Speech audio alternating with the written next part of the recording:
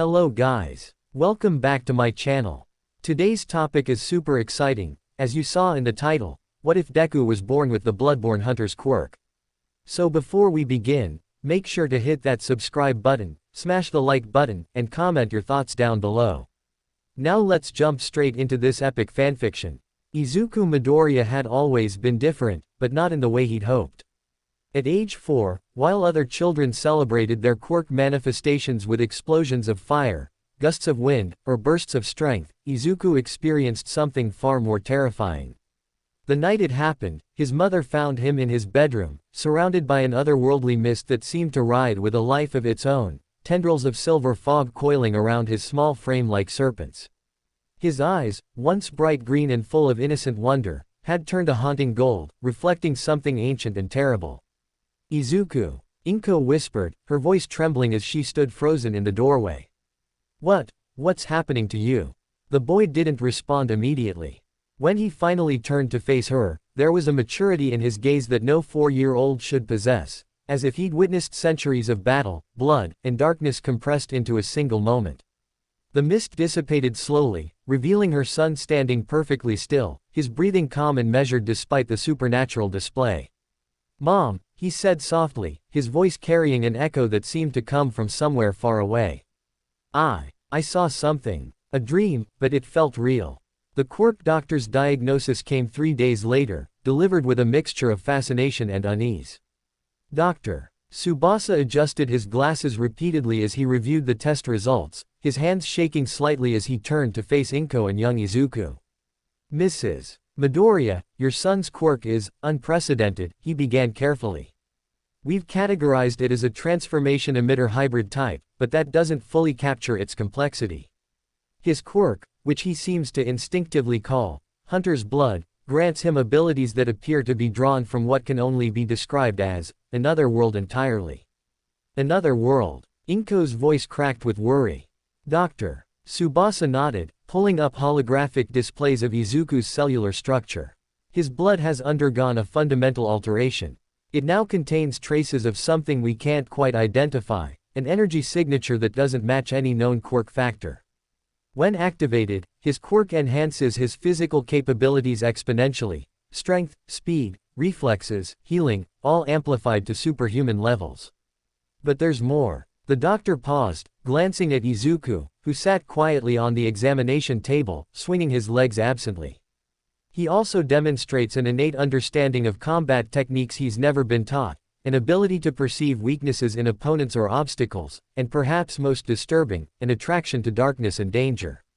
His brain scans show activity patterns associated with predatory instincts and tactical analysis far beyond his age." Is my son dangerous?" Inko asked, her maternal instinct warring with her fear. "Not inherently, drive," Tsubasa assured her. "But his quirk comes with psychological effects. He'll need guidance, training, and most importantly, purpose. Without proper direction, the hunter's blood could consume him. It's designed for one thing: hunting and eliminating threats. If there are no threats to face, it will create them in his mind." That conversation had been 6 years ago. Now, at age 10, Izuku Midoriya sat in his middle school classroom, staring out the window at the cloudy Musudafu sky. While his classmates chattered excitedly about their quirks and future hero careers, Izuku remained silent, his golden eyes, a permanent change from his quirk's manifestation, tracking the movements of birds outside with predatory precision. "Midoriya." The teacher's sharp voice snapped him from his observations. "Are you paying attention?" "Yes, sensei," Izuku replied calmly, his voice devoid of the nervousness that usually characterized quirkless or weak-quirked students. "You were discussing the importance of quirk registration and the legal requirements for hero licensing." The teacher blinked, slightly taken aback by the composed response. "Well, yes. Correct." Katsuki Bakugo, seated several rows away, glared at Izuku with barely concealed jealousy and resentment. Unlike most of their classmates who feared or avoided Izuku, Bakugo had made it his mission to prove his superiority over the quiet boy with the strange golden eyes. "Don't act all high and mighty, Deku," Bakugo snarled during lunch break, cornering Izuku near the school's rear entrance. "Just because you've got some creepy quirk doesn't mean you're special." Izuku regarded him with an unsettling calm. I never said I was special, Kachan. I'm just different. Different. You're a freak. Bakugo's palms crackled with explosive energy. Always with those dead eyes, never smiling, never getting excited about anything. What kind of hero acts like that? The kind who survives, Izuku responded quietly. The answer only infuriated Bakugo further. He lunged forward, explosions propelling his fist toward Izuku's face, but the green-haired boy moved with fluid grace, sidestepping the attack so smoothly it seemed choreographed. Bakugo's momentum carried him past Izuku, who simply watched as his childhood friend stumbled and caught himself. Fighting you would be pointless, Kachan, Izuku said, his tone carrying neither mockery nor pity, just cold assessment. Your attack patterns are predictable. Your rage makes you telegraphic. And your quirk, while powerful, relies too heavily on close-range detonations. Against an opponent with superior reflexes, you'd exhaust yourself before landing a significant blow. Bakugo's face flushed with rage and humiliation. I'll kill you. No, you won't, Izuku stated flatly. Because deep down, you know I'm right. And that terrifies you more than any villain ever could. Before Bakugo could respond, a teacher's voice called from the building, demanding to know what the commotion was about. Izuku walked away without another word, leaving Bakugo seething in impotent fury. That evening, Izuku sat in his room surrounded by notebooks, but unlike the hero analysis journals his quirkless counterpart might have kept, these contained detailed combat strategies, anatomical weak points of various quirk types, and tactical scenarios. On his walls hung diagrams of weapon techniques, saw cleavers, threaded canes, stake drivers, weapons that existed only in the dreams his quirk sent him. The hunter's dream, he whispered to himself, touching one of the drawings. That's what it calls itself. Every night since his quirk manifested, Izuku experienced the same vision. He would fall asleep in his bed and awaken in a strange, ethereal workshop bathed in moonlight. Ancient gravestones surrounded a Victorian-style building, and inside, an old doll in a wheelchair would greet him with archaic speech. The place felt more real than reality itself, and within it, Izuku learned. He learned how to fight with weapons that shouldn't exist. He learned to read the movements of enemies before they attacked. He learned that beasts, true monsters, lurked in the shadows of civilization, invisible to normal eyes but clear as day to a hunter. And he learned that his purpose, whether he wanted it or not, was to hunt. Izuku, dinner's ready. His mother's voice called from downstairs. Coming, Mom, he replied, carefully closing his notebooks and hiding them beneath his bed. Downstairs, Inko had prepared his favorite, katsudon.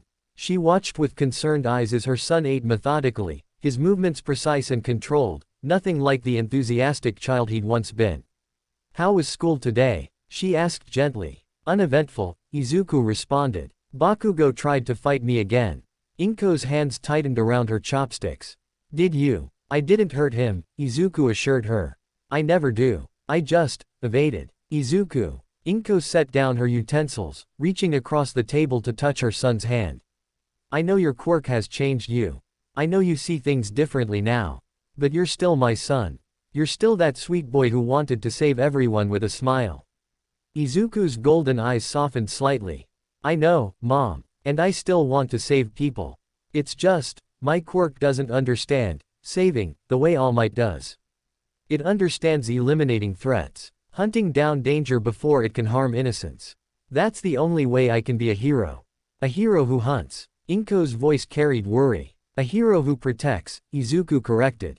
By removing the threats that others can't see or won't acknowledge. Later that night, as Musudafu slept beneath a clouded moon, Izuku lay in his bed, feeling the familiar pull of the hunter's dream. His consciousness slipped away from the waking world, drawn into that eternal workshop where time held no meaning. The doll greeted him as always. Welcome home, good hunter.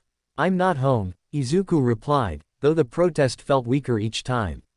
This isn't real. And yet, you return, the doll observed with her unchanging expression. Night after night, you seek the knowledge only we can provide. The techniques of the hunt. The methods of survival. The truth about the beasts that hide among humanity. Izuku approached the workbench, where weapons materialized from silver mist. Tonight, a new one awaited him. A saw cleaver, its blade segments connected by mechanical joints that allowed it to transform between a short blade and an extended saw. He lifted it, feeling its perfect weight, understanding its use instinctively. Why? He asked, not for the first time. Why me? Why did this quirk choose me? Because you have the heart of a hunter, a new voice spoke from the shadows. Izuku spun, seeing a figure emerge from the darkness, tall, wearing a tricorn hat and a long coat, face obscured by a crimson scarf. Who? I am Gehrman, first of the hunters, the figure introduced himself. And you, young one, carry the blood of our legacy. In your world, they call it a quirk. In mine, it was a curse and a blessing intertwined. You were chosen because threats are coming that your hero society cannot comprehend. What kind of threats? Izuku demanded. Gehrman gestured to the gravestones surrounding the workshop. Beasts that wear human faces. Monsters born from humanity's darkest impulses given form by quirk evolution. They are coming, Izuku Midoriya. And when they arrive, your hero society, with its rules, its rankings, its celebrity culture, will be unprepared. So I'm supposed to what? Hunt them alone. You're supposed to be ready, Gehrman corrected. To be the hunter that stands between civilization and the horrors that would consume it. Your quirk has given you the tools. Now you must forge yourself into the weapon. The dream shifted, and suddenly Izuku stood in a dark, fog-shrouded street. Shambling figures emerged from the mist, not quite human, not quite animal, something in between. His hands tightened on the saw. Cleaver as instinct took over. He moved. The first beast lunged, and Izuku sidestepped with inhuman grace, his blade singing through the air in a precise arc that severed muscle and bone. He transformed the weapon mid-strike, extending it into its saw form, the segments ripping through his opponent's torso. Blood sprayed. Not real, but the lesson was. Another beast attacked from behind, but Izuku had already sensed it.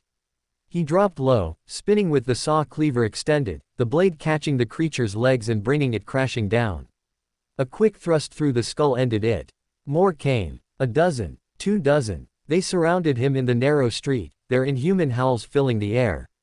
Izuku's heart didn't race with fear, instead, it beat with steady, predatory rhythm. His quirk sang in his blood, the hunter's instinct guiding every movement. He became a whirlwind of steel and precision.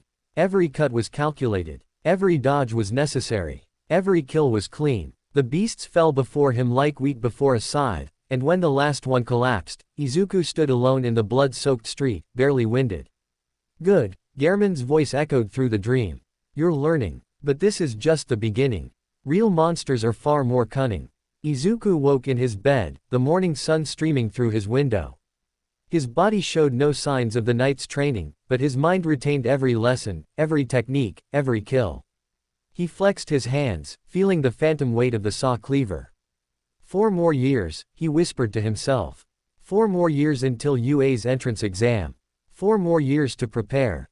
He rose from bed, beginning his morning routine with mechanical precision.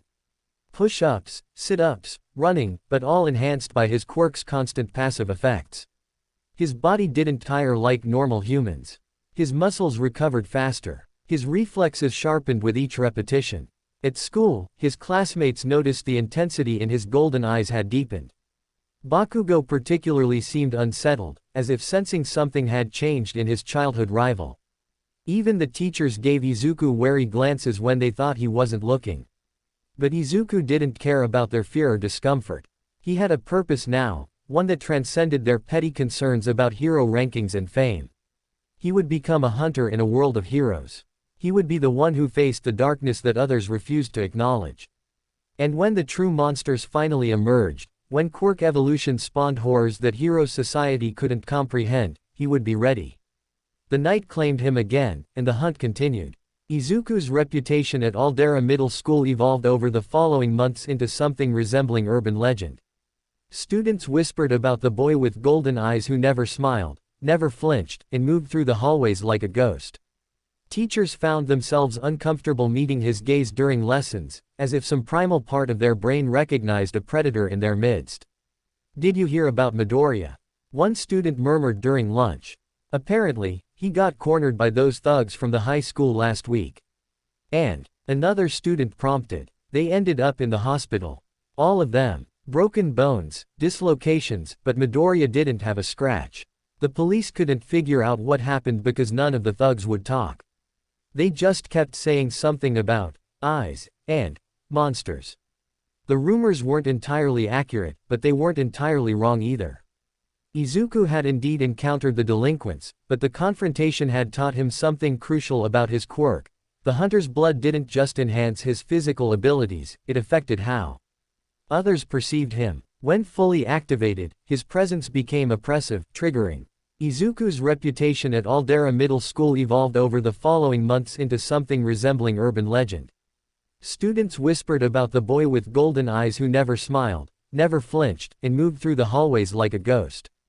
Teachers found themselves uncomfortable meeting his gaze during lessons, as if some primal part of their brain recognized a predator in their midst. "Did you hear about Midoriya?" one student murmured during lunch. "Apparently, he got cornered by those thugs from the high school last week." And another student prompted, "They ended up in the hospital. All of them. Broken bones, dislocations, but Midoriya didn't have a scratch. The police couldn't figure out what happened because none of the thugs would talk. They just kept saying something about eyes and monsters." The rumors weren't entirely accurate, but they weren't entirely wrong either. Izuku had indeed encountered the delinquents, but the confrontation had taught him something crucial about his quirk. The hunter's blood didn't just enhance his physical abilities, it affected how others perceive him. When fully activated, his presence became oppressive, triggering deep-seated survival instincts in those around him. The incident had occurred on a dim evening as Izuku walked home through an alley shortcut. 5 high school students, each with minor villain aspirations and combat-oriented quirks, had blocked his path, seeking an easy target to rob and intimidate. "Hey, kid," the leader had sneered, his arms morphing into stone. "Hand over your money and maybe we won't mess up that pretty face." Izuku had stopped walking, his golden eyes slowly lifting to meet theirs. In that moment, something shifted in the air. The temperature seemed to drop. The shadows deepened, and the delinquents suddenly felt like prey standing before an apex predator. "You should leave," Izuku had said quietly, his voice carrying an edge that promised violence. "While you still can." The stone-armed leader, too proud or too stupid to recognize the danger, had lunged forward with a haymaker punch. Izuku's response was clinical. He sidestepped with minimal movement, grabbed the extended arm at a precise angle, and executed a joint lock that sent the larger boy crashing to the ground. Before the others could react, Izuku moved through them like flowing water. A kick to the knee, hyperextension. An elbow strike to the solar plexus, winded and helpless. A precise chop to the nerve cluster in the neck, temporary paralysis. A sweep of the legs combined with a controlled fall, dislocated shoulder. Each technique was measured, controlled, and devastatingly effective. The entire encounter lasted 12 seconds. When the delinquents lay groaning on the ground, Izuku had stood over them with an expression of cold assessment. "I warned you," he stated simply, then walked away without looking back. Now, sitting in his classroom as the teacher droned on about hero history, Izuku reflected on that encounter. His quirk had activated instinctively during the fight, enhancing his already formidable combat skills to superhuman levels. But more concerning was the aftermath. He'd felt nothing. No guilt, no satisfaction, no emotion whatsoever. Just the calm emptiness that always followed a successful hunt. "Is this what I'm becoming?" he wondered. "A weapon without feelings." "Midoriya, pay attention," the teacher snapped. "Apologies, sensei," Izuku replied automatically. "You were discussing All Might's debut against the toxic chainsaw villain 23 years ago." The fight lasted 4 minutes and resulted in minimal collateral damage despite the villain's destructive quirk. The teacher's irritated expression faltered. "Yes, exactly. Please remain focused." Across the room, Bakugo's glare intensified. The explosive boy had noticed Izuku's increasing detachment from their classmates, his growing reputation, and most infuriating of all, his obvious superiority in combat situations. Every time Bakugo tried to assert dominance, Izuku simply evaded. Not out of fear, but out of what seemed like indifference. As if Bakugo wasn't worth the effort. After school, Izuku made his way to a secluded park on the outskirts of Musutafu. This had become his training ground, a wooded area where he could practice without observation. He'd set up various targets, wooden posts for precision strikes, hanging weights for timing practice, and obstacle courses for agility training. Today's focus was weapon manifestation. In the hunter's dream, he could wield any hunter weapon with perfect familiarity. But in the waking world, his quirk required him to manifest those weapons through a combination of blood manipulation and materialization. It was exhausting, dangerous, and absolutely necessary. Izuku extended his right hand, focusing his quirk's energy. His blood began to react, heating up as silvery mist seeped from his pores. The mist condensed and solidified, forming the familiar shape of a saw cleaver. The weapon materialized fully after 30 seconds, far too slow for combat, but better than his first attempts that had taken nearly 5 minutes. He tested the weight, confirming the blade's sharpness and the transformation mechanism's functionality. With a practiced motion, he swung the cleaver through a wooden post, the blade segments ripping through the wood like paper. He triggered the transformation mid-swing, extending the weapon into its saw form, and the segmented blade carved a devastating arc through 3 more posts. "Not bad," a voice spoke from behind him. Izuku spun, weapon raised, to find an elderly man watching from the tree line. The stranger wore a worn business suit and carried a cane, his weathered face marked by scars that suggested a violent past. Most notable were his eyes, they held the same predatory quality as Izuku's, though faded with age. "Who are you?" Izuku demanded, not lowering his weapon.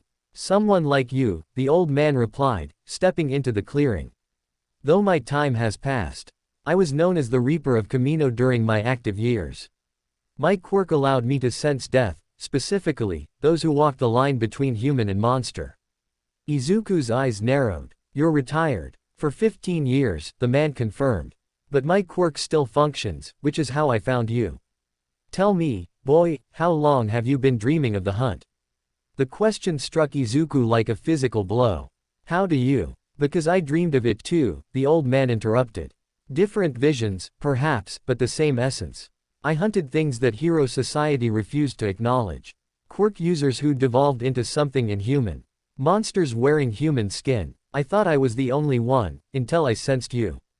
Izuku slowly lowered his weapon, allowing it to dissipate back into mist. "You're saying there are others? Others with quirks like mine?" "Not exactly like yours," the old man, the former Reaper, corrected. "Your quirk is more refined, more powerful than mine ever was. But the principle is the same. We're what happens when quirks evolve to combat humanity's darkest aspects. We're natural predators designed to hunt other predators." "Why are you telling me this?" Izuku asked warily. The Reaper leaned heavily on his cane. "Because you need to understand what you're becoming. I spent 40 years hunting monsters, and in the process, I became one myself. The killing became easy. Then routine. Then necessary. I couldn't stop seeing threats everywhere I looked. Every person became a potential target, every shadow a hiding place for beasts." He fixed Izuku with an intense stare. "By the time I retired, I'd forgotten how to be human. Don't make my mistake, boy. Whatever your quirk demands of you, never forget the person underneath. Never lose sight of why you hunt." "I want to be a hero," Izuku stated. "To protect people." "Good," the Reaper nodded. "Hold on to that. Because the hunt is seductive. It will offer you power, purpose, and the intoxicating clarity of violence. But if you let it consume you entirely, you'll end up like me, a broken old man whose only company is ghosts and regrets." The old man turned to leave, then paused. "One more thing. The beasts are stirring. I can feel it. Something is accelerating quirk evolution in dangerous directions. Within the next few years, hero society will face threats it's completely unprepared for. When that time comes, they'll need hunters. Make sure you're ready, and make sure you're still human enough to care." With that cryptic warning, the Reaper vanished into the trees, leaving Izuku alone with his thoughts. That night, the hunter's dream welcomed him with unusual intensity. The workshop appeared different, darker, more oppressive. New gravestones had appeared in the garden, each one marked with unfamiliar names. Gehrman stood waiting near the workshop entrance, his expression grave. "The blood moon rises," he announced without preamble. "Across dimensions, across realities, the barriers thin. Your world is experiencing an evolution event." "What does that mean?" Izuku asked, joining him. Gehrman gestured to the night sky above the workshop. The moon, usually pale and distant, had taken on a reddish hue. "Quirks are not static, young hunter. They evolve, adapt, transform. Most of this evolution is benign or even beneficial. But sometimes quirks evolve in response to humanity's primal darkness. Fear, rage, despair, bloodlust, these emotions can corrupt the quirk factor, transforming humans into beasts. You're saying quirk users are turning into monsters? Izuku's voice carried alarm. Not yet, Gehrman clarified. But the potential is growing. Your world's hero society has become complacent, treating quirk management as a solved problem. They've forgotten that human nature, the capacity for cruelty, obsession, and madness, still exists beneath the surface. And when those dark impulses combine with evolved quirk factors, true monsters are born. The dream shifted again, showing Izuku visions of possible futures.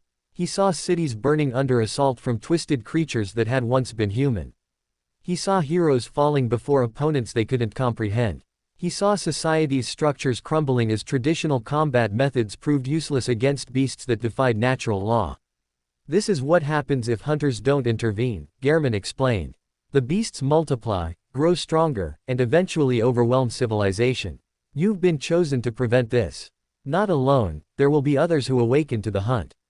But you may be the first, and thus the most crucial. How do I stop this? Izuku demanded. How do I prevent this future? By hunting, Gehrman stated simply. By identifying those on the verge of transformation and eliminating them before they fully turn.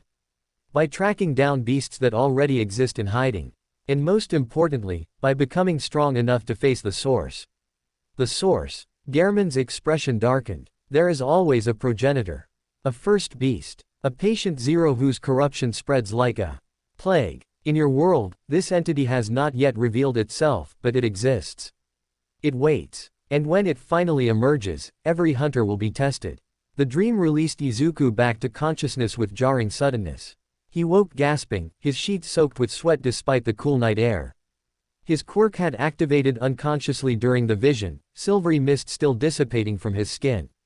He checked his clock, 3:30 a.m. Too early to rise, too late to return to proper sleep.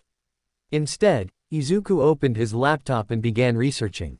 He searched for patterns in villain attacks, looking for anything that might indicate the corruption Gehrman had warned about. What he found was disturbing. Over the past 6 months, there had been a notable increase in villain incidents categorized as feral behavior. Quirk users who seemed to lose rational thought during their crimes, attacking with animal ferocity rather than strategic purpose. Most were apprehended by heroes and sent to quirk rehabilitation facilities, but a few had been killed during capture attempts due to their extreme violence. Izuku dug deeper, accessing police reports through methods his quirk's tactical thinking made frighteningly easy. He found witness testimonies describing villains with wrong eyes, inhuman movements, and an inability to communicate beyond snarls and howls. Heroes who responded reported feeling an instinctive dread during these encounters, something beyond normal fear. It's already starting, Izuku whispered, compiling the data into one of his analysis notebooks. The beasts are emerging. He spent the rest of the night creating a database.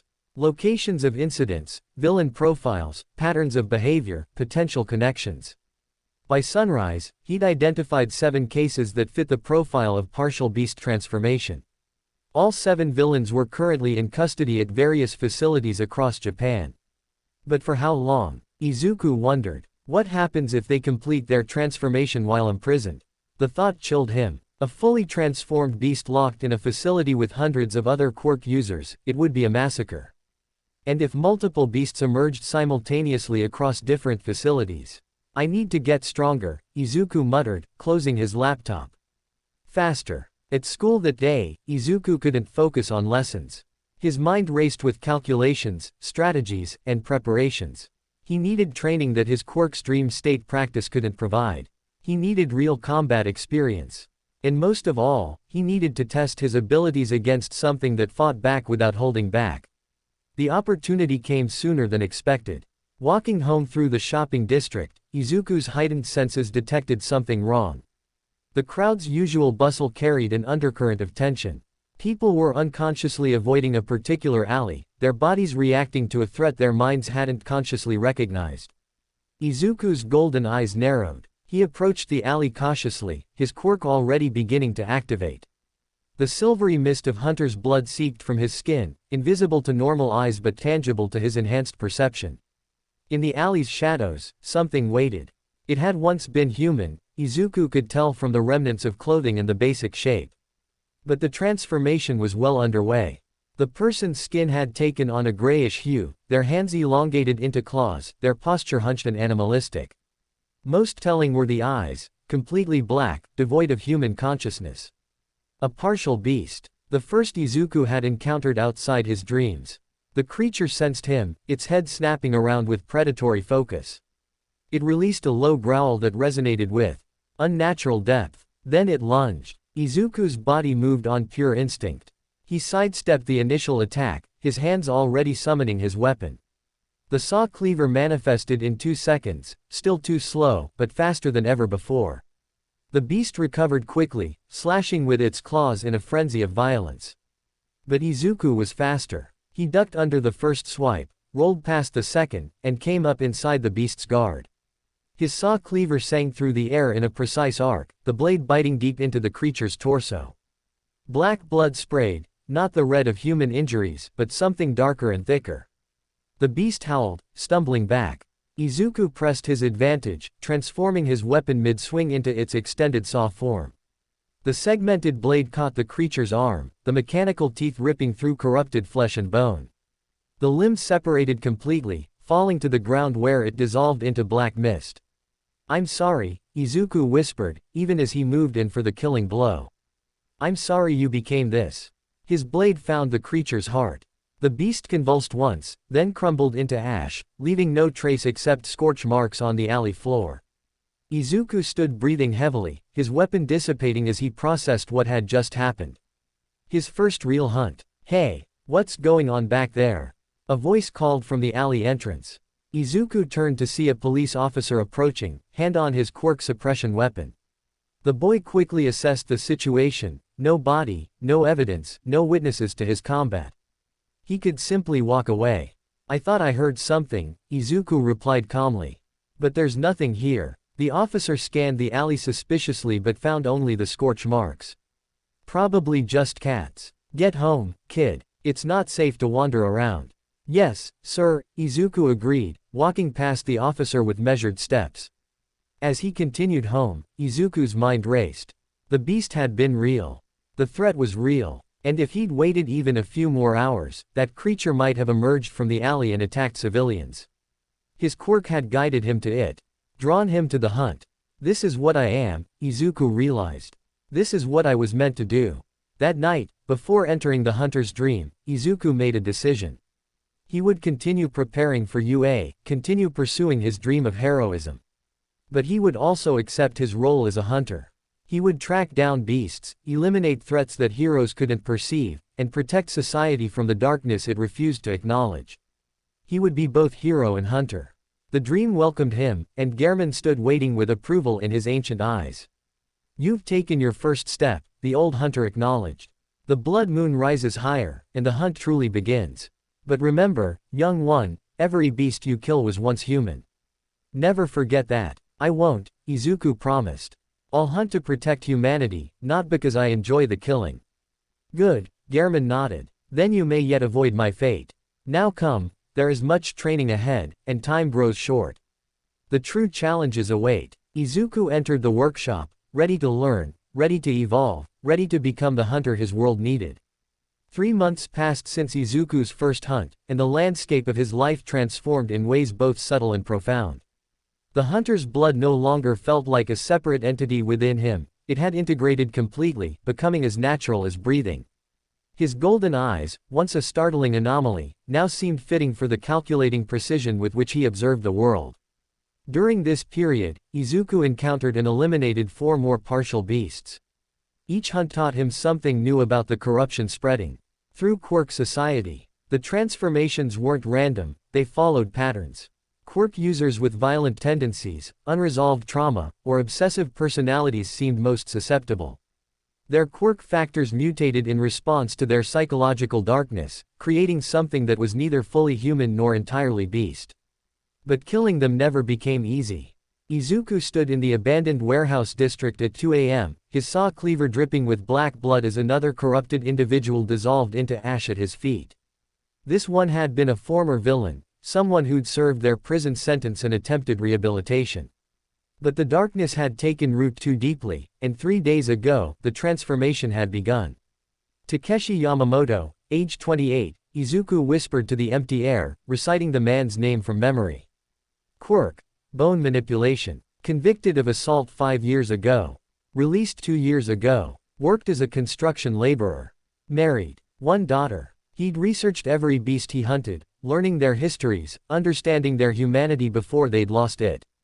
It was his way of honoring them, of ensuring they remained people in his memory rather than nameless monsters.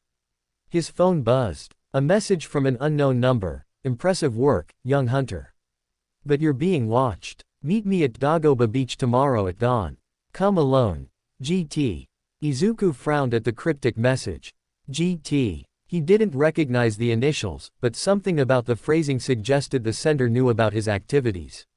That was concerning. His hunts had been carefully concealed, conducted in the dead of night with no witnesses. Yet someone had been tracking him. He deleted the message and made his way home through the empty streets. His mother would be asleep, unaware her son spent his nights executing corrupted individuals. The guilt of that deception weighed on him, but what choice did he have?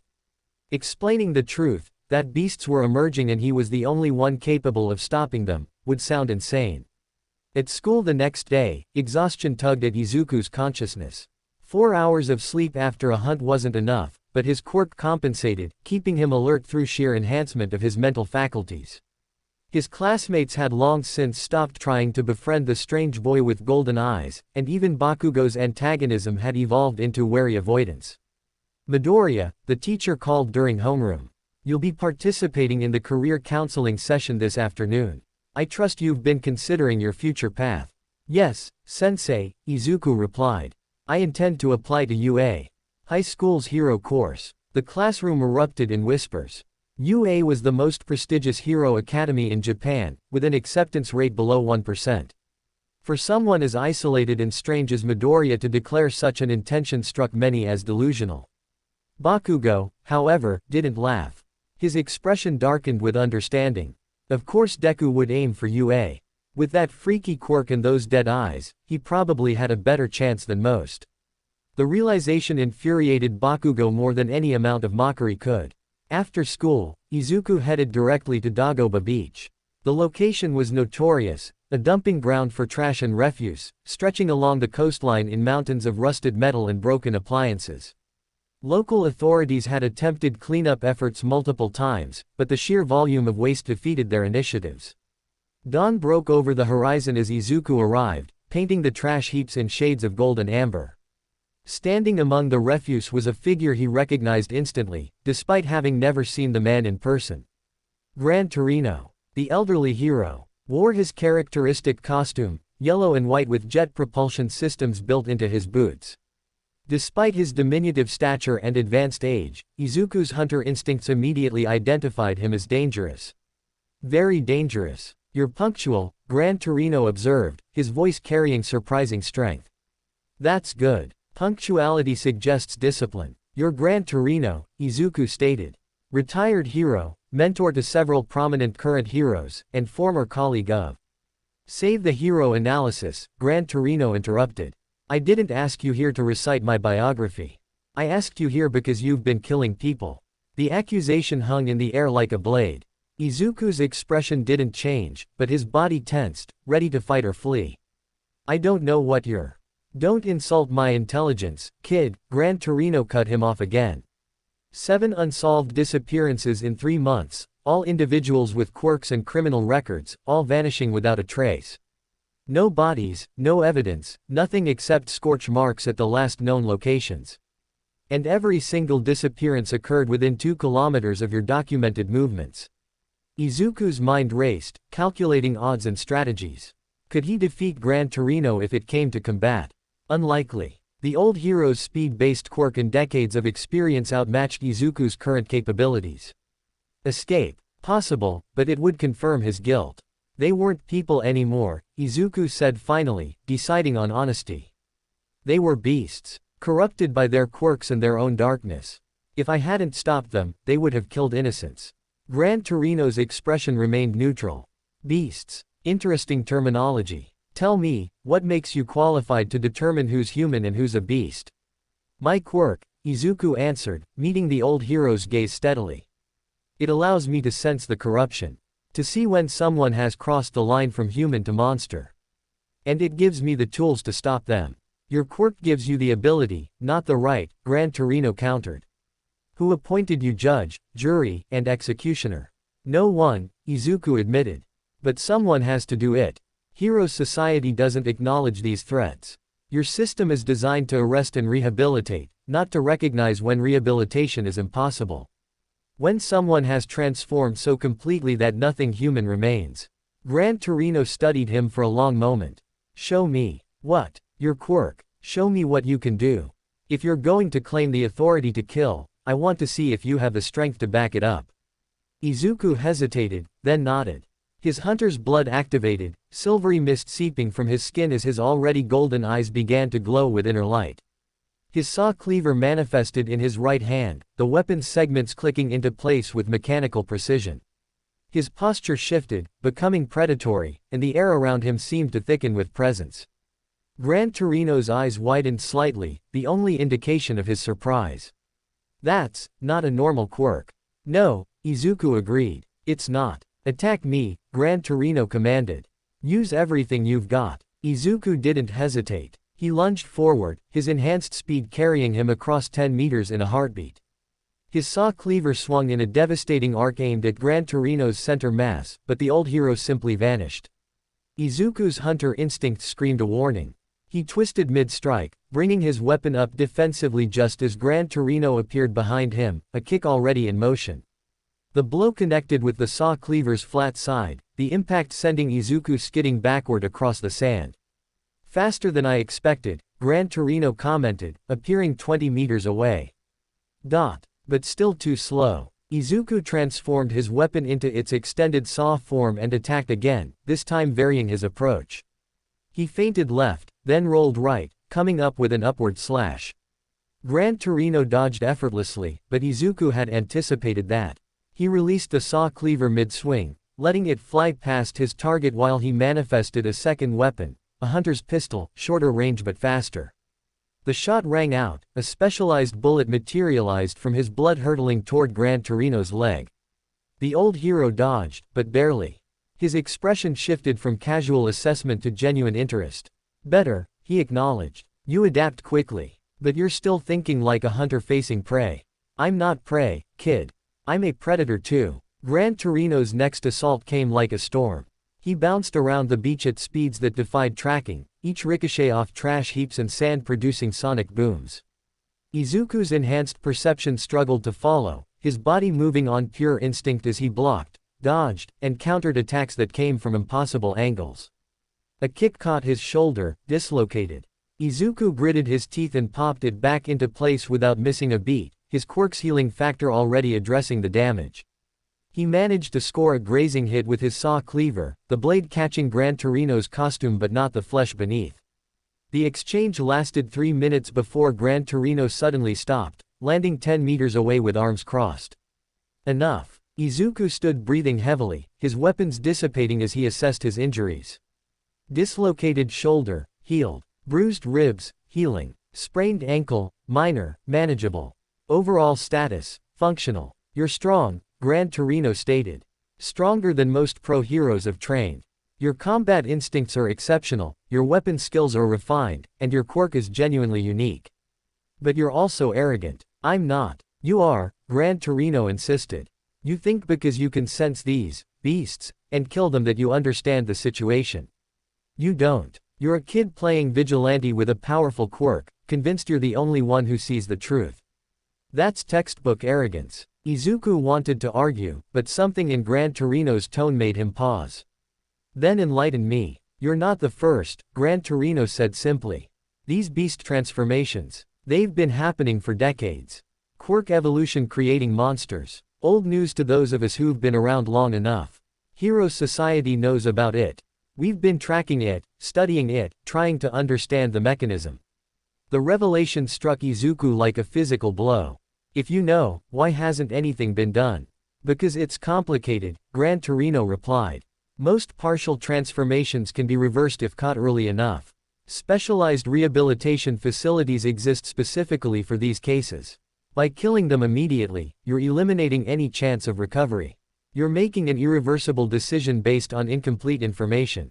The ones I hunted were too far gone, Izuku protested. I could sense it. Their humanity was already. Maybe, Gran Torino interrupted. Or maybe you're wrong. Maybe your quirk shows you what you expect to see. Have you considered that possibility? Izuku fell silent. Had he simply accepted his quirk's judgment without question?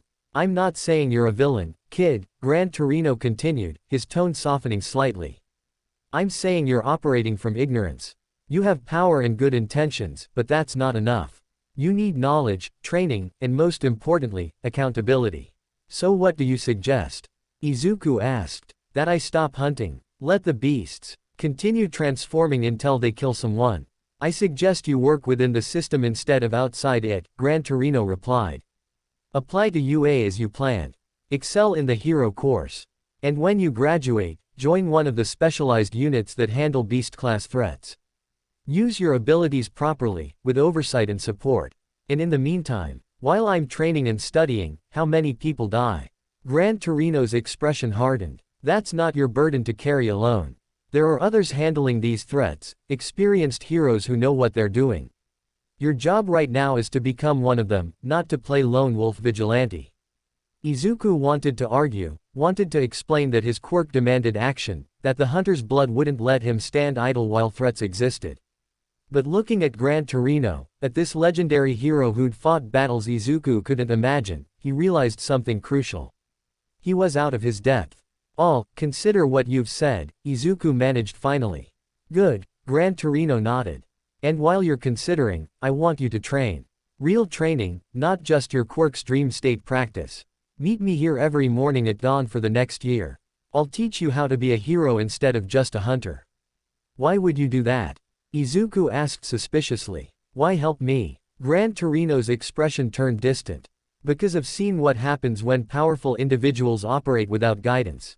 I've watched brilliant people with world-changing quirks become villains because no one taught them better. You have the potential to be either the greatest hero of your generation or its most dangerous threat. I'd prefer the former. He turned to leave, then paused. Oh, and kid, stop killing people. If you encounter another partial beast, call this number. He tossed Izuku a card with a contact number. Specialized response teams will handle it. Understand? Izuku stared at the card, then at Gran Torino. And if they can't respond in time? If someone's in immediate danger? Then prioritize civilian safety over executing the threat, Gran Torino replied. Incapacitate, don't kill. You have the skill for that, I just saw it. Use it. With that, the old hero activated his quirk and shot into the sky, disappearing in seconds. Izuku stood alone on the beach, surrounded by trash and his own conflicting thoughts. Was Gran Torino right? Had he been operating from arrogance and ignorance? The idea disturbed him more than he wanted to admit. His entire self-concept had become built around being a hunter, the one who saw threats others missed, who took action when others hesitated. But maybe that was the problem. That night, Izuku entered the hunter's dream with questions. Gehrman listened silently as he recounted the encounter with Gran Torino, the old hunter's expression unreadable. Your mentor speaks truth, Gehrman said finally. But also ignorance. He sees only his world's perspective, not the larger pattern. The beasts are not merely quirk evolutions, they are symptoms of a deeper corruption. One that his hero society's methods cannot address. Then what do I do? Izuku asked. Follow Gran Torino's advice or trust my quirk. Both, Gehrman replied. And neither. You must walk a path between hunter and hero. Learn from the old one's wisdom while maintaining your hunter's purpose. Integrate yourself into their system, but never forget what you truly are. That sounds impossible. Most worthwhile things are, Gehrman observed. But you have time. 3 years until you face the true challenges. Use that time wisely. Train with your mentor. Excel at their academy. Build alliances and gather knowledge. But continue your hunts when necessary. Just be smarter about it. Izuku nodded slowly. I can do that. Good, Gehrman said. Because the blood moon rises higher each night. The source of corruption grows stronger. When it finally reveals itself, you'll need every advantage you can gain. Both the hunter's instinct and the hero's strength. The dream shifted, and Izuku found himself in a new area, a vast library filled with ancient tomes. Your training evolves, Gehrman explained. Combat skills alone won't suffice. You must learn history, strategy, and the deeper mysteries of the hunt. Knowledge is a hunter's greatest weapon. Izuku approached the nearest shelf, pulling down a leather-bound volume titled, The Scourge of Beasts, a Historical Analysis. As he opened it, information flooded his consciousness, not through reading, but through direct absorption. His quirk interfaced with the dream library, downloading centuries of hunter knowledge directly into his mind. He learned about the first hunters, ancient warriors who'd faced beast plagues in civilizations long forgotten. He learned about the blood moon's significance, a cosmic event that weakened the barriers between humanity and monstrosity. He learned about the old blood, a substance that could grant immense power but risked complete transformation. Most importantly, he learned about the Thumerian curse, a corruption that spread through bloodlines, waiting for the right conditions to activate. In his world, quirk factors served as vectors for similar corruption. The beasts he'd hunted weren't random mutations, they were manifestations of an ancient plague, adapted for a modern age. When the dream released him, Izuku woke with a pounding headache and a mind full of forbidden knowledge. The picture was becoming clearer. The threat was larger than he'd imagined. And his role as a hunter was more crucial than even he'd understood. He checked his phone, 4:30 a.m. 30 minutes until his first training session with Gran Torino. Izuku rose from bed, his body aching but his mind sharp. He would walk the path between hunter and hero. He would gather strength from both worlds. And when the source of corruption finally revealed itself, he would be ready. The hunt continued, but now with purpose refined by wisdom. Izuku arrived at Dagoba Beach exactly at dawn, his body still processing the knowledge absorbed in the hunter's dream. Gran Torino was already waiting, standing atop a mountain of crushed cars with his arms crossed. The old hero's silhouette against the rising sun reminded Izuku of ancient warriors from the Dream Library's historical records. "You're on time," Gran Torino called down. "That's twice now. Good. Punctuality is the foundation of reliability, and reliability is what separates heroes from vigilantes." Izuku climbed the trash heap with enhanced agility, his hunter's blood passively boosting his physical capabilities. "You said you'd train me. What exactly does that entail?" "Everything," Gran Torino replied simply. "Your quirk has made you strong and given you combat skills, but you're unrefined. You fight like a weapon instead of a warrior. You react instead of strategize. And most critically, you operate in isolation." He gestured to the beach's expanse of refuse. "Your first task is simple. Clear this beach. All of it." Izuku surveyed the mountains of trash stretching along the coastline. Refrigerators, cars, washing machines, furniture, metal scraps, decades of illegal dumping had created a landscape of waste. "You want me to clean a beach? I want you to learn discipline, patience, and the value of sustained effort," Gran Torino corrected. "Your hunts are intense but brief. A few minutes of violence, then it's over. Real heroism requires endurance, the ability to work toward a goal day after day, even when progress seems invisible." "This will take months," Izuku protested. 10 months, by my estimation," Gran Torino agreed. "Which gives us exactly enough time before UA's entrance exam. You'll clear trash every morning for 3 hours, then we'll do combat training for 2 hours. Afternoons are yours for school and whatever else you need. Evenings." He paused meaningfully. "Evenings, you'll refrain from hunting unless absolutely necessary." Izuku's jaw tightened. "And if I sense a beast transformation happening? You call the number I gave you," Gran Torino stated firmly. "Let the professionals handle it. Your job right now is to become someone worth calling when things get serious, not to play hero before you're ready." The words stung, but Izuku couldn't entirely refute them. His encounter with Gran Torino had demonstrated the gap between his current abilities and true elite-level combat. If he couldn't defeat a retired hero, how could he claim readiness to face the corruption's source? "Fine," Izuku agreed. "I'll do it your way. But I'm not stopping the hunt entirely." "Wouldn't expect you to," Gran Torino replied. "Just be smarter about it. Now get started. Those refrigerators won't move themselves." The first week of training was brutal. Clearing trash without using his Quirk's combat abilities forced Izuku to rely on baseline physical strength and technique. Gran Torino insisted he move each piece properly, lift with the legs, maintain core stability, use leverage instead of raw force. The old hero demonstrated principles of body mechanics that Izuku's combat-focused Quirk had never emphasized. Your Quirk makes you strong, but strength without technique is just flailing, Gran Torino lectured as Izuku struggled with a rusted car frame. Feel how your body wants to move. Work with it, not against it. After 3 hours of trash removal, combat training began. This was different from Izuku's practice in the hunter's dream. Gran Torino didn't teach specific techniques, instead, he forced Izuku to adapt constantly. The old hero's jet Quirk allowed him to ricochet at unpredictable angles, attacking from impossible directions at speeds that pushed Izuku's enhanced perception to its limits. Stop relying on your Quirk's instincts. Gran Torino barked after landing a kick to Izuku's ribs. Think, analyze, predict. Your Quirk shows you how to react, but I want you to act. What's the difference? Izuku gasped, rolling away from another assault.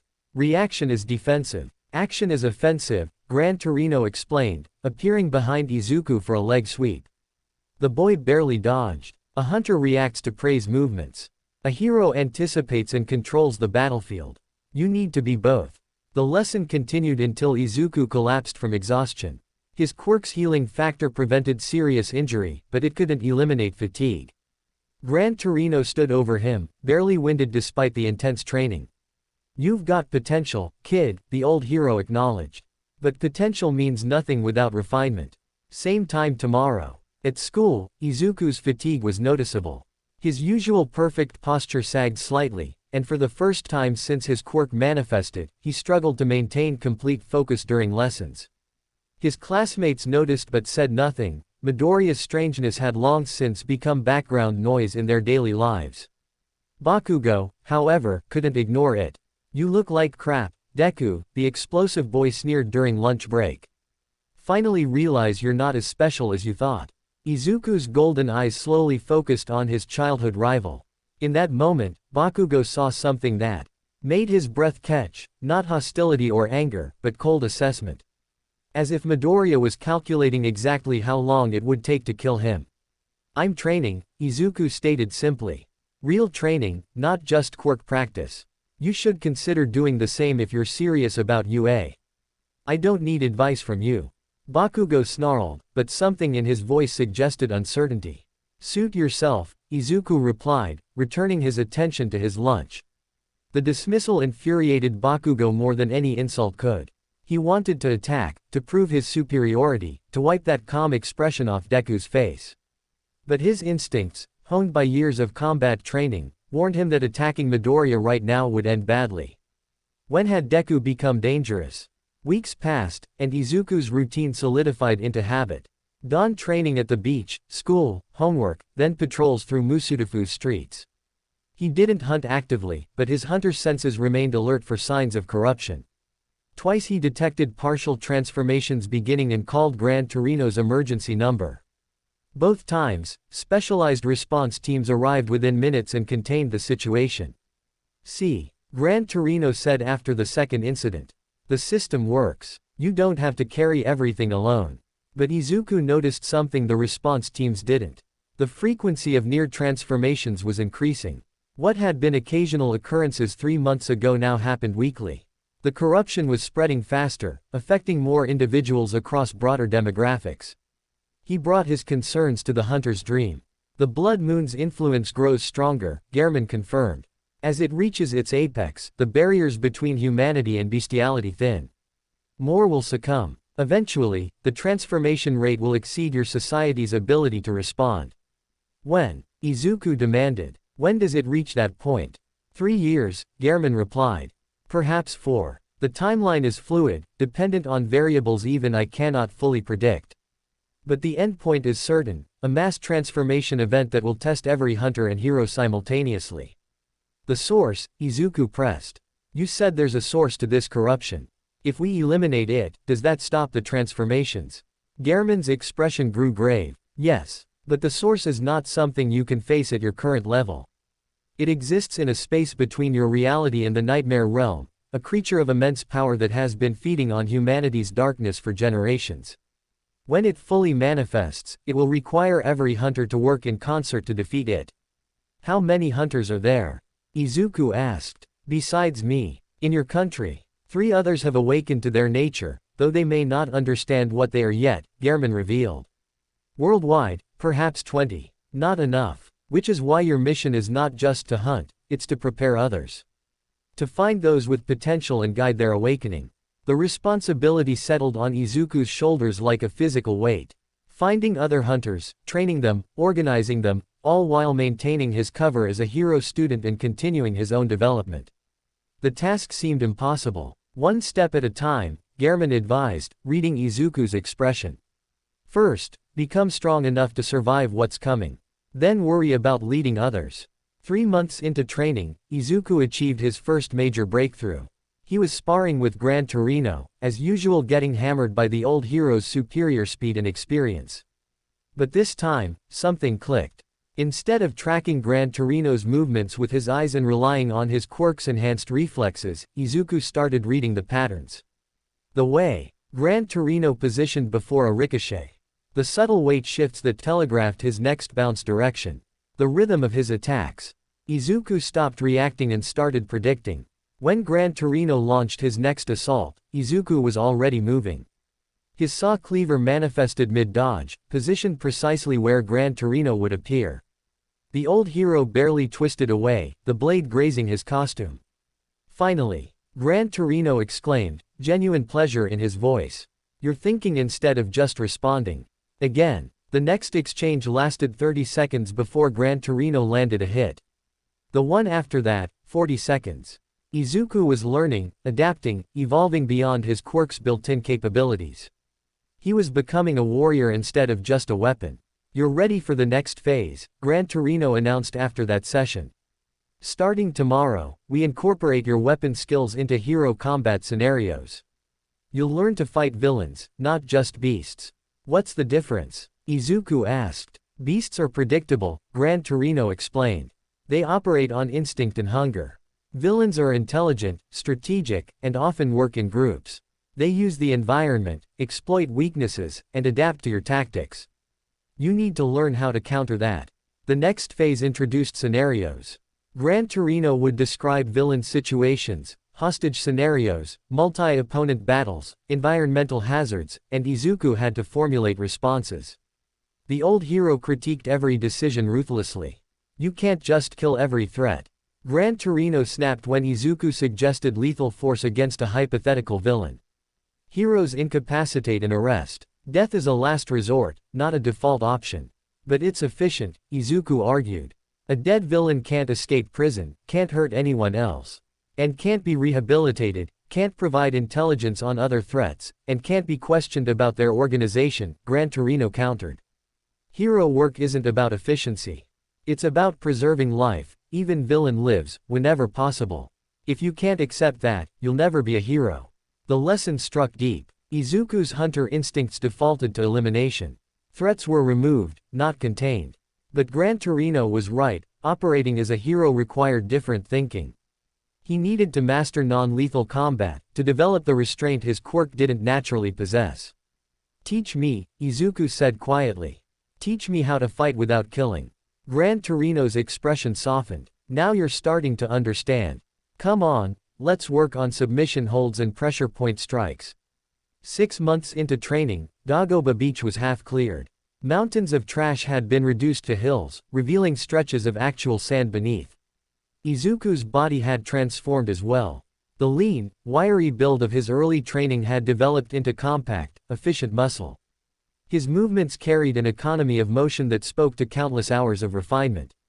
More importantly, his mindset had evolved. He still dreamed of the hunt each night, still trained with weapons in the ethereal workshop, still absorbed knowledge from the dream library. But now he balanced those hunter aspects with heroic principles. When he encountered a partial beast one evening, a Quirk user mid-transformation in an abandoned building, Izuku's response was measured. He incapacitated the individual without killing them, using precise strikes to disable rather than destroy. Then he called the response team and waited, protecting both the transforming victim and any potential bystanders.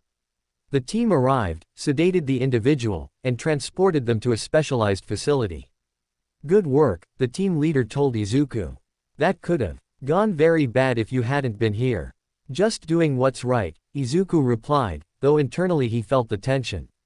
His hunter instincts had screamed to eliminate the threat. Resisting that urge required constant effort, a mental battle waged every time he encountered corruption. But it was necessary. Gran Torino was right, there had to be a difference between hunting and heroism, or he'd become the very thing he fought against. At school, Izuku's reputation shifted subtly. The strange, isolated boy with golden eyes became the strange, isolated boy who somehow seemed more present. He still didn't socialize, still kept to himself, but there was a groundedness to him now that hadn't existed before. As if he'd found his center. Bakugo noticed the change and hated it. Whatever training Deku was doing was working. The gap between them, which Bakugo had convinced himself was closing, was actually widening. Deku moved with confidence now, spoke with authority, and carried himself like someone who'd faced real challenges and overcome them. "I'll surpass you," Bakugo muttered one day, watching Izuku from across the classroom. "Whatever it takes, I'll prove I'm better." If Izuku heard, he gave no indication. His focus was elsewhere, on challenges Bakugo couldn't begin to comprehend. 9 months into training, with the beach nearly cleared and UA's entrance exam approaching, Gran Torino called Izuku to a different location. Not Dagoba Beach, but a private training facility hidden in Musudafu's industrial district. "This is where we trained All Might," Gran Torino revealed as they entered. "And where I'm going to push you harder than ever before." The facility was massive, reinforced walls, various terrain simulators, combat dummies equipped with diverse quirks. It was a playground designed for developing elite heroes. "For the next month, we're doing intensive scenario training," Gran Torino explained. "Multiple opponents, complex situations, high-stress conditions. I'm going to throw everything at you that UA's exam might include and more. By the time we're done, you'll be ready for anything." "Anything?" Izuku questioned. "Well, anything except the corruption's source," Gran Torino admitted. "That's beyond both of us right now. But for standard hero work, you'll be more than prepared." The month that followed was the hardest of Izuku's life. Gran Torino pushed him beyond exhaustion, beyond pain tolerance, beyond what seemed physically possible. Scenarios ran back to back with minimal rest. Opponents came in waves, combat dummies, hired sparring partners, even other pro-heroes that Gran Torino called in as favors. Izuku fought rescue scenarios where he had to prioritize civilians over defeating villains. He fought endurance scenarios that lasted hours. He fought intelligence scenarios where combat was the wrong answer. Each challenge refined a different aspect of heroism. His quirk evolved during this period. The hunter's blood, responding to the intense training, developed new capabilities. His weapon manifestation speed dropped to under 1 second. His healing factor accelerated. His hunter's senses expanded, allowing him to detect not just beast corruption but general malicious intent. Most significantly, he developed what Gehrman called quickening, the ability to briefly accelerate his perception of time during critical moments. For 5 seconds, Izuku could experience time at half speed, giving him effective precognition in combat. The technique was exhausting and could only be used sparingly, but it was a trump card that could turn impossible situations survivable. "You're ready," Gran Torino declared on the final day of intensive training.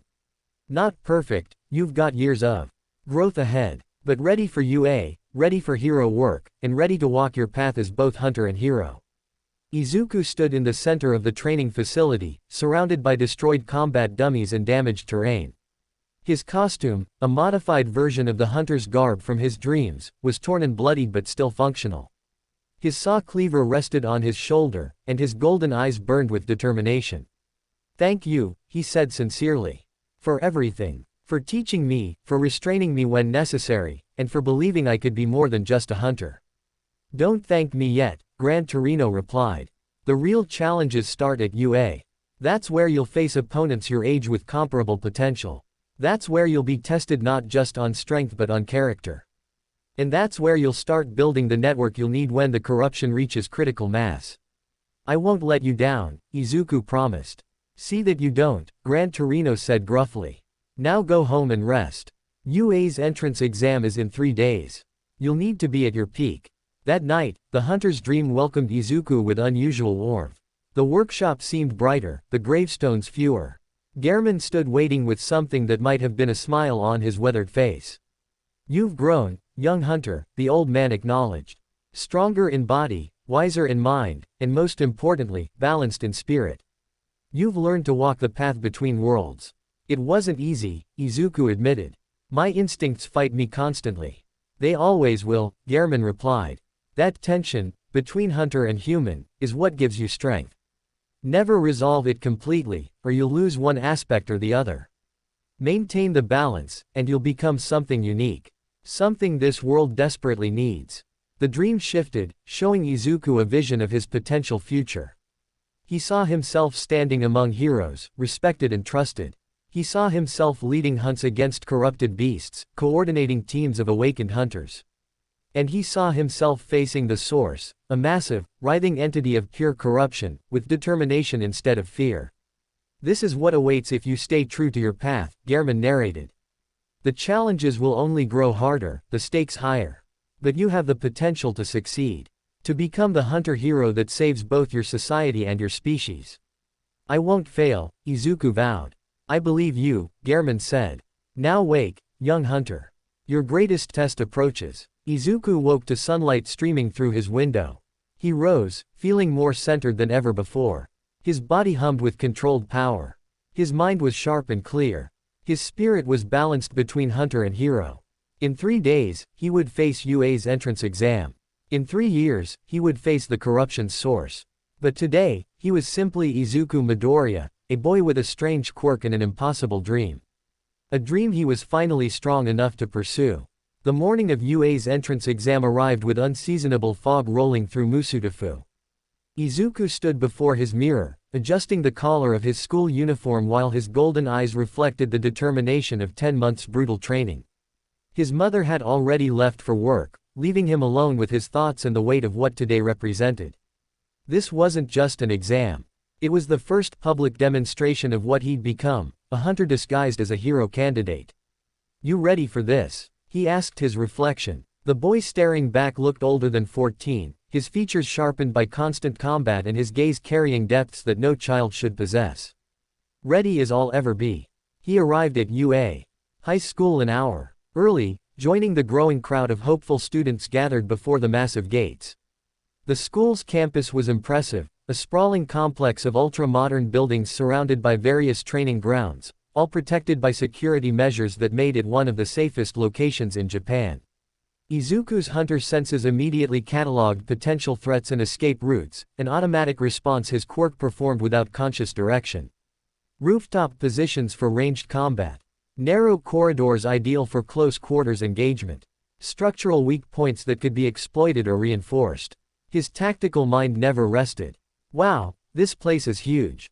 A cheerful voice exclaimed nearby.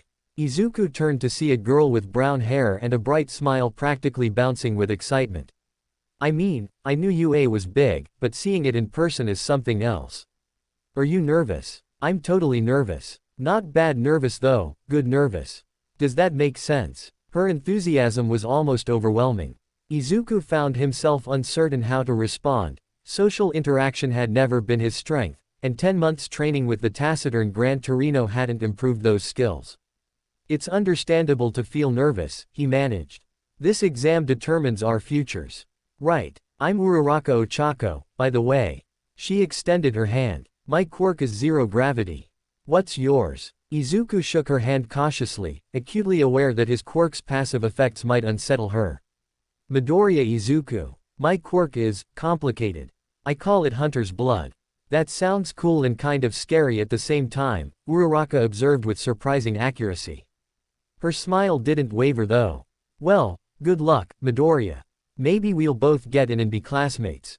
Before Izuku could respond, she was swept away by the crowd moving toward the exam building. He watched her go, processing the interaction. She hadn't reacted to his golden eyes with fear or discomfort. Hadn't seemed disturbed by his presence. Either she was exceptionally brave or unusually oblivious to danger signals. Interesting. The written exam came first, held in a massive auditorium filled with hundreds of applicants. Izuku found his assigned seat and settled in, his enhanced mental faculties making the academic portion almost trivial. Questions about hero history, quirk law, ethics scenarios, and tactical analysis, all subjects he'd studied extensively while training with Gran Torino. One question particularly caught his attention: a villain with a hostage demands safe passage. You have the ability to neutralize the villain but risk harming the hostage. What do you do? The hunter in Izuku wanted to write, eliminate the threat with precision strikes that avoid the hostage. But that wasn't the hero answer. He wrote instead, prioritize hostage safety by negotiating while coordinating with team members to create non-lethal intervention opportunities. Gran Torino's voice echoed in his mind, heroes preserve life. Always. The written exam concluded after 2 hours. Students were directed to a cafeteria for lunch before the practical exam. Izuku found an isolated corner table and ate mechanically, his mind already preparing for the combat portion. Gran Torino had mentioned that UA's practical exam typically involved villain robots and rescue scenarios. Robots, not living opponents. That simplified things, he wouldn't need to hold back as much. Hey, glasses guy. A loud voice boomed across the cafeteria. Izuku looked up to see a tall boy with dark hair and glasses striding toward his table with mechanical precision. The newcomer's posture screamed discipline, probably from a hero family with strict training regimens. You. The glasses boy pointed at Izuku. Accusingly. I observed you during the written exam. Your completion time was 45 minutes, well ahead of the average. Yet you spent the remaining time reviewing your answers repeatedly. Were you uncertain of your knowledge, or were you deliberately performing some kind of psychological intimidation tactic against other examinees? Izuku blinked slowly. I was checking my work. Is that not normal? It's perfectly normal, the boy declared, which is why your suspicious behavior caught my attention. You have the eyes of someone accustomed to combat, yet you claim to be a mere student. Explain yourself. Iida, leave him alone, another student interjected, a boy with distinctive red and white hair separated down the middle. Some people just look intense. It doesn't mean anything. The heterochromatic boy met Izuku's gaze, and something passed between them.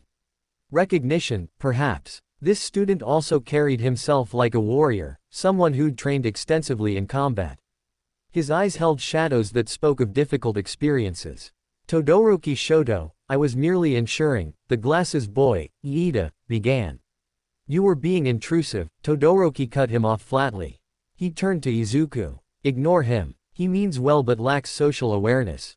Before the situation could escalate further, an announcement echoed through the cafeteria. All examinees report to Assembly Hall C for practical exam briefing. The crowd moved as one, hundreds of students filing into an enormous amphitheater. Izuku found a seat in the middle section, positioning himself for optimal viewing while maintaining awareness of exits. Old habits died hard. The lights dimmed, and a spotlight illuminated the stage. Present Mike, the voice hero, appeared with his characteristic enthusiasm and volume. Hey, listeners. His quirk-amplified voice rattled the auditorium. Welcome to UA's practical exam. Let me explain the rules, so keep those ears open. He proceeded to detail the exam structure. Students would be divided among several mock cities filled with villain robots of varying point values. 1 pointers worth 1 point, 2 pointers worth 2, and 3 pointers worth 3. The goal was to destroy as many robots as possible within 10 minutes, accumulating points through combat performance. There's also a 0-pointer. Present Mike continued. But it's just an obstacle, so it's worth avoiding rather than fighting. It's huge and dangerous but gives no points. Got it? Yeah. Izuku processed this information rapidly. A point-based system favoring destruction over strategy. It was designed to evaluate raw combat capability and quirk application. For someone with his skill set, it should be straightforward. But something bothered him. If the 0-pointer was dangerous enough to warrant warning students away, it served a purpose beyond being an obstacle. UA wouldn't include something meaningless in their exam. It's a test within a test, Izuku realized. The real evaluation isn't just point accumulation, it's how students respond to overwhelming threats and whether they prioritize their scores or civilian safety. Examinees will be assigned to different battle centers to prevent students from the same school working together. Present Mike announced. Check your cards for your assignment. Izuku looked at his card, Battle Center B. He noted with mild disappointment that neither Uraraka nor the interesting heterochromatic boy appeared to be in his group. The crowd filed out toward transportation that would take them to their respective battle centers. Izuku found himself on a bus with 40 other nervous students, none of whom attempted conversation with the golden-eyed boy radiating predatory stillness. Battle Center B was impressive, a full-scale mock city with buildings, streets, and infrastructure. It looked realistic enough to serve as an actual urban environment. The 40 students gathered at the starting gate, each preparing their quirks and psyching themselves up. Begin. Present Mike's voice boomed from speakers throughout the city. There was a moment of confusion, no countdown, no warning, just sudden commencement. But Izuku had already moved. His hunter's blood activated instantly, silvery mist seeping from his skin as his physical capabilities skyrocketed. He sprinted into the city at speeds that left other students gaping. His first target appeared within seconds, a one-pointer robot shambling around a corner. Izuku's saw cleaver manifested in a blur of motion, the weapon fully formed before the robot could register his presence. He leapt, bringing the blade down in a devastating overhead strike that cleaved through the robot's central processor. It collapsed in a shower of sparks.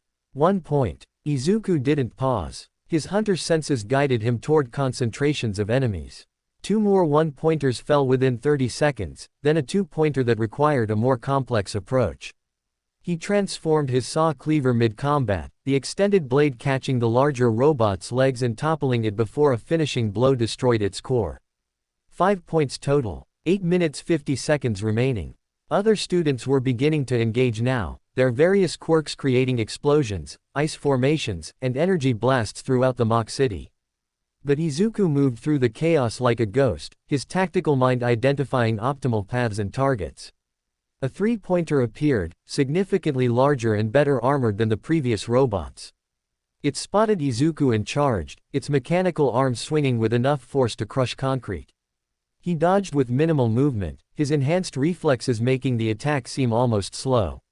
He countered with a precise strike to the robot's knee joint, destabilizing it, then vaulted onto its back. His saw cleaver found the weak point between armor plates. Metal shrieked as the blade segments ripped through internal mechanisms. The 3-pointer collapsed. 8 points. 7 minutes remaining. Izuku continued his hunt, methodically clearing robots with practiced efficiency. His weapon work was flawless, every strike purposeful, every movement economical. He didn't waste energy on flashy displays or unnecessary destruction. Just clean, professional elimination of targets. 15 points. 23 points. 37 points. Around the 4-minute mark, Izuku noticed other students were slowing down. Their quirks had limits, stamina costs, cooldown periods, physical exhaustion. But his hunter's blood sustained him, the passive healing factor offsetting fatigue as quickly as it accumulated. He was about to engage another cluster of 2-pointers when the ground began to shake. Every student in Battle Center B stopped and turned toward the source of the tremors. From behind a massive building emerged the 0-pointer, and it was colossal. Easily 50 meters tall, heavily armored, and bristling with weapons. Its presence was so overwhelming that students immediately began fleeing. Izuku's tactical mind assessed the threat. The 0-pointer was effectively invincible within the exam's time limit. Its armor was too thick, its vital components too well protected. Fighting it would waste time better spent accumulating points elsewhere. He turned to leave, then heard the scream. His hunter's senses pinpointed the source immediately. A girl with brown hair, Uraraka, the one who'd spoken to him before the exam, was trapped under rubble, her leg pinned. She'd apparently been assigned to this battle center after all. The 0-pointer was advancing directly toward her position, its massive foot poised to crush everything in its path. Other students ran past her, too focused on escape to notice or too scared to help. Izuku's decision took less than a second. He sprinted toward Uraraka, his body moving at maximum enhancement. Time seemed to slow as his quirk's quickening ability activated, buying him precious seconds of accelerated perception.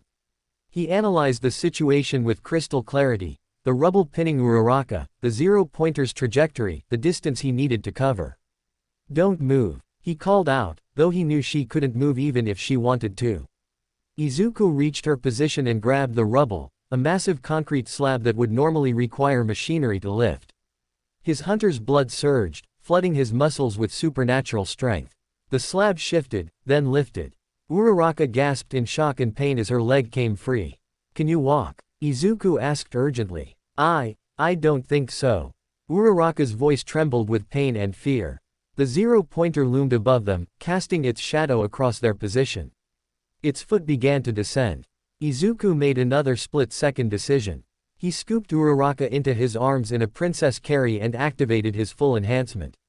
Then he jumped. His quirk-enhanced strength launched them both into the air, clearing 15 meters vertically in a single bound. The zero-pointer's foot crashed down exactly where they'd been standing, creating a crater and destroying several smaller robots caught in the impact. Izuku landed on a nearby rooftop, setting Uraraka down gently. "Stay here. I'll handle this." "Wait, what? You can't fight that thing." Uraraka protested. "It's impossible." "Nothing's impossible," Izuku replied, his golden eyes fixed on the massive robot. "Just difficult." He'd realized something during those 5 seconds of quickening. The zero-pointer's design included a massive weakness. The joints connecting its legs to its torso were exposed, protected only by lighter armor to allow mobility. If he could reach those joints and destroy them, the entire structure would collapse under its own weight. It was insane. Reckless. Exactly the kind of thing a hunter would do. Izuku leapt from the rooftop directly at the zero-pointer. His saw cleaver manifested in midair, already transformed into its extended form. He aimed for the nearest leg joint, putting every ounce of his enhanced strength behind the strike. The blade connected with a sound like a thunderclap. Metal groaned and buckled as the serrated segments ripped through armor and internal mechanisms. Izuku landed, rolled, and immediately launched himself at the opposite leg joint. The zero-pointer tried to swat him like a fly, its massive arms moving with surprising speed. But Izuku was faster. He used his quirk's parkour capabilities to run up one of its arms, his saw cleaver carving a trail of destruction along its length. When he reached the shoulder, he planted his weapon deep into another joint and wrenched with all his might. Something inside the zero-pointer's structure snapped with a sound like a gunshot. The massive robot began to list to one side, its damaged joints unable to support its weight.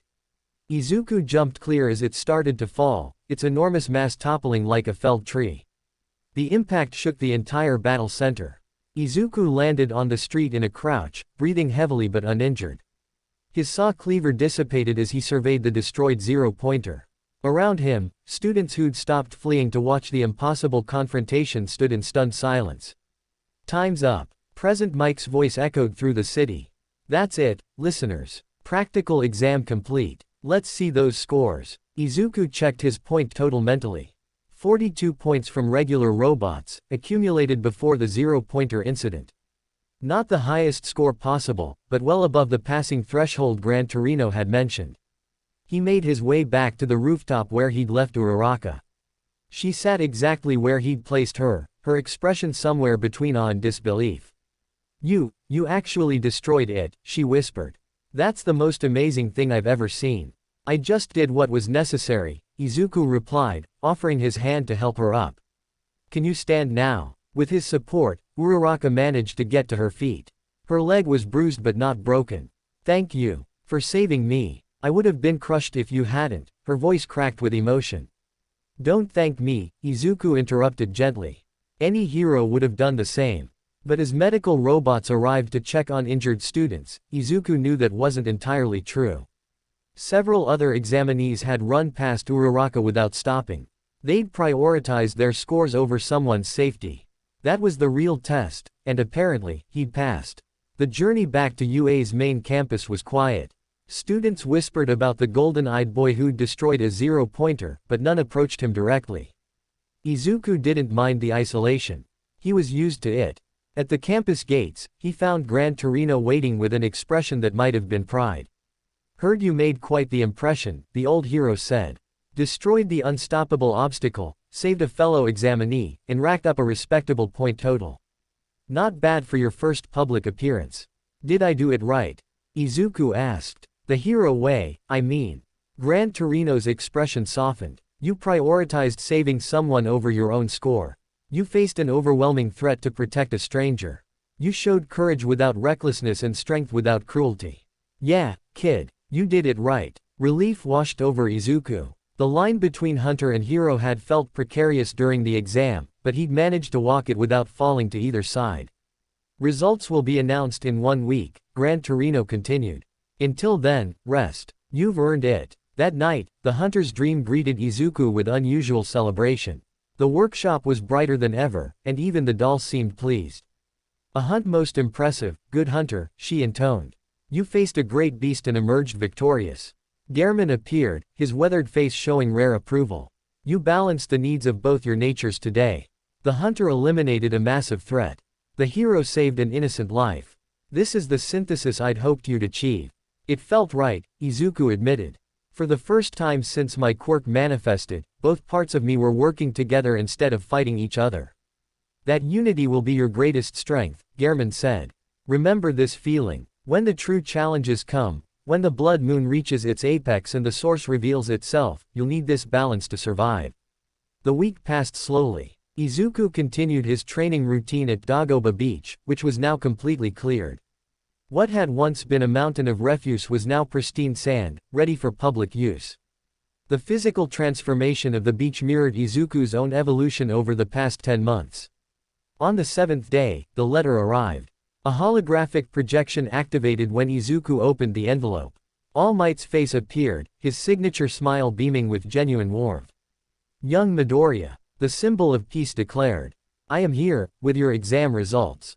Your combat score was impressive, 42 villain points puts you in the top 20% of all examinees. But that's not what caught our attention.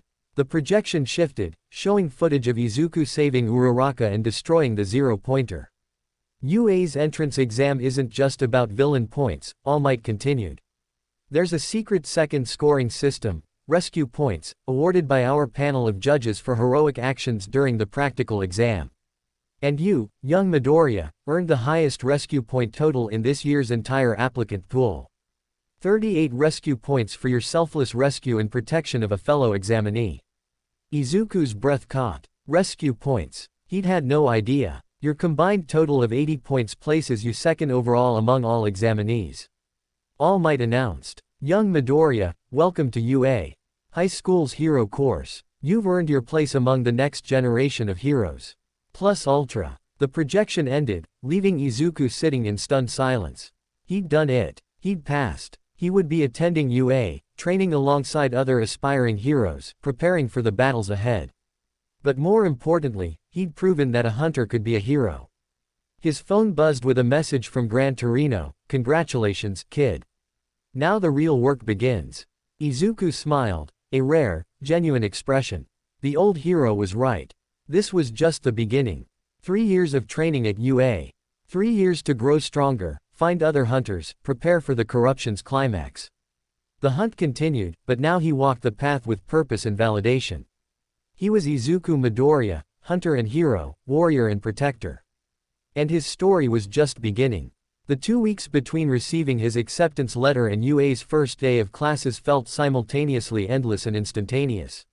Izuku spent the time preparing, mentally cataloging what he knew about potential classmates, continuing his training regimen with Gran Torino, and most importantly, reconciling his dual nature with the reality of attending a hero school.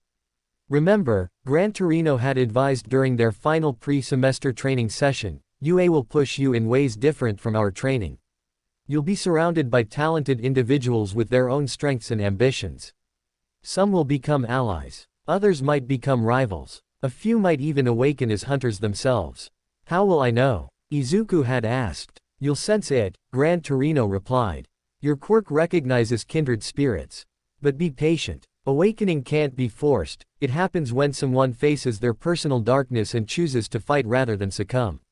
Now, standing before UA's massive entrance gates on the first day of the semester, Izuku felt that advice settle into his consciousness. He wore the standard UA uniform, dark blazer, white shirt, red tie, though his golden eyes and the predatory stillness of his posture set him apart from other students streaming through the gates. The morning air carried the scent of cherry blossoms and possibility. Around him, First-year students chattered excitedly about classes, heroes, and dreams. Izuku walked among them but remained apart, an island of quiet in a sea of enthusiasm. Class 1A. His assigned homeroom. The classroom was larger than expected, designed with stadium-style seating that allowed all 20 students clear views of the front. Izuku arrived early, choosing a seat in the middle row with optimal sightlines to both the entrance and windows. Old habits from hunter training guided such decisions automatically. Other students began filtering in. He recognized several from the entrance exam, including the loud boy with spiky blonde hair who'd scored first place overall.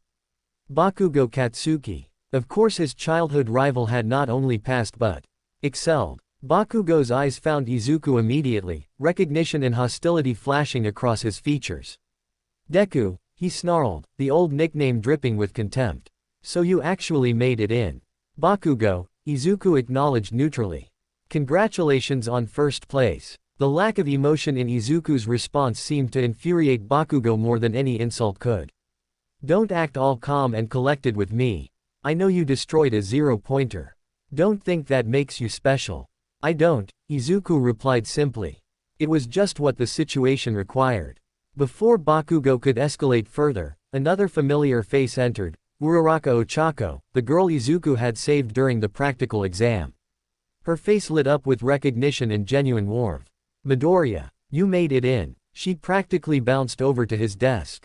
I wanted to thank you properly for saving me during the exam. The doctors said if you hadn't gotten me out of there when you did, well, it would have been really bad. Any hero would have done the same, Izuku said, though he noticed several students who'd been in Battle Center B looking away guiltily.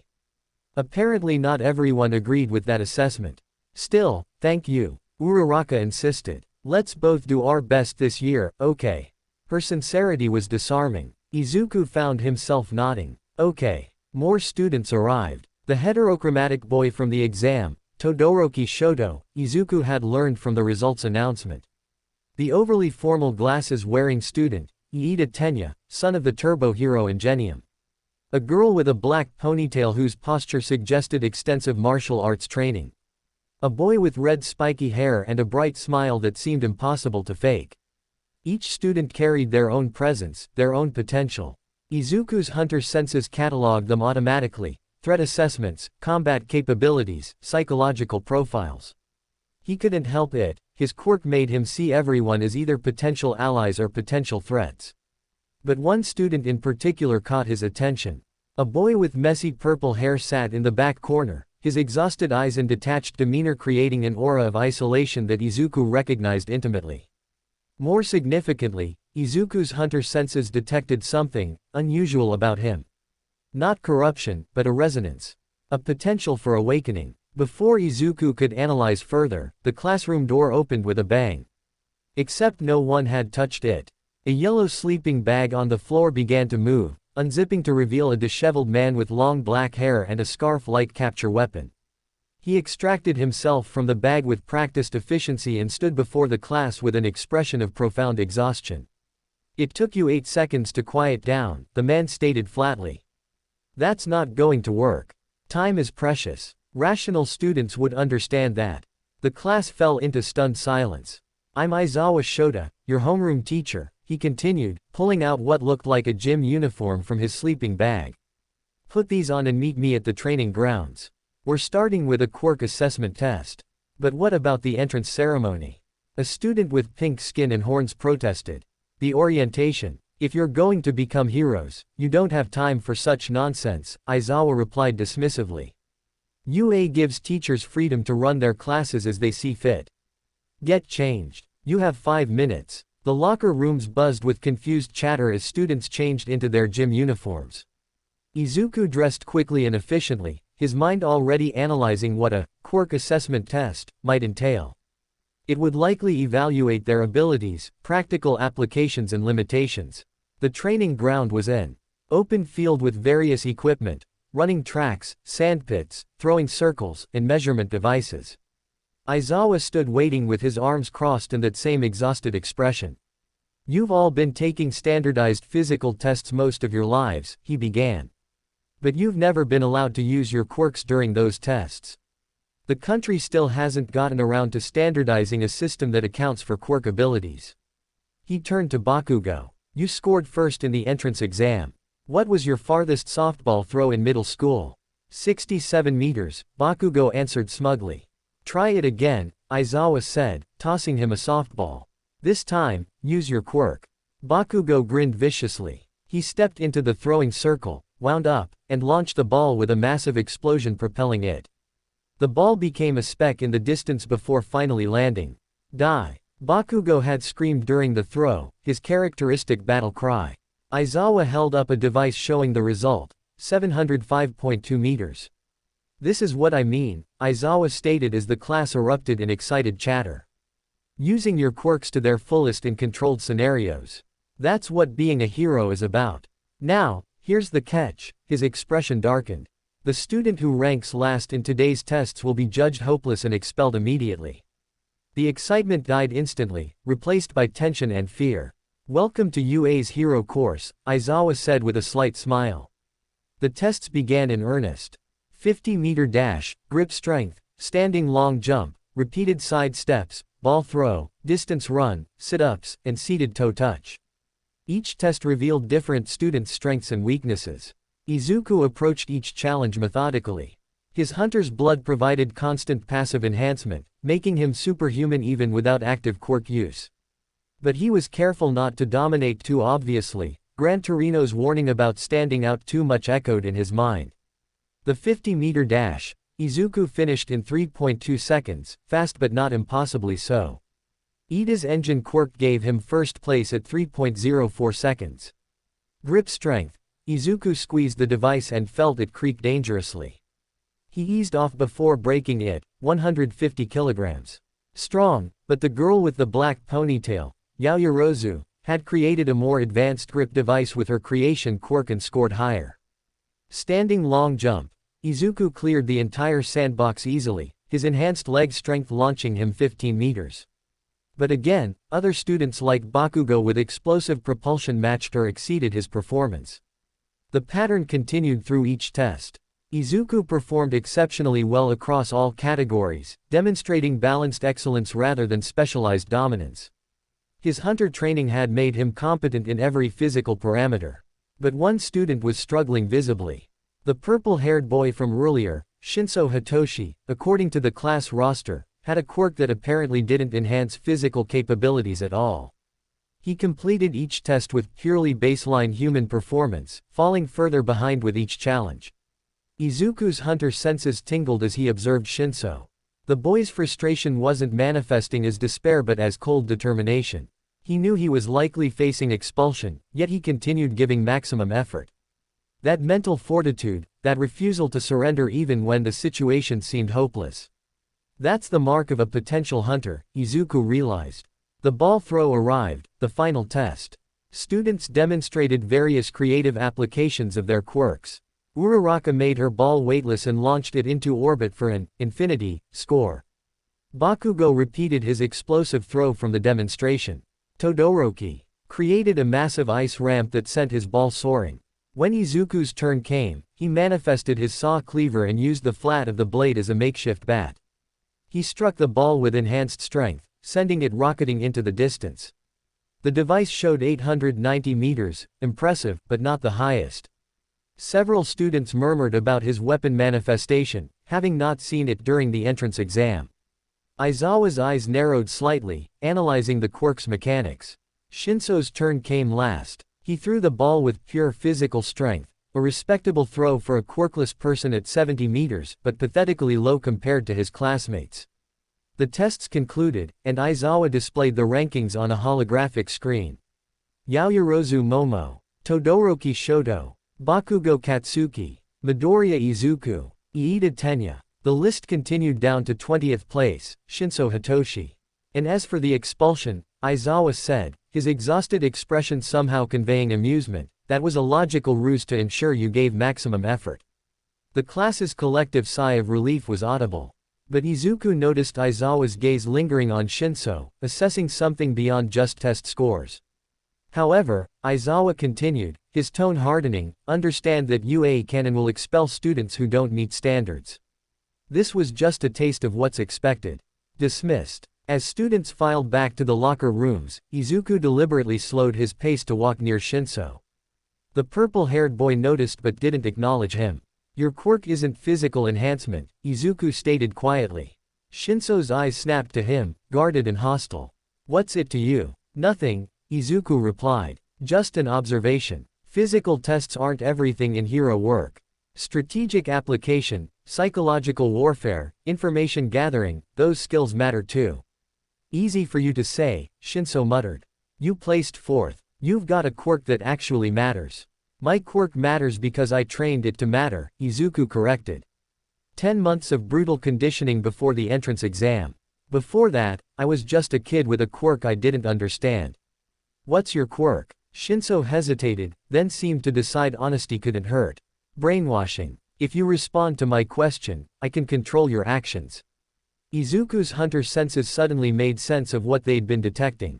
A quirk that manipulated consciousness, that invaded mental spaces, it touched the boundary between human and something other. If Shinso ever faced extreme psychological trauma or moral corruption, his quirk could evolve into something dangerous. But it also meant he had the mental fortitude to resist such corruption. That's a powerful quirk for hero work, Izuku observed. Hostage negotiations, villain interrogation, crowd control, all viable applications. Yeah, well, try telling that to everyone who thinks it's a villain quirk, Shinso said bitterly. I didn't even make it into the hero course. I'm in general education. I just had to see what the hero students were like. Izuku stopped walking, processing this information. You're not in our class. No, Shinso confirmed. I failed the practical exam because my quirk doesn't work on robots. So I'm stuck in general ed, hoping for a miracle chance to transfer. The injustice of it struck Izuku deeply.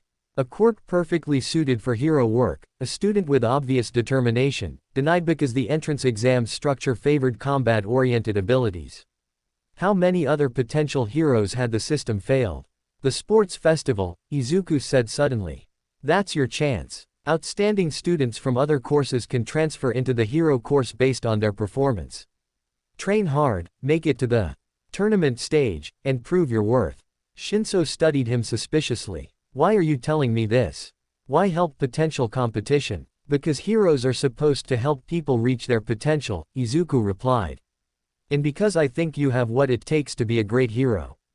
Don't let a flawed exam system determine your future.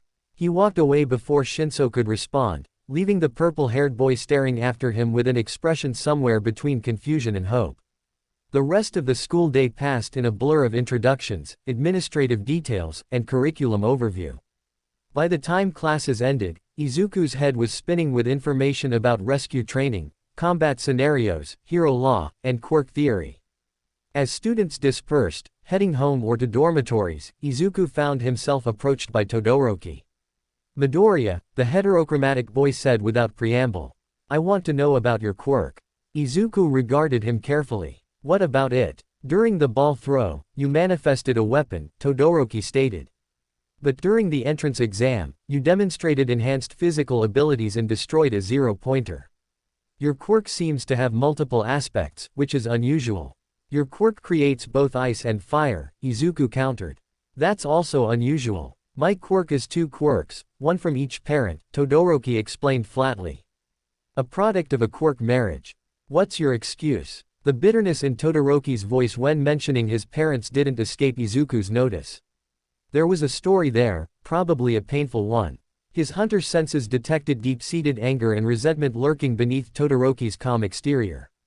Another potential awakening, Izuku thought. If Todoroki ever confronted whatever trauma shaped him. My quirk is complex, Izuku said carefully. It enhances my physical abilities, grants me weapon manifestation, accelerates healing, and sharpens combat instincts. I call it Hunter's Blood. Hunter's Blood, Todoroki repeated. An appropriate name. You move like a predator. I noticed during the tests, you're always aware of everyone's positions, always analyzing threats. That's not normal for someone our age. Neither is your level of combat skill, Izuku observed. You've had professional training. Todoroki's expression hardened. My father made sure of that. He's the number 2 hero, Endeavor. He's been training me to surpass All Might since I was 5. And do you want to surpass All Might? Izuku asked. The question seemed to catch Todoroki off guard. What? Your father wants you to surpass All Might, Izuku clarified. But what do you want? Todoroki stared at him for a long moment, his mismatched eyes, one gray, one turquoise, showing conflict. I want to prove I can become the #1 hero without using his power. Without using my fire side. Just my ice. Izuku understood immediately. Todoroki's fire was inherited from Endeavor, and he rejected it as a rejection of his father. It was self-destructive logic born from trauma. Rejecting half your power because of its source is letting your father control you, Izuku stated bluntly. True independence means using every tool at your disposal on your own terms. Todoroki's expression shifted to something cold and dangerous. Don't presume to understand my situation. I don't, Izuku admitted. But I understand limiting yourself out of spite. It's a trap that makes you weaker, not stronger. Something to think about. He walked away, leaving Todoroki standing alone with his thoughts. That evening, Izuku returned home to find his mother waiting with a celebratory dinner. She'd prepared katsudon, his favorite, and her eyes shone with proud tears as he recounted his first day. I'm so proud of you, Izuku, Inko said, squeezing his hand. You've worked so hard, and now you're finally at UA. Just, please be careful. I know hero work is dangerous. I will, Mom, Izuku promised, guilt-gnawing at him. She didn't know about his night hunts, about the beasts he eliminated, about the corruption spreading through society. She saw only her son pursuing his dream, not the hunter walking a knife's edge between two worlds. That night, the hunter's dream welcomed him with new urgency. Gehrman stood waiting, his expression grave. The blood moon rises faster, the old hunter announced. The corruption accelerates. Your time at the Hero Academy will be interrupted by increasing beast manifestations. You must prepare your classmates without revealing the full truth. How? Izuku asked. I can't exactly tell them about the corruption without sounding insane. You don't tell them about the corruption, Gehrman corrected. You prepare them for the unexpected. Push them to be stronger, faster, more adaptable. When the true crisis comes, they'll have the foundation to survive, and perhaps some will awaken as hunters themselves. The dream shifted, showing Izuku visions of his classmates. He saw Todoroki confronting his family trauma and awakening to hunter potential. He saw Bakugo facing his inferiority complex and emerging stronger. He saw Shinso breaking through his limitations. He saw Uraraka, Iida, Yaoyorozu, each facing their personal darkness. These are the ones with potential, Gehrman explained. Not all will awaken, but each carries the seed. Your role is to water those seeds through challenge and support. And the ones who don't awaken? Izuku asked. You protect them, Gehrman stated simply. That's what heroes do. But the ones who do awaken, they become your hunting party. When the source reveals itself, you'll face it together. Izuku woke with renewed purpose.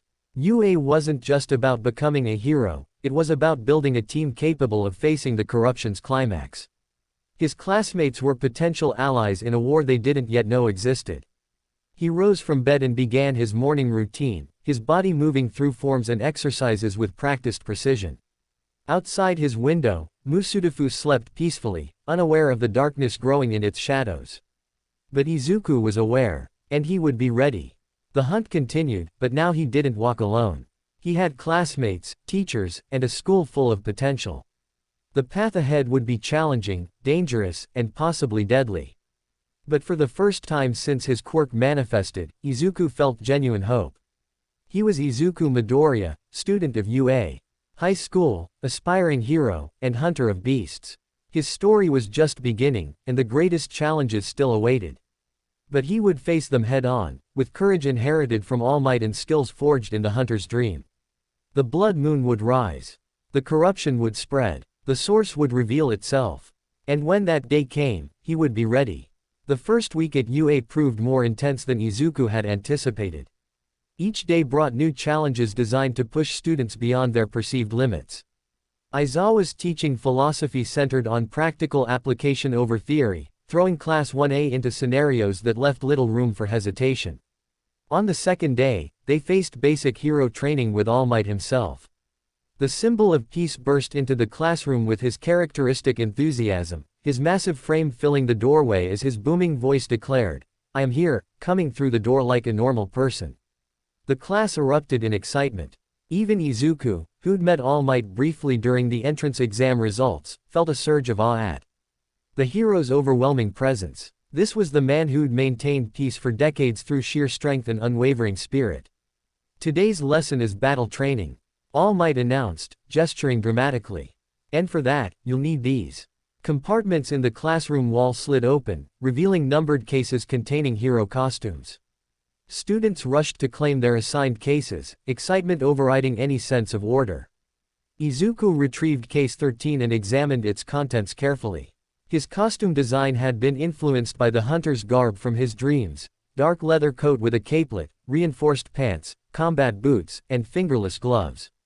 The material was enhanced with support items, microfiber weaving for durability, temperature regulation, and some impact resistance.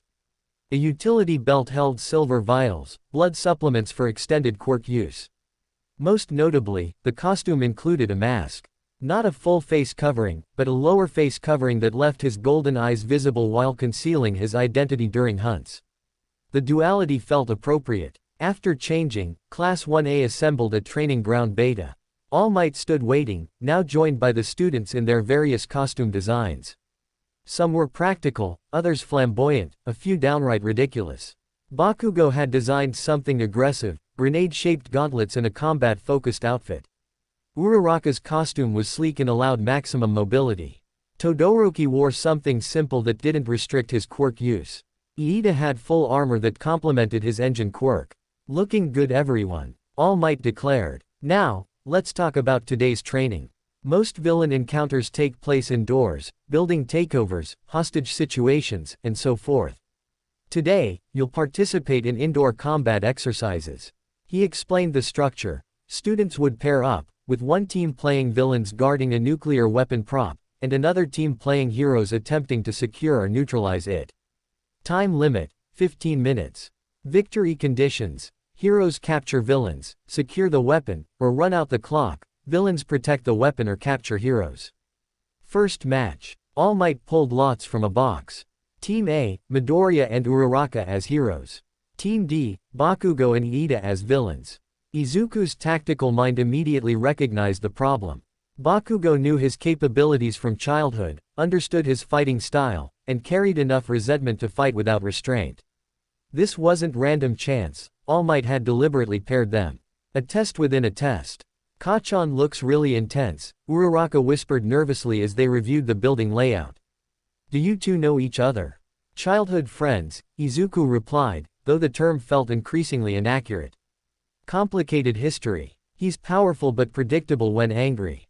Iida is the real threat, disciplined, strategic, and his engine quirk gives him superior mobility in corridors." "So what's our strategy?" Uraraka asked. Izuku studied the building schematic. 5 floors, multiple entry points, the weapon likely placed on the top floor for defensive advantage. Bakugo would want to confront Izuku directly, which meant he'd probably abandon his post. Iida would remain with the weapon, his sense of duty wouldn't allow otherwise. "We split up," Izuku decided. "You take the direct route. Use your zero gravity on debris to create obstacles and distractions. I'll take the alternate path and draw Bakugo away from the weapon room. Once he's separated, you can handle Iida."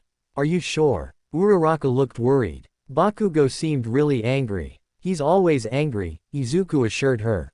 "But anger makes mistakes. I can handle him." The exercise began. Izuku and Uraraka entered the building from opposite entrances, communicating via earpieces.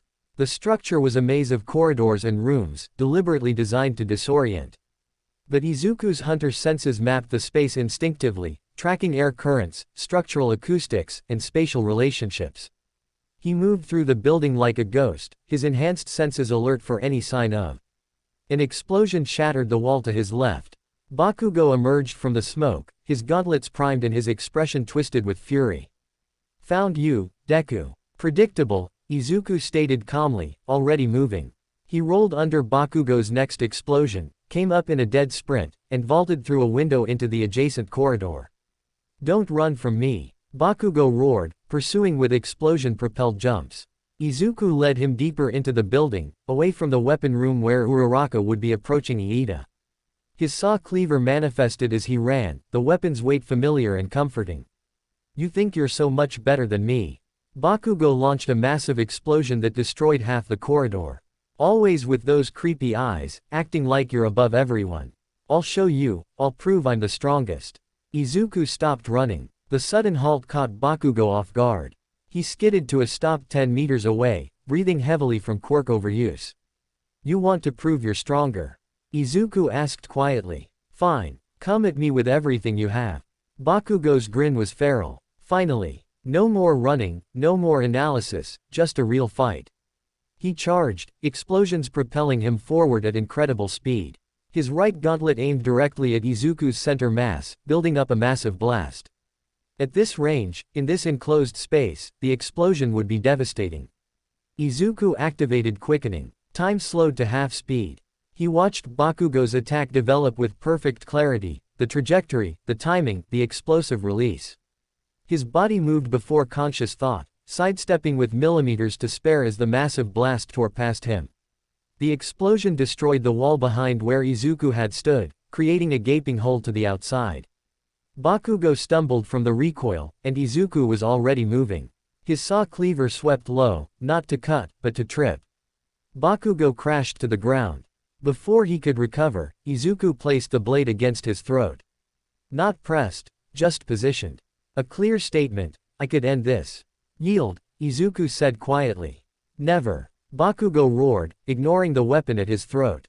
He triggered an explosion point blank, uncaring about the danger to himself. Izuku had anticipated this. He'd already withdrawn, the explosion catching only air where he'd been. Bakugo's recklessness was going to get him killed someday. Bakugo, stop. All Might's voice crackled through the speakers. Young Midoriya has proven his superiority in close combat. Continue the exercise properly. But Bakugo was beyond reason. He launched another assault, this one wild and uncontrolled. Explosions filled the corridor with heat and smoke. Izuku dodged through the chaos, his hunter instincts guiding him through attacks he couldn't fully see. This wasn't training anymore. This was Bakugo's breakdown. Izuku made a decision. He couldn't defeat Bakugo without seriously hurting him, and doing so would only deepen the rift between them. Instead, he'd trust his partner. Uraraka, status. He called into his earpiece. I've got Iida on the run. She replied breathlessly. But he's fast, I can't pin him down. The weapon. Unguarded. Secure it, Izuku ordered. I'll keep Bakugo occupied. He continued evading, drawing Bakugo further from the objective. The explosive boy's attacks grew more desperate, more dangerous. Sweat poured down his face from quirk overuse. His movements became sluggish. Why won't you fight back? Bakugo screamed. Stop running. Stop treating me like I'm not worth your time. The pain in his voice finally registered with Izuku. This wasn't just about proving strength. Bakugo felt left behind, overshadowed by someone he'd considered beneath him for years. The golden-eyed freak who'd once been quirkless Deku had become something Bakugo couldn't match. I'm not running because you're weak, Izuku said, stopping again. I'm running because you're my classmate and I don't want to hurt you. There's a difference. I don't need your pity. It's not pity. It's respect. You're strong, Kachan. But strength without control is just destruction. Before Bakugo could respond, All Might's voice boomed through the speakers. Hero team wins. Young Uraraka has secured the weapon. The exercise ended. Bakugo stood frozen, the reality of defeat crashing over him. He'd been so focused on Izuku that he'd forgotten the actual objective. He'd failed as a villain, failed as a teammate, and failed to prove his superiority. Izuku approached cautiously. Good match. Bakugo's fist connected with the wall beside Izuku's head, the impact creating cracks in the concrete. Don't, he growled. Don't try to comfort me. Next time, I'll beat you. I swear it. He stalked away, leaving Izuku alone in the destroyed corridor. The class reconvened outside for All Might's analysis. Each match was reviewed, highlighting strengths and critical errors. When he reached Izuku and Uraraka's match, All Might's assessment was pointed. Young Midoriya demonstrated excellent tactical thinking and team coordination, the hero stated. However, he also showed excessive restraint. In a real villain encounter, hesitation can be fatal. Sometimes heroes must use overwhelming force to protect innocence. But wasn't he supposed to capture Bakugo? Another student asked. His primary objective was the weapon, which his team secured, All Might clarified. But in neutralizing the villain threat, he held back significantly. Young Midoriya, can you explain your reasoning? Izuku considered his answer carefully. Bakugo is strong but lacks experience controlling his emotions in combat. Escalating against him would have resulted in serious injuries. I judged that drawing him away from the objective while my partner secured victory was the optimal strategy. A logical assessment, All Might acknowledged. But remember, villains won't show you the same consideration. You must be prepared to fight at full strength when necessary. The lesson continued through several more matches. Todoroki's team demonstrated overwhelming power, freezing an entire building and securing victory in seconds. Yaoyorozu showed impressive strategic planning despite her team's loss. Each match revealed different aspects of heroism. By the time training ended, students were exhausted and humbled. This was UA, every day would push them harder. That evening, Izuku patrolled Musudafu's streets in his hunter guise. The mask concealed his identity while his costume allowed unrestricted movement. His senses were alert for signs of corruption, for partial transformations that might require intervention. He found one near the industrial district. A Quirk user, mid-20s, manufacturing worker, was mid-transformation in an abandoned warehouse. His skin had taken on a grayish hue, his hands elongating into claws. The corruption was advanced but not complete. There was still time. Izuku called Gran Torino's emergency number. Another one. The old hero's voice came through immediately. That's the third this week. The frequency is increasing. I know, Izuku replied quietly, watching the transforming individual from concealment. How long until the response team arrives? 8 minutes. Can you contain the situation? Yes. I'll incapacitate without killing. Good. I'm sending backup just in case. Izuku approached the warehouse carefully. The partial beast had detected his presence, its corrupted instincts recognizing a predator. It snarled, positioning itself defensively. I'm not here to hurt you, Izuku said, though he knew the individual could no longer understand language. But I can't let you leave either. The beast lunged. Izuku's response was measured. He dodged the clumsy attack, circled behind, and delivered a precise strike to the nerve cluster at the base of the neck. The partial beast collapsed, unconscious but alive. 7 minutes until the response team arrived. Izuku secured the individual with capture tape and waited, his senses alert for any complications. The warehouse suddenly felt wrong. His hunter instinct screamed warning. He spun, saw Cleaver manifesting, to face nothing. The warehouse was empty except for him and the unconscious partial beast. But the feeling of being watched persisted. Then he heard it. A whisper that seemed to come from everywhere and nowhere. Hunter. Izuku's blood ran cold. That voice carried power, ancient and malevolent. It resonated with his quirk, triggering responses he didn't know he had. Who's there? He demanded. Laughter echoed through the warehouse. Such delicious irony. A hunter who doesn't recognize when he's become the hunted. The blood moon rises, little hunter. Soon, we shall meet properly. The presence vanished as suddenly as it appeared. Izuku stood alone in the warehouse, his heart racing and his mind spinning. That voice, that presence, it had been watching him. Studying him. Was that the source? The corruption's origin that Gehrman had warned about? The response team arrived minutes later, taking custody of the partial beast and securing the scene. Izuku provided his report mechanically, his mind still processing the encounter. That night's hunter's dream was different. The workshop was darker, the gravestones more numerous. Gehrman stood waiting with his weapons drawn, a sight Izuku had never seen before. It knows about you, the old hunter stated grimly. The source has become aware of your existence. This changes everything. What does that mean? Izuku asked. It means you're no longer just a hunter tracking prey, Gehrman replied. You're a target. The source will send beasts after you, test your strength, try to corrupt or eliminate you before you become too powerful. Let it try, Izuku said with more confidence than he felt. I'm not afraid. Fear would be rational, Gehrman corrected. But fear doesn't stop hunters. It sharpens them. From tonight forward, your training intensifies. You need to awaken your full potential before the source makes its move. The dream shifted, and Izuku found himself facing creatures unlike any he'd encountered before. These weren't shambling beasts but intelligent hunters, corrupted versions of what he might become. They wielded weapons with skill, moved with predatory grace, and fought with tactical precision. The training was brutal. Izuku died repeatedly in the dream, each death teaching him something new about combat, about his limitations, about the thin line between hunter and beast. When he finally defeated the corrupted hunters, his understanding of his own quirk had deepened significantly. He woke gasping, his body unmarked but his mind bearing the scars of dream death. The clock showed 3 a.m. School started in 4 hours. But sleep wouldn't come. The source's voice echoed in his memory, a promise of confrontation to come. Somewhere in Musudafu, perhaps in all of Japan, a malevolent intelligence watched and waited.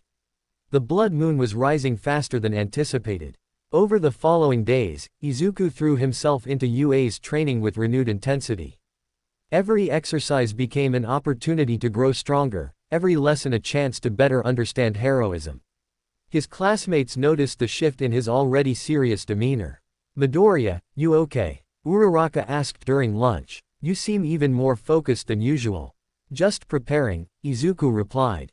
"There are challenges coming that we need to be ready for." "What kind of challenges?" she pressed. Izuku wanted to tell her. Wanted to explain about the beasts, the corruption, the source. But how could he without sounding insane? Instead, he said, the kind that test whether we're really hero material. "We all need to get stronger." His words proved prophetic. The following week, during rescue training at the USJ facility, everything changed. The lesson was supposed to be simple, practicing rescue techniques in various disaster scenarios under the supervision of 13 and All Might. But villains invaded. A portal of dark mist opened in the facility's central plaza, disgorging dozens of criminals led by a figure whose hands were covered in severed hands. The leader, later identified as Shigaraki Tamura, declared their intention to kill All Might. 13. Get the students to safety. Aizawa ordered, his capture weapon already deployed. "I'll hold them off." But Izuku's hunter senses detected something far worse than simple villainy. Among the invading criminals, he sensed corruption. Multiple signatures of partial beast transformation. The villains weren't just attacking, they were catalysts for something darker. "This isn't a normal villain attack," Izuku muttered, his golden eyes scanning the enemy forces.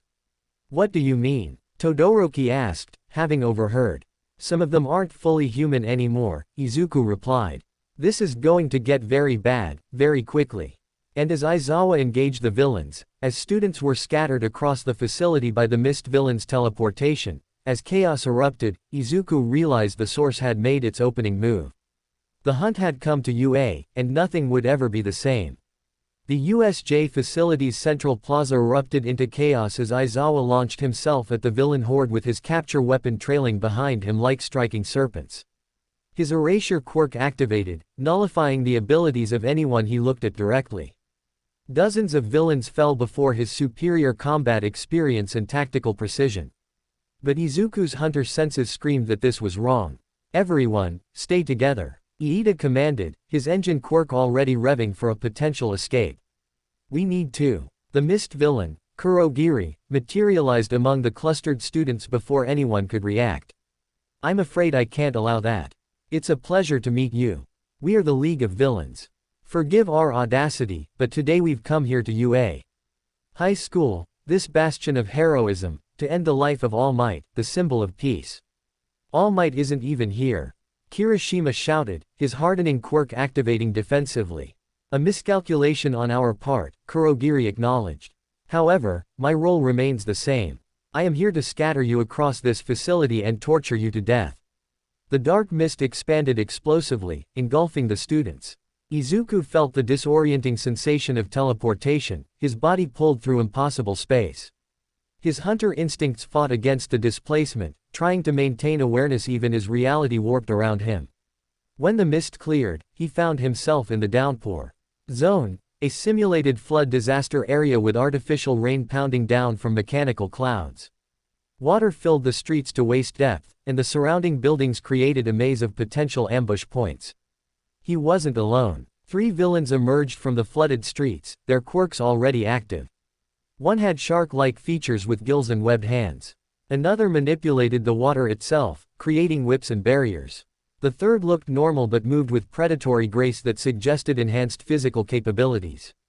A lone hero student, the shark villain grinned, revealing rows of sharp teeth. This'll be easy. But Izuku's attention fixed on something else. His hunter senses detected corruption signatures, not from these three villains, but from deeper within the facility. Multiple sources, scattered across different zones. The League of Villains had brought partial beasts with them. I don't have time for this, Izuku stated coldly, his hunter's blood activating. Silvery mist seeped from his skin as his golden eyes began to glow with inner light.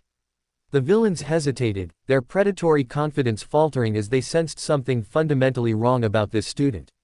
Then Izuku moved. His saw cleaver manifested in less than a second, the weapon fully formed as he closed the distance to the shark villain. The blade sang through the air, the flat side striking the villain's temple with calculated force. The man crumpled unconscious before his enhanced aquatic reflexes could even register the attack. The water manipulator reacted, forming a pressurized lance aimed at Izuku's chest. But the hunter had already anticipated this. He twisted sideways with inhuman grace, the water lance passing through empty air where he'd stood. His free hand manifested a hunter's pistol, and he fired. The specialized bullet, created from his blood and designed to incapacitate rather than kill, struck the villain's shoulder. The impact wasn't lethal, but the force and pain dropped the villain to his knees in the flooded street. The third villain, seeing his companions fall in seconds, turned to flee. Izuku's saw cleaver transformed into its extended form, the segmented blade whipping out to wrap around the villain's legs. A sharp pull, and the man crashed face first into the water. Total engagement time, 12 seconds. Izuku secured all three with capture tape, ensuring they couldn't escape or drown, then focused on his hunter senses. The corruption signatures were moving, spreading through the facility. He needed to reach them before they fully transformed. But he also needed to help his classmates. The decision was immediate. Classmates first, beasts second. That was the hero way. Izuku sprinted through the downpour zone, his enhanced physical capabilities allowing him to move through waist-deep water as easily as dry land. His senses tracked for other students who might have been teleported nearby. He found Mineta, the short student with grape-like hair, cornered by two more villains near the zone's edge. The boy was terrified, tears streaming down his face as he threw his sticky spheres in desperate defense. Izuku's arrival was silent. The first villain didn't even realize he was there before the hunter's precise strike to his nerve cluster dropped him unconscious. The second villain spun, Quirk activating, some kind of poison secretion, but Izuku's saw cleaver was already in motion. The flat of the blade caught the villain's wrist, redirecting the poison spray away from Mineta, then a follow-up strike to the solar plexus ended the fight. Midoriya. Mineta gasped, his terror shifting to relief. How did you? No time, Izuku interrupted. Can you move? Why yeah, I think so. Good. We need to reach the central plaza. That's where Aizawa-sensei is fighting, and that's where we'll find other students. Izuku's golden eyes scanned the zone's perimeter. Stay close and stay quiet. They moved through the facility carefully, Izuku's hunter instincts guiding them around villain patrols. Along the way, they encountered Asui, the frog Quirk student, who'd been fighting in the shipwreck zone. She'd already defeated her attackers using the aquatic environment to her advantage. Midoriya, Mineta, she acknowledged with her characteristic straightforward tone. We should regroup with the others. Agreed, Izuku replied. But we need to be strategic. The villains are trying to divide and overwhelm us. If we can. A scream echoed from the direction of the conflagration zone. Izuku's head snapped toward the sound, his hunter senses suddenly flaring with warning. That wasn't just fear in that scream, it was primal terror. The kind that came from facing something inhuman. One of the beasts has fully transformed, he muttered. What? Asui asked. Nothing. We need to move. Now. They ran toward the central plaza, emerging from the downpour zone to find a nightmarish scene. Aizawa was still fighting, his movements now slower and more desperate. Blood streamed from multiple wounds, and his capture weapon was partially shredded. Dozens of villains surrounded him, attacking in coordinated waves.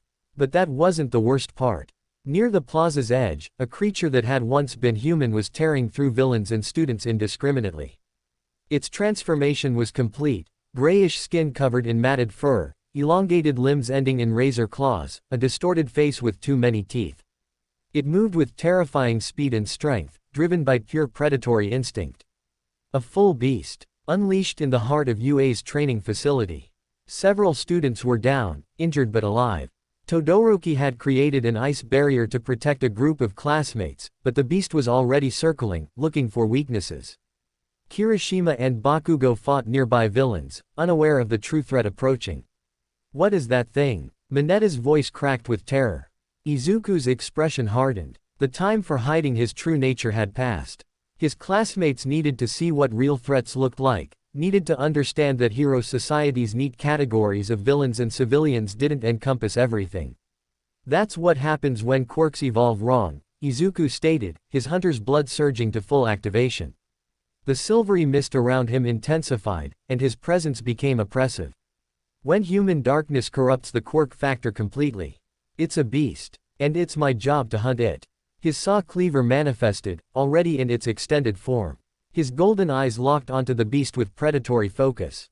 Every instinct he'd honed over 10 months of training, every lesson from the hunter's dream, every hunt he'd conducted in Musudafu's shadows, all of it converged in this moment. "Stay back," Izuku commanded. "Don't interfere no matter what you see." He moved before anyone could respond. The beast sensed him immediately, recognized him as another predator, a threat to be eliminated. It abandoned its circling of Todoroki's barrier and charged directly at Izuku with a howl that echoed through the facility. They collided in the center of the plaza. The beast's claws swept toward Izuku's throat. He ducked under the strike, his saw cleaver carving a deep gash along the creature's ribs. Black blood sprayed, but the beast didn't slow. It spun with impossible flexibility, its jaws snapping at Izuku's face. Izuku activated quickening. Time slowed to half speed. He watched the beast's attack develop with perfect clarity, saw the pattern in its movement, identified the optimal counter. His body responded with practiced precision, a sidestep, a pivot, and his saw cleaver's segments ripped through the beast's extended arm. The limb didn't separate cleanly like with the partial beasts. This creature's body was more resilient, more evolved. It would require sustained assault to bring down. Time returned to normal speed. The beast howled in pain and rage, attacking with renewed ferocity. Its wounded arm regenerated partially, corrupted flesh knitting together in seconds. Around them, everyone, students and villains alike, had stopped fighting to watch the impossible confrontation. Izuku fought with cold efficiency. Every strike of his saw cleaver found vital points, arteries, tendons, organ clusters. He transformed his weapon mid-combat, using the extended form for reach and the compact form for close-quarters precision. His movements were fluid, economical, beautiful in their deadly purpose. But the beast was learning. It began to anticipate his attacks, to adapt its patterns. When Izuku feinted left, the beast didn't commit. When he transformed his weapon, the beast adjusted its distance. They were locked in a dance of predators, each testing the other's limits. "Incredible," Todoroki whispered from behind his ice barrier. "He's fighting that thing like it's a choreographed routine." "That's not fighting," Bakugo snarled, his hands crackling with suppressed explosions. "That's hunting. Deku's always been hunting." The realization sent chills through the watching students. The quiet boy with golden eyes wasn't just strong, he was something else entirely. Something that understood violence on a fundamental level. Izuku pressed his advantage, driving the beast back toward the plaza's edge. His saw cleaver found the creature's knee, the segments ripping through the joint with mechanical efficiency.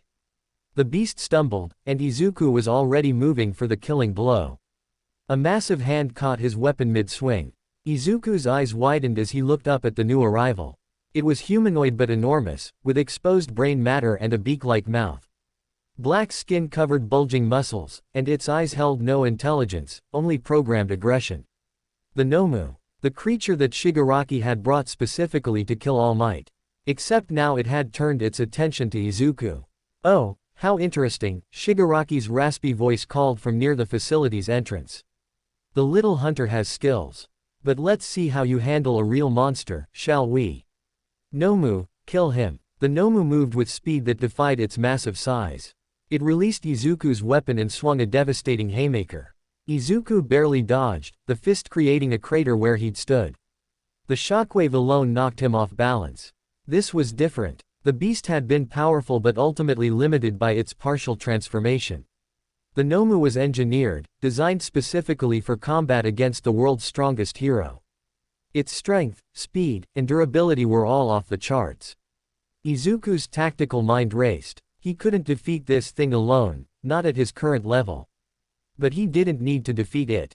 He just needed to survive until All Might arrived or until he could create an opening for evacuation. The Nomu attacked again, its movements precise despite its monstrous appearance. Izuku activated his full enhancement, his hunter's blood pushing his physical capabilities to their absolute limit. He dodged, weaved, and countered, using his saw cleaver to redirect attacks rather than absorb them. But it wasn't enough. A blow caught his ribs, sending him flying across the plaza. He crashed through one of Todoroki's ice barriers, the impact driving the air from his lungs. His Quirk's healing factor immediately began addressing the damage: 3 cracked ribs, internal bruising, possible concussion, but the repairs weren't instantaneous. The Nomu advanced methodically, unstoppable as a natural disaster. Midoriya. Uraraka's voice called out. "We have to help him." "No." Izuku gasped, forcing himself to stand despite the pain. "Get everyone out. This thing is designed to kill All Might, you can't." An explosion interrupted him as Bakugo launched himself at the Nomu, his gauntlets releasing massive blasts. "Shut up, Deku. I'm not watching you die to prove you're special." Todoroki followed immediately, his ice forming massive structures to imprison the Nomu. "Bakugo's right. We're heroes in training. That means we fight." Kirishima charged in with his hardening quirk fully activated. Yaoyorozu created weapons for ranged assault. Even Mineta overcame his fear, throwing his sticky spheres to restrict movement. Class 1A was fighting as one. The Nomu's head swiveled, analyzing the new threats. Its body began to shift, muscles bulging as it prepared to attack everyone simultaneously. But in that moment of divided attention, Izuku saw his opening. He manifested his hunter's pistol and fired, not at the Nomu, but at the still wounded beast that had been momentarily forgotten. The bullet struck its damaged knee, and the creature collapsed with a howl. Izuku closed the distance in a blur of motion, his saw cleaver finding the beast's throat. Black blood sprayed as the creature dissolved into ash. One threat eliminated. "Students, clear the area." A familiar booming voice echoed through the facility. All Might had arrived. The symbol of peace burst through the facility's entrance, his presence immediately dominating the battlefield. His smile was absent, replaced by an expression of pure fury. "Have no fear, students. Because I am here." He moved faster than anyone could follow, appearing beside the Nomu in an instant. His fist connected with the creature's face, the impact creating a shockwave that rattled the entire facility. The Nomu was sent flying, crashing through the plaza and into the far wall. "All of you, evacuate immediately." All Might commanded. "This is not a battle for students." Izuku wanted to argue, wanted to explain about the beasts and the corruption, but his body was already failing. The fight had pushed him beyond his limits. His vision blurred as exhaustion and injury caught up with him. The last thing he saw before consciousness faded was All Might engaging the Nomu in combat that transcended anything he'd witnessed before. 2 titans clashing while lesser beings fled for safety. When Izuku woke, he was in the school infirmary. Recovery Girl stood beside his bed, her healing quirk having addressed his injuries. Around him, other students from Class 1A rested in various states of consciousness. "You pushed yourself too hard, young man," Recovery Girl scolded gently. "Whatever that thing was you fought, it nearly killed you." "The beast," Izuku muttered. "Did anyone else see?" "We all saw," Todoroki's voice spoke from a nearby bed. "You destroyed that monster while the rest of us struggled with normal villains. You fought like you'd been doing it your whole life." Other students were sitting up now, their eyes fixed on Izuku with mixtures of awe, fear, and curiosity. "What are you, Midoriya?" Uraraka asked quietly. "That thing you killed, you called it a beast. Like you'd encountered them before. Like this was normal for you." Izuku met their gazes steadily. The secret was out. His classmates had seen him hunt, seen what he truly was. The question now was how to explain without revealing too much. "My quirk isn't just physical enhancement," he began carefully. "It's designed for hunting threats that normal heroes can't handle. Things that fall between villain and disaster, human and monster. I've been tracking these corrupted individuals for months, eliminating them before they could hurt innocents. Eliminating. Iida's voice carried concern. You mean killing. When necessary, Izuku confirmed. The beast you saw today was too far gone to save. Its humanity was completely consumed by corruption. In that state, it would have killed everyone in this facility without hesitation or remorse. But you're 14, Yaoyorozu said. You're not licensed, not trained as a professional hero. How can you take it upon yourself to? Because no one else will, Izuku interrupted. Hero society doesn't acknowledge these threats exist. They categorize them as villains with extreme quirks, send them to rehabilitation facilities that can't help them, and hope for the best. I've seen what happens when that approach fails. I've hunted the results. The room fell silent as his classmates processed this revelation. Finally, Bakugo spoke, his voice uncharacteristically quiet. That's why you're different. Why you've always been different. You're not trying to be a hero, you already are one. Just a completely different kind. I'm trying to be both, Izuku corrected. A hero who protects people through traditional means, and a hunter who eliminates threats that heroes can't face. It's complicated. That's one word for it, Todoroki observed. But I understand. Sometimes you have to walk a darker path to protect the light. Before the conversation could continue, Aizawa entered the infirmary, his face heavily bandaged from his fight in the USJ. Despite his injuries, his presence commanded immediate attention. Midoriya, he said quietly. Principal Nezu wants to see you. Now. The tone left no room for argument. Izuku rose from his bed, his body still aching despite Recovery Girl's healing. He followed Aizawa through UA's corridors, his mind racing with possibilities.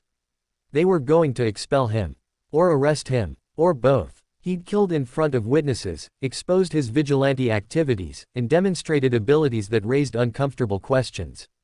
The consequences were inevitable. But when they entered Principal Nezu's office, what awaited wasn't punishment. Gran Torino stood beside the diminutive principal, along with several pro-heroes Izuku didn't recognize. All of them regarded him with expressions ranging from curiosity to approval. Young Midoriya, Nezu began, his high-pitched voice carrying surprising authority. It seems your secret is out. The question now is, what do we do about it? Izuku stood straight, meeting their gazes without flinching. I won't stop hunting. If that means expulsion, I accept it. But I won't let beasts kill people just to maintain my hero student status. Fascinating, Nezu said, sipping tea. That's exactly the answer I hoped for. You see, we've known about your activities for quite some time. Gran Torino has been reporting on your progress, and we've been monitoring the decrease in corruption-related incidents in Musutafu. Izuku's eyes widened. You knew. Of course, Nezu replied. Did you think we'd allow an unknown vigilante to operate without investigation? But what we found was encouraging.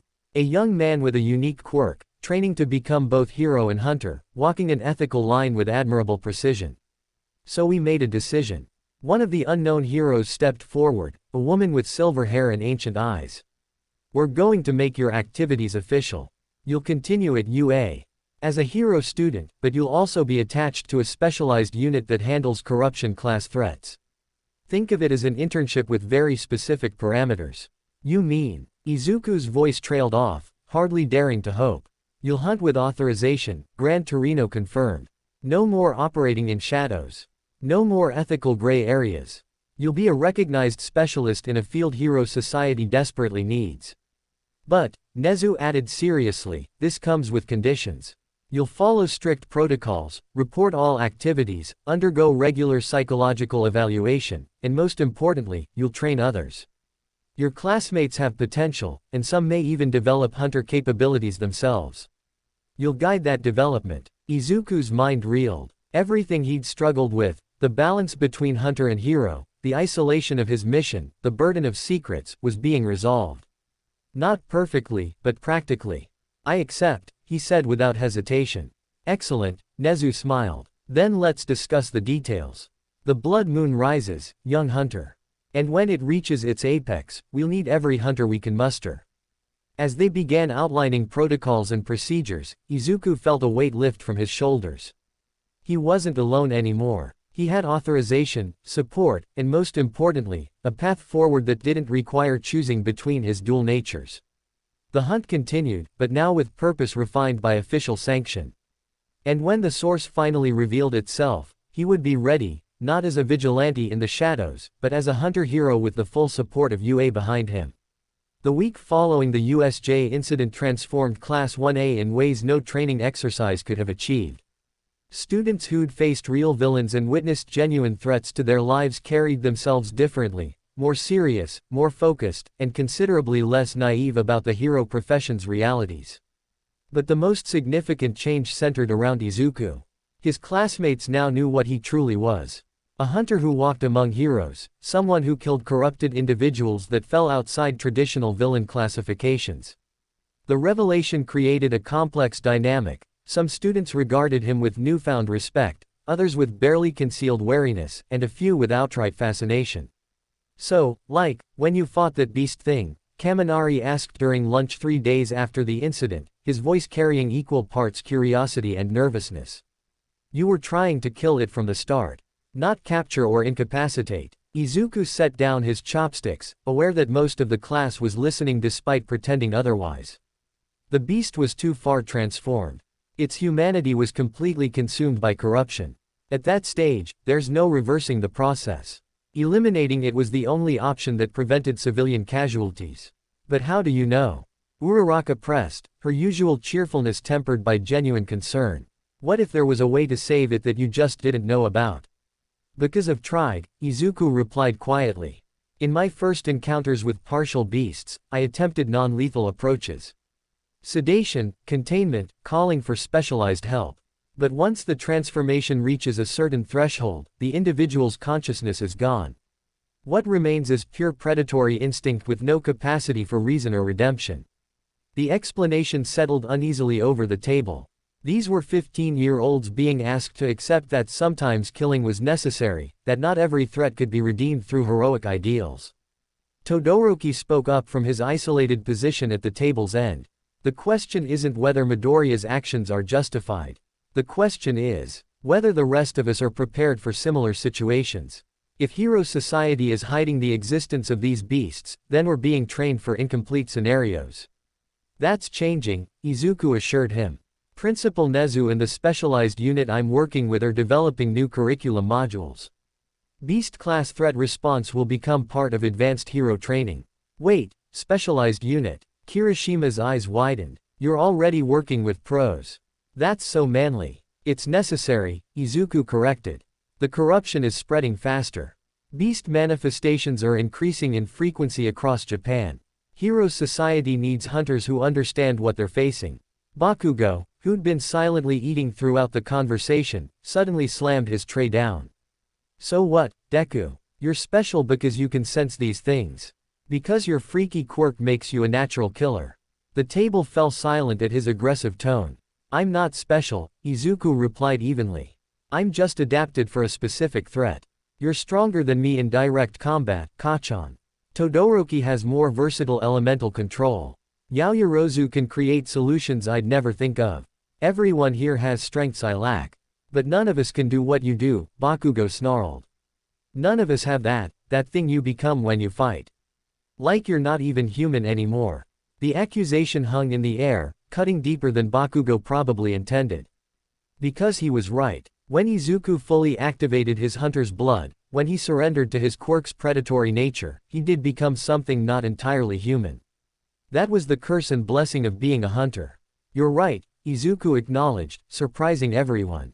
When I hunt, I'm something other than human. But I'm also something other than beast. I exist in the space between, and that's what allows me to fight corruption without being consumed by it. That's a dangerous line to walk, Iida observed, his formal tone carrying genuine worry. What prevents you from losing your humanity entirely? Izuku met his gaze steadily. You do. All of you. My classmates, my teachers, my mother, everyone who reminds me why I hunt. I don't kill because I enjoy it or because violence satisfies something dark inside me. I hunt to protect people like you from threats you shouldn't have to face. The sincerity in his voice seemed to reach them. Gradually, the tension at the table eased. Not everyone was comfortable with Izuku's role, but they were beginning to understand its necessity. So, Ashido said, breaking the remaining tension with forced cheerfulness. Can you teach us? The hunter stuff, I mean. Not the killing part, but the enhanced perception and combat instincts. Izuku considered this. Gran Torino and Principal Nezu had specifically mentioned training others. Some of it, yes. The tactical awareness, threat assessment, and enhanced combat efficiency, those are learnable skills. The rest, he paused, choosing words carefully. The rest requires a specific type of quirk and mindset. Not everyone can become a hunter. But some of us could.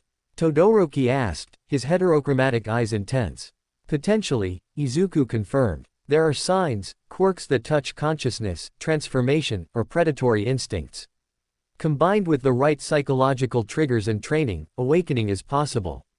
He didn't mention that he'd already identified several classmates with hunter potential. Todoroki with his internal conflict. Tokiyami whose dark shadow bordered on beast-like. Even Bakugo, whose rage and drive pushed him towards something more primal.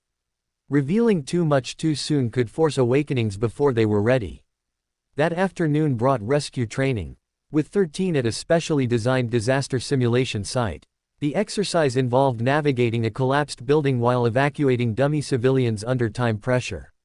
It was meant to be straightforward, until Aizawa modified the parameters.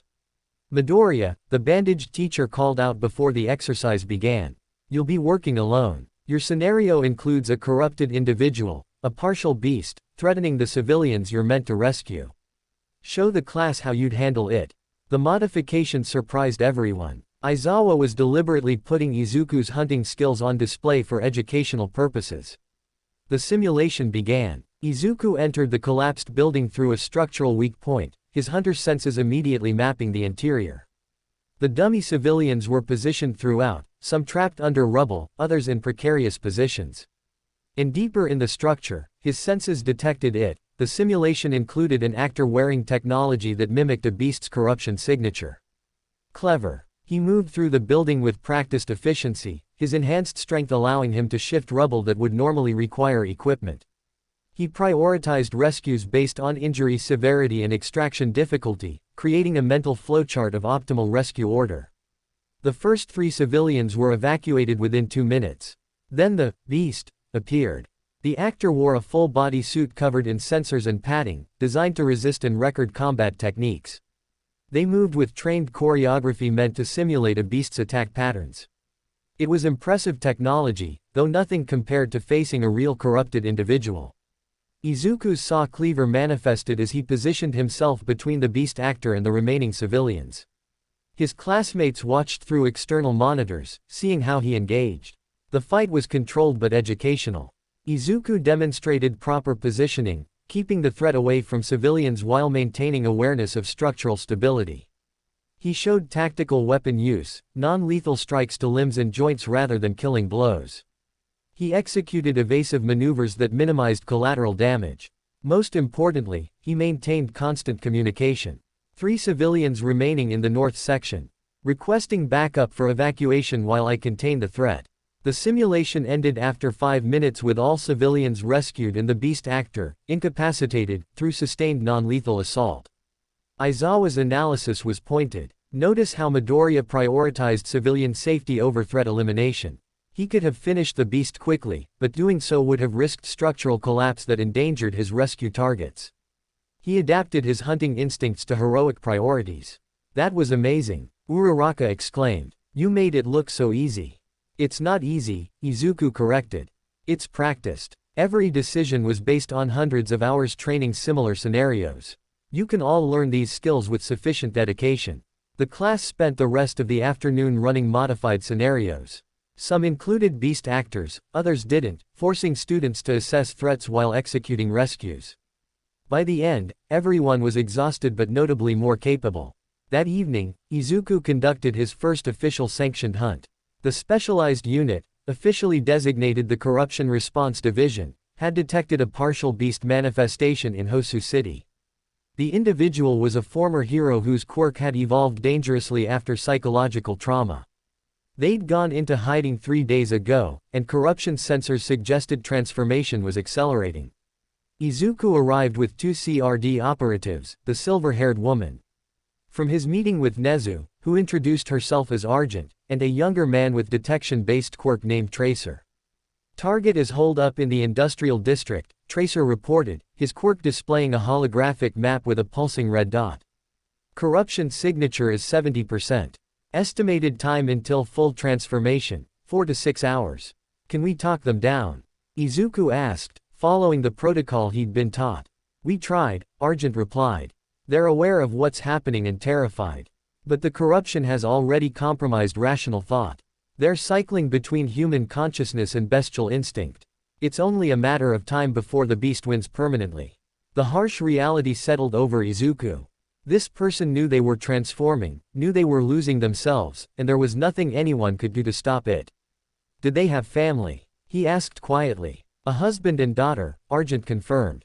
Already evacuated and in protective custody. They've been told their loved one died in a villain attack. It's kinder than the truth. They approached the warehouse where the target had taken refuge. Izuku's hunter senses detected the corruption immediately, stronger than any partial beast he'd faced, already bordering on full transformation. Inside, a person was fighting a losing battle against their own darkness. Let me try talking to them first, Izuku requested. Argent nodded. You have 5 minutes. If they attack or the transformation accelerates, we intervene with lethal force. Izuku entered the warehouse alone. The partial beast crouched in the far corner, their body already showing signs of transformation, grayish skin, elongating fingers, hunched posture. But their eyes still held human consciousness, desperately clinging to what remained of their identity. Please, the person rasped, their voice distorted. Don't let me become that thing. I can feel it, taking over. My thoughts, my memories. Everything that makes me, me. It's all slipping away. Izuku's heart clenched. This was the cruelty of beast corruption. Unlike villain transformations that happened quickly, partial beasts experienced a slow, agonizing loss of self. I'm sorry, Izuku said sincerely. If there was another way. There isn't, the person interrupted, a moment of clarity breaking through.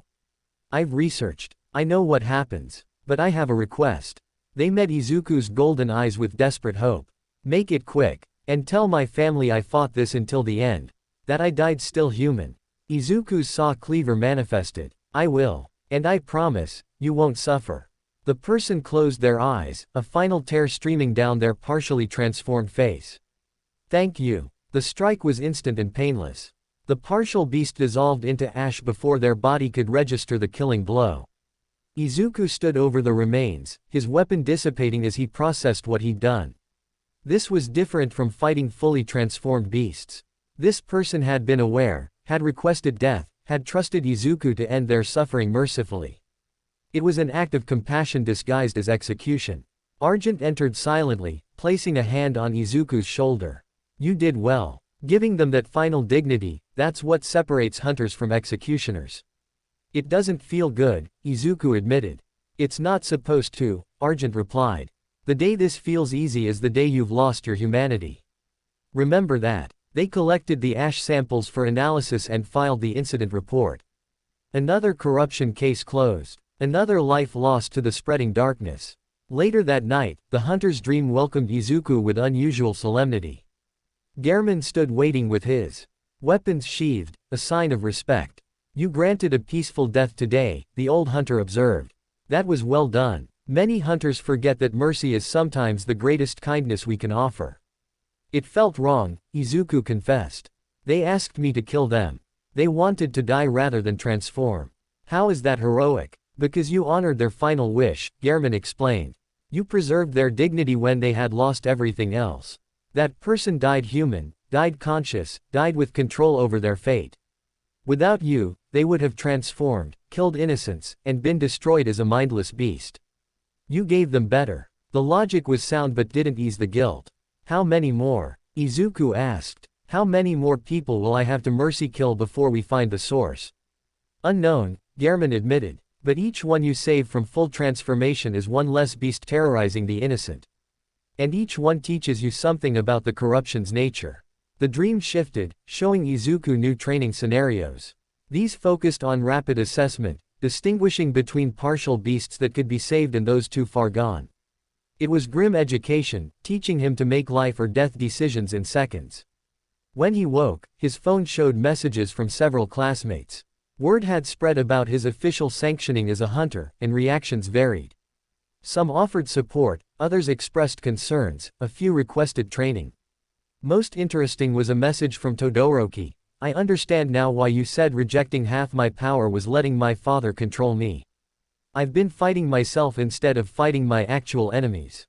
Can we talk? Izuku smiled slightly. Todoroki was beginning to confront his trauma, to see past his self-imposed limitations. That internal conflict, if properly channeled, could trigger a hunter awakening. He responded, meet me at Training Ground Gamma tomorrow morning. I'll show you what I mean. The following morning brought an unexpected development. Izuku arrived at the training ground to find not just Todoroki waiting, but also Bakugo, Tokiyami, and Shinso from general education. Word got around, Bakugo explained bluntly. If you're teaching Todoroki your hunter crap, I'm learning too. I'm not falling behind. Bakugo invited me, Tokiyami added, his dark shadow manifestation writhing with interest. My quirk touches darkness. I wish to understand how to wield it without being consumed. Shinso stood slightly apart, his exhausted eyes meeting Izuku's golden ones.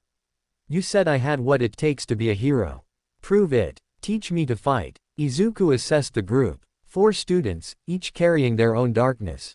Todoroki's family trauma. Bakugo's inferiority complex. Tokiyami's fear of his quirk. Shinso's rejection by hero society. All of them teetering on edges that could lead to corruption or awakening. This was what Gehrman and Principal Nezu had meant. Training the next generation of hunters. All right, Izuku agreed. But understand, what I'm teaching isn't just combat technique. It's confronting your personal darkness and using it as fuel instead of letting it consume you. This training will be psychological as much as physical. We can handle it, Bakugo declared arrogantly. We'll see, Izuku replied. First lesson. Acknowledge your darkness without judgment. Todoroki, you resent your father and your fire half. Bakugo, you fear being surpassed. Tokiyami, you're terrified of losing control. Shinso, you hate how people see your quirk as villainous. Say it out loud. Own it. The exercise seemed simple but proved difficult. Speaking personal darkness aloud, admitting fears and resentments to peers, it violated every instinct to appear strong. But gradually, they complied. I hate my father for what he did to my mother, Todoroki stated coldly. And I hate that half my power reminds me of him. I'm terrified that Deku will surpass me, Bakugo ground out. That everything I've built my identity on, being the strongest, is a lie. Dark shadow feeds on my fear and negative emotions, Tokiyami admitted. Sometimes I wonder if I'm controlling it or if it's controlling me. Everyone assumes I'll become a villain because of my quirk, Shinso said bitterly. And part of me wonders if they're right. Izuku nodded approvingly. Good. Now here's the truth, that darkness doesn't make you weak. It makes you human. Hunters tap into their darkness deliberately, using it to fuel their abilities while maintaining control. Your anger, fear, and resentment, those become weapons when properly channeled. He activated his hunter's blood, letting them feel his full presence. The oppressive aura that marked a predator. This is what it means to embrace your darkness without being consumed. I acknowledge that I enjoy the hunt, that violence comes naturally to me, that part of me is more beast than human. But I control it, direct it, use it. The demonstration was powerful. His students felt the raw predatory nature of his quirk, saw how he wielded darkness like a tool rather than being wielded by it. Now, Izuku continued, we train. Physical conditioning, combat technique, tactical analysis, all of it designed to help you confront and master your personal darkness. Some of you might awaken as hunters. Others might simply become stronger heroes. Either outcome is valuable. The training began in earnest. Izuku pushed them hard, using methods Gran Torino had taught him. He made Todoroki use both ice and fire simultaneously until the mental block started breaking down. He forced Bakugo into scenarios where strategy mattered more than raw power, challenging his self-image. He had Tokiyami deliberately trigger Dark Shadow's berserk state in controlled conditions, learning to rein it in. He taught Shinso combat techniques that didn't rely on his quirk, proving his worth extended beyond brainwashing. Hours passed. Sweat soaked their training clothes. Muscles screamed in protest. But none of them quit. As the sun reached its apex, Izuku called a break. His students collapsed on the ground, gasping for breath but showing determination in their eyes. You all have potential, Izuku assessed honestly. But awakening as hunters requires more than training. It requires facing a genuine crisis, a moment where your darkness threatens to consume you and you choose to fight back. When and if that moment comes, you'll understand what I am. When did your moment happen? Todoroki asked. Izuku was silent for a moment, remembering his quirk manifestation at age 4. The night his hunter's blood awakened, when he'd glimpsed centuries of battle and had to choose between embracing or rejecting what he saw. The night my quirk manifested, he replied. I was 4 years old, and suddenly I was experiencing memories of hunting that weren't mine. I could have rejected it, could have suppressed my quirk like some people do. But I chose to accept it. To become what my quirk demanded while staying human enough to care why I hunt. The answer resonated with them. Each was facing their own version of that choice, accept their darkness or be consumed by it. We'll keep training, Bakugo declared. Every morning before class. I'll become strong enough to match you, Deku. And then I'll surpass you. Izuku smiled slightly. I look forward to it, Kachan. As they dispersed, heading to showers and lunch, Izuku felt a shift in the air. His hunter's senses tingled with premonition. Something was changing, accelerating. The blood moon was rising faster than Gehrman had predicted.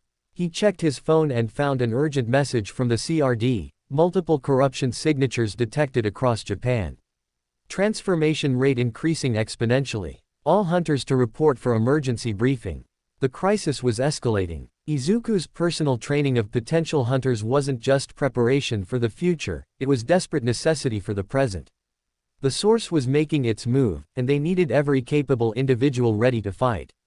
The hunt was evolving from isolated incidents into full-scale war. And Izuku stood at the center, a hunter-hero preparing his generation for battles heroes society hadn't imagined. The blood moon rose higher. The corruption spread wider. And somewhere in the darkness, the source watched and waited for its perfect moment to strike. The emergency briefing took place in UA's underground bunker, a facility designed to withstand catastrophic villain attacks but now repurposed for coordinating hunter operations. Izuku arrived to find the room filled with faces both familiar and strange. Gran Torino stood near a holographic display showing Japan's map covered in red dots. Argent coordinated with field operatives through multiple communication channels. Principal Nezu reviewed data streams with his characteristic unsettling calm. And standing in the corner, 3 individuals Izuku had never met but immediately recognized as kindred spirits. Hunters. Midoriya, meet your fellow awakened, Argent introduced. Kuroki Sho from Osaka, specializing in shadow-stalking beasts. Hayashi Yuki from Sapporo, expert in ice-bound corruption cases. And Tanaka Jin from Kyoto, our most experienced field hunter. Each nodded in acknowledgement. Izuku felt their presences, similar to his own but distinct. Kuroki's quirk resonated with darkness itself. Hayashi carried an aura of absolute cold. Tanaka emanated pure predatory focus that rivaled Izuku's own. 4 awakened hunters in total, Nezu stated, his paws steepled. Against what our sensors indicate are over 300 partial beast manifestations nationwide, with projections suggesting 50 will achieve full transformation within 72 hours. The numbers were staggering. Even with the CRD's specialized response teams, they couldn't possibly contain that many simultaneous transformations. What's changed? Izuku asked. The corruption was spreading gradually. Why this sudden acceleration? Tanaka answered, his voice carrying the weight of years hunting. Because the source is ready. It's been feeding on corruption, growing stronger with each transformation. Now it's triggering mass awakenings to create chaos, and to feed. Feed. Izuku's hunter instinct screamed alarm. The source is a parasite, Argent explained, pulling up classified research data. It exists in a dimensional space adjacent to our reality, drawing sustenance from the corruption it creates. Each transformed beast strengthens it. Each death from beast attacks amplifies its power. It's been cultivating this crisis for decades, waiting until it could manifest fully. The holographic display shifted, showing an image that made Izuku's blood run cold. A massive entity of writhing darkness and corrupted flesh, existing in a space that hurt to look at. Its form was wrong, too many limbs, too many eyes, geometry that defied natural law. And at its center, a pulsing core that radiated corruption like a diseased heart. That's what we're facing, Gran Torino stated grimly. The primordial corruption, the source of all beast transformations. In 72 hours, when enough beasts have manifested, it will have sufficient power to fully cross into our dimension. And if it succeeds? Hayashi asked, though her tone suggested she already knew. Global beast pandemic, Nezu replied matter-of-factly. Within weeks, corruption spreads exponentially. Within months, civilization collapses as humanity transforms en masse. Within a year, Earth becomes a planet of beasts with no humans remaining. The apocalyptic scenario hung in the air like a death sentence. So we stop it, Izuku stated with more confidence than he felt. We hunt the source before it can manifest. Exactly, Argent confirmed, which is why we're implementing Operation Blood Moon. All 4 hunters will coordinate attacks on high-priority corruption clusters while specialized teams handle containment. Simultaneously, we'll open a gateway to the source's dimensional space and send a strike team to eliminate it permanently. A strike team of 4 hunters and whatever support we can provide, Gran Torino clarified. It'll be the most dangerous hunt in history. Entering the source's domain, fighting it on its home ground, with the fate of humanity hanging in the balance. No pressure then, Kuroki muttered darkly. There's one more complication, Tanaka added, his experienced eyes fixing on Izuku. The source has been watching you specifically, kid. You're the youngest awakened, the one with the most potential for growth. It sees you as both the greatest threat and the most enticing target for corruption. Izuku remembered the voice in the warehouse, the presence that had watched him. It wants to transform me. Or kill you, Argent confirmed. Either outcome serves its purpose. Which is why you'll be the strike team's primary combatant. This entire operation centers on getting you close enough to destroy the source's core. The weight of responsibility settled on Izuku's shoulders. 14 years old, hunter for less than a year, and suddenly he was humanity's best hope against dimensional corruption. When do we begin? He asked quietly. Now, Nezu replied. The blood moon rises tonight. By dawn, the operation must be complete or we lose our window. Gather your equipment, inform your families of the danger, and prepare yourselves. This is the hunt that defines everything. Izuku left the briefing with his mind racing. 72 hours had become tonight. The gradual preparation he'd envisioned was now immediate crisis. He had 3 tasks: gather his gear, warn his mother, and, what? Say goodbye to his classmates. Explain that he might not return. His phone buzzed. A group message from Todoroki, emergency training session cancelled. We're at Ground Gamma waiting. Izuku checked the time. He had 2 hours before Operation Blood Moon commenced. Enough time to see them, to prepare them for what was coming. He found his 4 students exactly where they said they'd be, already running drills without him. Todoroki practiced simultaneous ice and fire manipulation. Bakugo worked on precision over power. Tokiyami meditated with dark shadow partially manifested. Shinso practiced combat forms that didn't rely on his quirk. They'd taken his training seriously. Sensei's late, Bakugo noted with his characteristic scowl. Not like you, Deku. Something came up, Izuku replied. Something big. His tone immediately caught their attention. They gathered around, sensing the gravity in his demeanor. The corruption is accelerating, Izuku explained. Massive manifestations happening nationwide. The source, the entity creating all these beasts, is preparing to fully enter our dimension. If it succeeds, humanity ends. So tonight, I'm going to hunt it. Silence greeted his announcement. You mean we're going to hunt it, Todoroki corrected. No, Izuku stated firmly. This is beyond anything you're ready for. I've been training you for weeks, not years. You're not prepared for what? Bakugo interrupted aggressively. For fighting monsters. We did that at the USJ. For risking our lives. We do that every time we train to be heroes. Don't treat us like we're helpless. I'm treating you like students, Izuku countered. My students. And I won't take you into a situation where you'll almost certainly die. Then what was the point? Shinso demanded, his usually exhausted voice carrying actual emotion. You trained us to confront our darkness, to become hunters. Was that all meaningless if you won't let us actually hunt? Tokiyami spoke with dark shadow's voice layered beneath his own, a sign of deep emotional resonance. We are not asking permission. We are declaring our intent. Where you go, we follow. That is what it means to awaken. Izuku looked at each of them, seeing the determination in their eyes. They'd grown over these weeks. Not into full hunters yet, but into something close. Warriors who'd confronted their personal darkness and chosen to fight rather than flee. If you come, some of you might die, Izuku stated bluntly. The source exists in a space designed to break minds and bodies. The beasts protecting it are more powerful than anything you've faced. And there's no guarantee we'll succeed. We know, Todoroki replied calmly. But you've spent weeks teaching us that running from darkness only makes it stronger. This is our darkness, the knowledge that monsters exist and threaten everyone we care about. We either face it or we're hypocrites. Izuku wanted to argue, wanted to protect them from the horrors he knew awaited. But looking at their faces, he realized something crucial. They weren't children anymore. The USJ had ended their innocence. His training had given them purpose.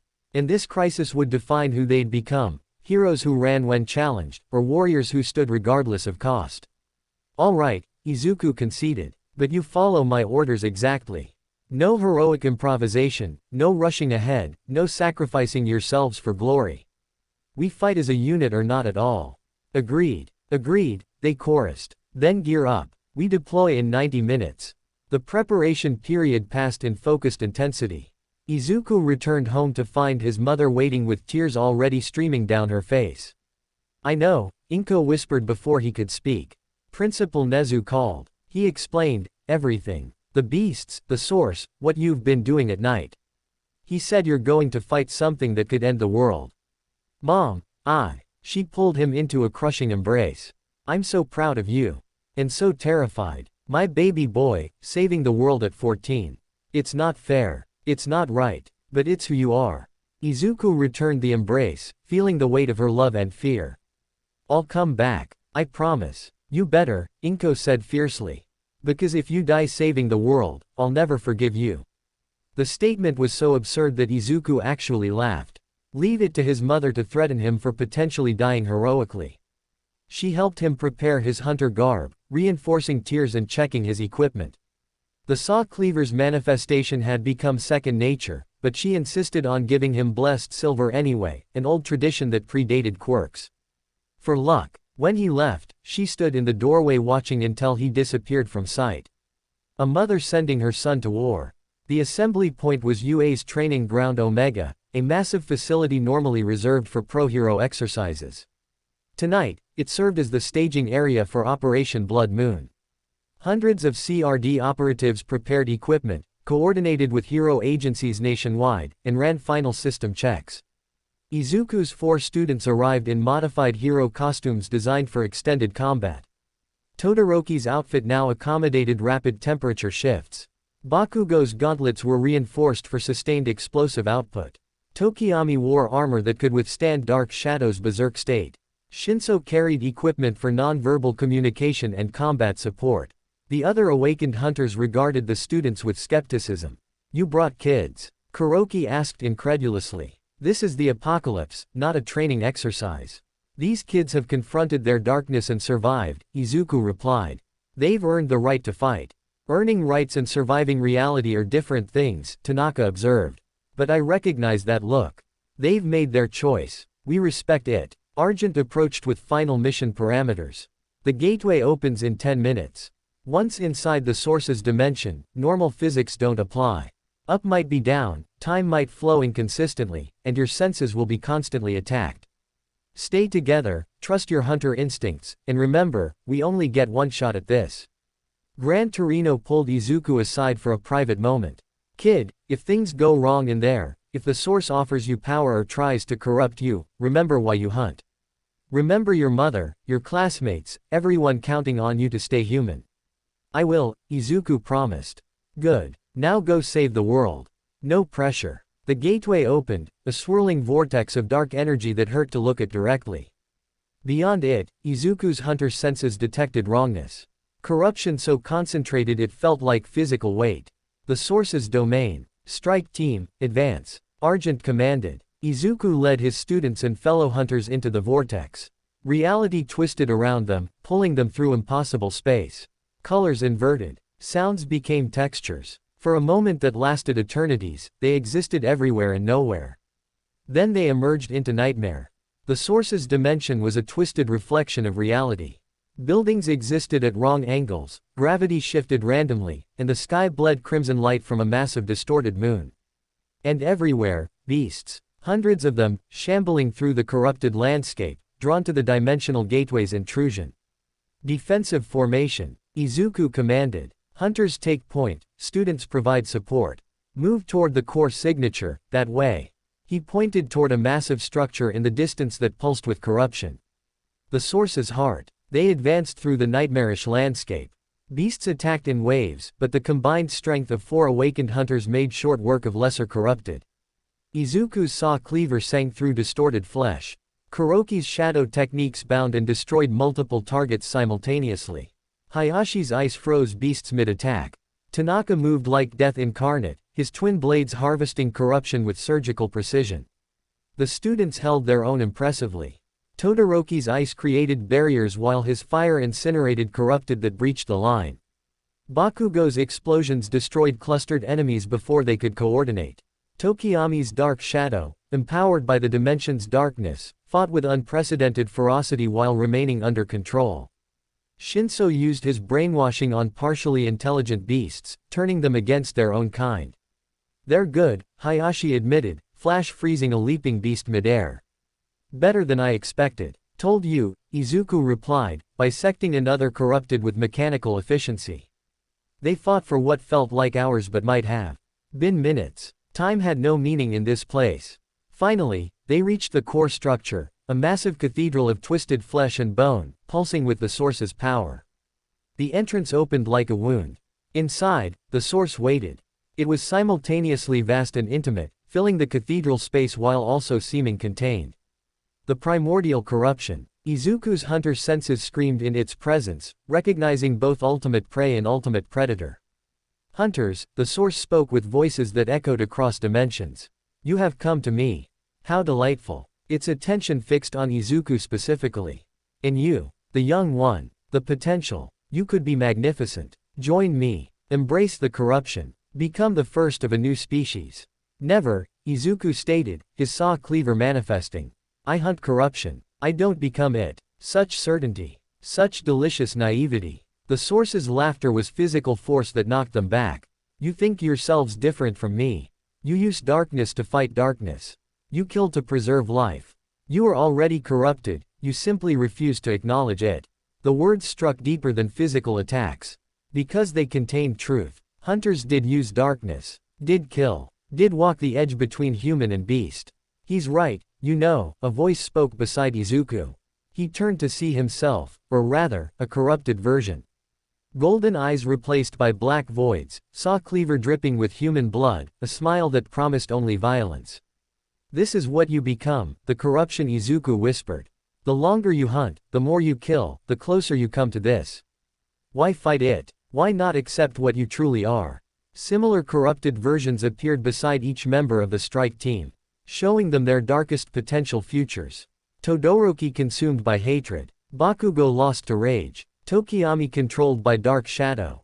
Shinso becoming the villain everyone feared.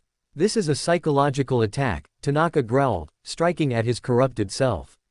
The blade passed through harmlessly. "Illusions designed to break our resolve."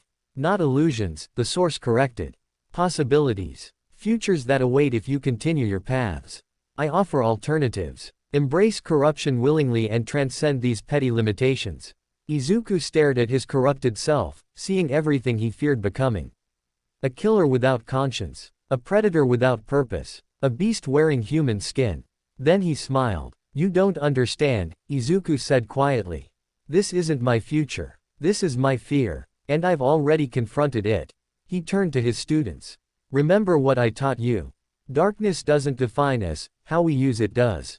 Yes, we carry corruption. Yes, we walk dangerous paths. But we choose every day to remain human. That choice is what makes us hunters instead of beasts." His words resonated. Todoroki faced his corrupted self with newfound certainty. "My fire doesn't belong to my father. It belongs to me, and I choose to use it protecting others." Bakugo confronted his rage-consumed future. I'm not afraid of being surpassed anymore. I'm going to surpass everyone, including Deku. But I'll do it as a hero, not a monster. Tokiyami's dark shadow merged fully with his consciousness. We are one, light and shadow balanced, neither controlling, both cooperating. Shinso stood before his villainous potential. My quirk doesn't make me evil. My choices do. And I choose heroism. The corrupted versions shattered like glass. The source's psychological attack had failed. Impressive, the source acknowledged. Then you leave me no choice but to destroy you physically. The cathedral convulsed as the source revealed its true form. Massive beyond comprehension, its body composed of every beast it had ever created. Thousands of limbs, millions of teeth, eyes that saw across dimensions. This was corruption incarnate. Spread out. Izuku commanded. Attack patterns Delta, sustained assault on core weak points. They moved as one. 4 hunters with decades of combined experience and 4 students who'd compressed months of growth into weeks. Together, they attacked the incarnation of humanity's darkest evolution. The battle transcended normal combat. Reality itself became weapon and obstacle. The source manipulated the dimension's properties, creating gravity wells, temporal distortions, and spatial anomalies. But the hunters adapted, their training and instincts allowing them to fight in impossible conditions. Izuku led the assault, his quickening ability allowing him to perceive the source's attack patterns. He identified vulnerable points and directed his team's attacks with precision. Todoroki's ice and fire created temperature extremes that cracked the source's armor. Bakugo's explosions destroyed exposed flesh. Tokiyami's dark shadow tore through corrupted tissue. Shinso's brainwashing disrupted the source's coordination. The other hunters attacked in concert. Kuroki's shadows bound massive limbs. Hayashi's ice froze entire sections. Tanaka's blades carved deep wounds that wouldn't heal. But the source was immense. For every wound they inflicted, it regenerated 2 more areas. For every limb they severed, it grew 3 replacements. They were damaging it but not destroying it. We need to reach the core. Izuku shouted. Everything else is just distraction. The core is inside its chest cavity, Argent's voice crackled through their communicators. You'll have to carve a path. Izuku's saw cleaver transformed, extending to maximum reach. Everyone, concentrate fire on the central mass. Create an opening. The combined assault was spectacular. Ice, fire, explosions, shadow, and blade converged on a single point. The source's armor cracked, then shattered. A wound opened, not large, but sufficient. I'm going in, Izuku declared. Hold it open. We're coming too. Bakugo protested. No, Izuku stated firmly. This is my hunt. Keep the wound open and make sure I have an exit. Before they could argue, he dove into the source's body. Inside was worse than outside. Corrupted flesh pressed from all directions. Acidic blood burned his skin. Antibody beasts attacked immediately. But Izuku fought with abandon, his hunter's blood at maximum enhancement. He carved through tissue and bone, pushing deeper toward the pulsing core. Finally, he reached it. The source's heart was beautiful in its horror, a crystalline structure containing compressed corruption from millions of transformations. Destroying it would unravel the source's existence but also release that corruption in one massive burst. Izuku, wait. Gehrman's voice echoed in his mind, the hunter's dream connecting across dimensions. Destroying the core will kill the source, but the backlash will transform you. You'll become the very thing you've hunted. Izuku's hand hovered over the core, saw cleaver ready to strike. Is there another way? Only one. Someone must absorb the corruption while simultaneously channeling hunter power to neutralize it. It requires perfect balance. One moment too far toward corruption and you transform, one moment too far toward hunter and you burn out. Either way, you die. So I die regardless. Likely. But this way, you die human. That's worth something. Izuku smiled grimly. Tell my mom I kept my promise. I came back, just not in the way she hoped. He placed his hand on the core and activated his quirk's full power. Corruption flooded into him. 10,000 beast transformations compressed into seconds. Every dark impulse, every predatory urge, every inhuman instinct, all of it poured through his consciousness. His body began to transform, skin graying, fingers elongating, teeth sharpening. But simultaneously, his hunter's blood responded. The purifying aspect of his quirk, the part that let him hunt corruption without being corrupted, activated at maximum intensity. Fire burned through his veins as hunter and beast warred for dominance within his body. Outside, his team watched in horror as the source convulsed. Black and silver light exploded from the wound they'd created, and Izuku emerged, barely recognizable. Half his body showed beast transformation. The other half glowed with hunter power. He was caught perfectly between both states, neither fully human nor fully corrupted. Midoriya. Todoroki moved to help. Stay back, Izuku commanded, his voice layered with beast growl and hunter echo. I'm neutralizing the corruption. Don't interrupt or I'll lose control. He stood there, arms spread, body convulsing as two fundamental forces battled within him. Minutes passed that felt like hours. His team could only watch as their leader, their friend, fought a war inside himself. Finally, the light faded. Izuku collapsed, his body returning to normal. The transformation was gone. His golden eyes remained, but they were his own. The source's core had crumbled to dust. Did it work? Bakugo asked. The source's massive form began to dissolve, corruption evaporating like morning mist. The dimension itself started collapsing, reality reasserting dominance over nightmare. Mission accomplished, Tanaka confirmed. The source is dead. Now we run. They grabbed Izuku and sprinted for the gateway. The dimension collapsed around them, reality fragmenting into chaos. Behind them, the cathedral crumbled and the endless beasts dissolved into nothingness. They dove through the gateway seconds before it sealed, emerging back in training ground Omega to find dawn breaking over UA. Izuku woke in Recovery Girl's office 2 days later. His body was intact, his mind clear, his hunter nature balanced. The corruption had been neutralized. He'd survived the impossible. His mother was first through the door, tears streaming as she held him. His classmates followed, not just the 4 who'd fought beside him, but all of Class 1A, showing support and relief. You did it, Uraraka said simply. You saved everyone. We did it, Izuku corrected. All of us. The aftermath was complex. CRD reported that corruption signatures nationwide had vanished with the source's death.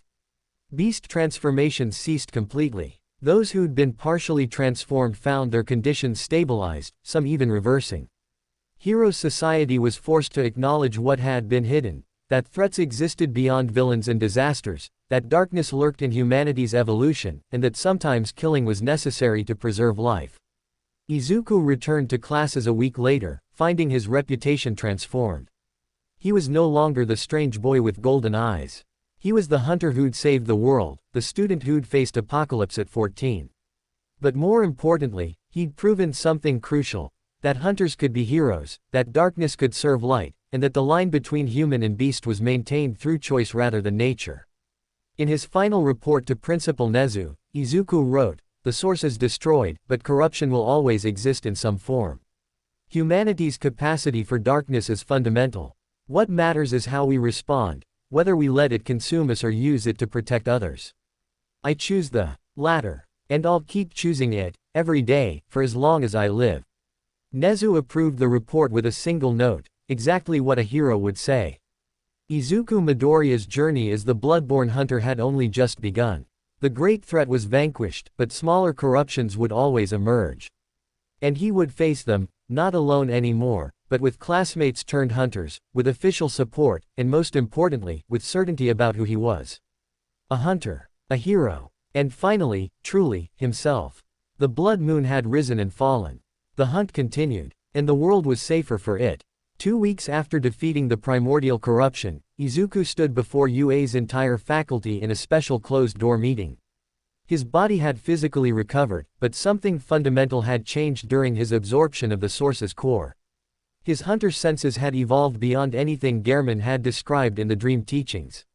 Your quirk has undergone a secondary awakening, Recovery Girl explained, reviewing medical scans that showed Izuku's cellular structure in unprecedented detail. The corruption you absorbed and neutralized didn't simply disappear, it integrated with your hunter's blood at a molecular level. You've become something entirely new. Aizawa leaned forward, his perpetually exhausted eyes sharp with concern. Explain, something new, in terms we can understand. Izuku flexed his hand, watching silvery black mist seep from his skin, no longer the pure silver of before, but threaded with darkness. I can sense corruption before it manifests. Not just active transformations, but potential ones. People who carry the seed of darkness that could eventually lead to beast evolution. It's like seeing everyone's shadow self. That's an incredible surveillance capability, Principal Nezu observed, sipping tea. But also a tremendous psychological burden. Seeing everyone's potential for corruption, how do you maintain trust in humanity? By remembering that potential doesn't equal inevitability, Izuku replied. Everyone carries darkness. What matters is choice. I can see the shadow, but I also see people choosing not to let it control them. That's actually more hopeful than seeing nothing at all. All Might, present despite his civilian form, spoke with characteristic earnestness. Young Midoriya, your actions saved countless lives. But we're concerned about the toll this has taken on you. You're 15 years old. You should be worrying about homework and crushes, not carrying the weight of humanity's darkness. With respect, All Might, I stopped being a normal 15-year-old when my quirk manifested, Izuku stated. And I'm okay with that. This is who I am. A hunter hero. I just need guidance on how to use these new abilities responsibly. The meeting continued for hours, establishing new protocols. Izuku would continue his education at UA while serving as the primary corruption monitor for Japan. He'd train other potential hunters, his 4 students had shown remarkable development, and work with the CRD on threat assessment. Most importantly, he'd undergo monthly psychological evaluations to ensure the absorbed corruption wasn't affecting his mental state. When the meeting finally adjourned, Gran Torino pulled Izuku aside. The old hunter's dream, have you been able to access it since absorbing the source? Izuku shook his head. Not the way I used to. Now when I sleep, I enter something different.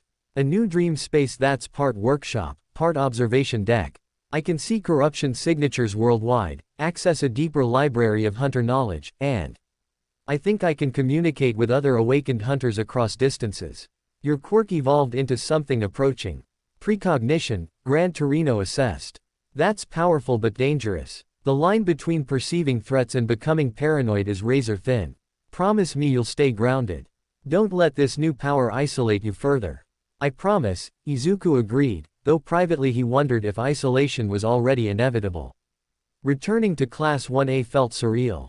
His classmates greeted him with a mixture of reverence and normalcy. They'd seen him save the world but also knew him as the quiet analytical student who helped with homework. The duality was comforting. Midoriya, Uraraka bounced over during lunch break. You missed so much. Aizawa announced the UA Sports Festival is in 3 weeks. The whole country watches it, it's our chance to show pro heroes what we can do. Sports Festival, Izuku repeated, the concept feeling almost absurdly mundane after fighting dimensional corruption. Right. That's normal. You say that like normal is a bad thing, Iida observed, his hand gestures characteristically mechanical. After recent events, perhaps we all need some structured normalcy. The sports festival will allow us to demonstrate our growth through legitimate competition. Bakugo approached their table with his usual aggressive energy. Don't think I'm going easy on you just because you killed some dimensional monster, Deku. I'm winning the sports festival and proving I'm the strongest in our class. I look forward to the challenge, Kachan, Izuku replied genuinely. Fighting Bakugo in a controlled tournament setting actually sounded appealing. No life or death stakes, just pure competition. Todoroki lingered nearby, his heterochromatic eyes studying Izuku with newfound understanding. Since fighting alongside him against the source, something had shifted in Todoroki's demeanor. The cold detachment had cracked, revealing someone struggling with purpose. Midoriya, Todoroki said quietly. Can we talk privately? They found an empty classroom. Todoroki stood by the window, his expression troubled. During the fight with the source, when it showed us our corrupted futures, I saw myself consumed by hatred for my father. Becoming exactly what he tried to create, just twisted darker. It terrified me. Fear is rational, Izuku replied. That future is a real possibility if you don't confront your trauma. That's what I wanted to discuss, Todoroki continued. You've been teaching us to face our darkness. But I don't know how to face mine without either giving into hatred or suppressing everything. How do you balance it? Izuku considered the question carefully. I acknowledge that darkness exists within me. I'm capable of violence, of enjoying the hunt, of killing without hesitation. Those aspects are real and potentially dangerous. But I also maintain connections that remind me why I fight. My mother, my classmates, my purpose as a hero. The darkness becomes a tool instead of my identity. Connections, Todoroki repeated. I've spent so long isolating myself, refusing my father's power, keeping everyone at distance. Maybe that's the problem. It's part of it, Izuku confirmed. Isolation makes darkness grow stronger because there's nothing to balance it. You need people who see you as more than your quirk or your father's legacy. People who value Todoroki Shoto for who he is, not what he represents. Todoroki was silent for a long moment. Will you help me? With the sports festival approaching, I want to fight at full strength. Both ice and fire. But I need to separate using my fire from accepting my father's control. I'll help, Izuku agreed. But understand, this is internal work. I can guide you, but you have to do the actual confronting. Over the next week, Izuku worked intensively with his 4 primary students. The training had evolved from basic combat technique to something approaching therapeutic intervention, using physical challenge to force psychological breakthroughs. Todoroki's sessions focused on simultaneous quirk use. Izuku would attack from multiple angles, forcing Todoroki to defend with both ice and fire without thinking. The goal was to make dual-element response instinctive rather than conscious, bypassing the mental block associating fire with his father. Your fire isn't your father's, Izuku repeated during one particularly intense sparring match. It's yours. You chose to manifest it. You choose how to use it. He gave you the potential, but you give it purpose. Todoroki's response was a massive pillar of ice and spiral of flame, perfectly balanced, perfectly controlled. For the first time, he wielded both elements without internal conflict. Bakugo's training addressed his fear of being surpassed. Izuku deliberately held back during their sessions, allowing Bakugo to land hits and secure victories. Then he'd point out how Bakugo had achieved those successes, through strategy rather than raw power. You won because you adapted your approach, Izuku explained after one such session. You used environmental factors, predicted my movements, and executed a complex 3-stage attack. That's growth. That's becoming stronger. Don't patronize me, Bakugo snarled. I know you were holding back. Of course I was, Izuku confirmed. Because this training isn't about me defeating you. It's about you learning that strength isn't just overwhelming power. You're already strong, Kachan. Now you're becoming smart strong. That's what will make you number 1. The acknowledgement seemed to reach Bakugo in a way praise never could. He'd spent so long defining himself against others that someone recognizing his growth while admitting their own capabilities created cognitive dissonance, the good kind that forced re-evaluation. Tokiyami's sessions explored his relationship with Dark Shadow. The sentient quirk had shown unprecedented power during the source fight but had also teetered on the edge of berserking. Understanding that balance was crucial. Dark Shadow isn't separate from you, Izuku explained during meditation training. It's an externalized aspect of your psyche. When you fear losing control, Dark Shadow becomes wild because you're projecting that fear. When you accept it as part of yourself, it becomes cooperative. Revelry in the dark, Dark Shadow intoned, its voice more stable than usual. Exactly, Tokiyami agreed. We are one entity expressing through 2 forms. Understanding this brings harmony. Shinso's training was perhaps most crucial. His brainwashing quirk had proven combat effective during the source fight, but he still struggled with feeling like a real hero. Izuku addressed this through situational exercises. Heroism isn't defined by quirk type, Izuku stated, setting up a hostage scenario. It's defined by what you do with what you have. Your brainwashing can end fights without violence, can save lives without destruction. That's incredibly heroic. Shinso's growing confidence was visible. He'd spent years being told his quirk was villainous, and weeks of intensive validation were beginning to override that conditioning. The night before the sports festival, Izuku entered his evolved hunter's dream. The space had transformed into something vast and complex, part library, part observatory, part war room. Maps of Japan floated in the air, marked with faint corruption signatures. None were immediate threats, but all required monitoring. Gehrman appeared, though his form seemed more translucent than before. The old dream fades as you outgrow it, he observed. This new space is yours alone, a hunter's sanctum reflecting your evolved nature. I can sense potential corruption everywhere, Izuku admitted. In my classmates, my teachers, even in myself. It's overwhelming. Then you understand the burden of true sight, Gehrman replied. Every hunter who reaches this level faces the same crisis, the knowledge that everyone, including yourself, is capable of monstrosity. Some hunters break under this weight. Others become paranoid and start seeing threats where none exist. You must find the third path. Which is acceptance without surrender, Gehrman stated. Accept that darkness exists in all beings, but trust in their capacity for choice. Monitor the corruption, but don't let monitoring become obsession. You are a guardian, not a warden. The wisdom resonated. Izuku wasn't meant to eliminate every potential threat preemptively, that would make him a tyrant. His role was to watch, guide, and intervene only when potential became active danger. The sports festival will test you differently than combat, Gehrman continued. You'll face opponents who aren't corrupted, aren't beasts, aren't threats to humanity. Just rivals seeking glory. Remember how to be a student competing, not a hunter eliminating. I remember, Izuku assured him. I'm looking forward to it, actually. Fighting without death stakes. Competing for something as simple as recognition.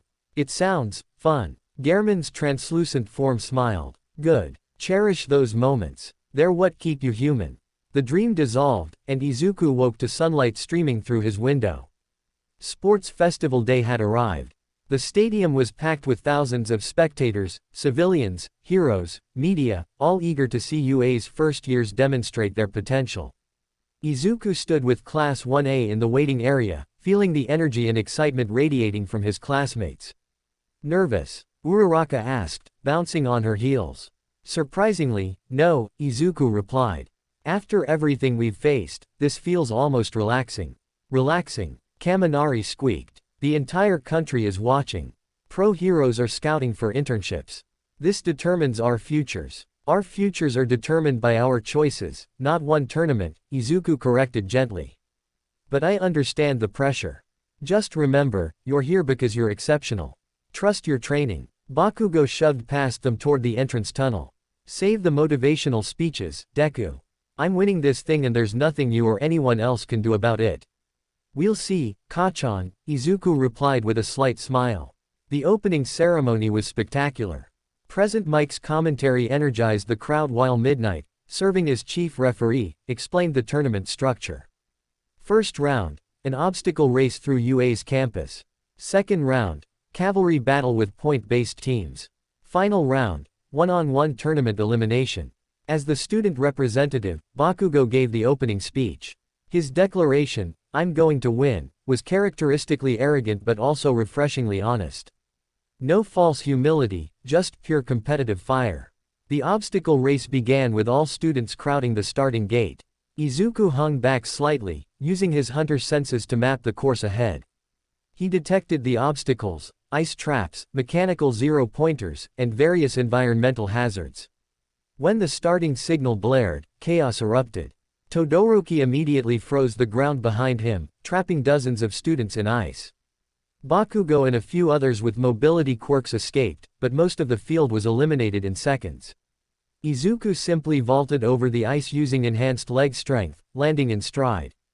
The first major obstacle appeared, the repurposed zero-pointers from the entrance exam. Most students either fought or circumvented them. Izuku sprinted directly toward the nearest one, manifested his saw cleaver, and bisected its leg joint. The massive robot toppled, creating a ramp he used to vault over the others. Bakugo noticed. Deku's not holding back. Neither am I, Todoroki called, creating an ice path that let him slide past obstacles. The race became a three-way competition between Izuku, Bakugo, and Todoroki, with occasional interference from other skilled students like Iida and Tokiyami. They reached the final obstacle, a minefield, simultaneously. "This is where I take the lead," Bakugo declared, using precision explosions to propel himself across the field. Todoroki countered with an ice bridge that distributed his weight. Izuku assessed the situation with hunter perception. The mines were pressure activated, but their explosive force was directed upward. If he could trigger multiple simultaneously and ride the blast wave, He grabbed debris from earlier obstacles and hurled it into the minefield's center. The resulting chain explosion created a massive upward thrust.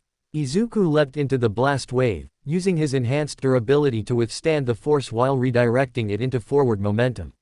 He flew over both Bakugo and Todoroki, landing in the stadium to thunderous applause. And the winner is Izuku Midoriya from Class 1A. Present Mike's voice boomed. What an incredible display of tactical thinking and physical prowess.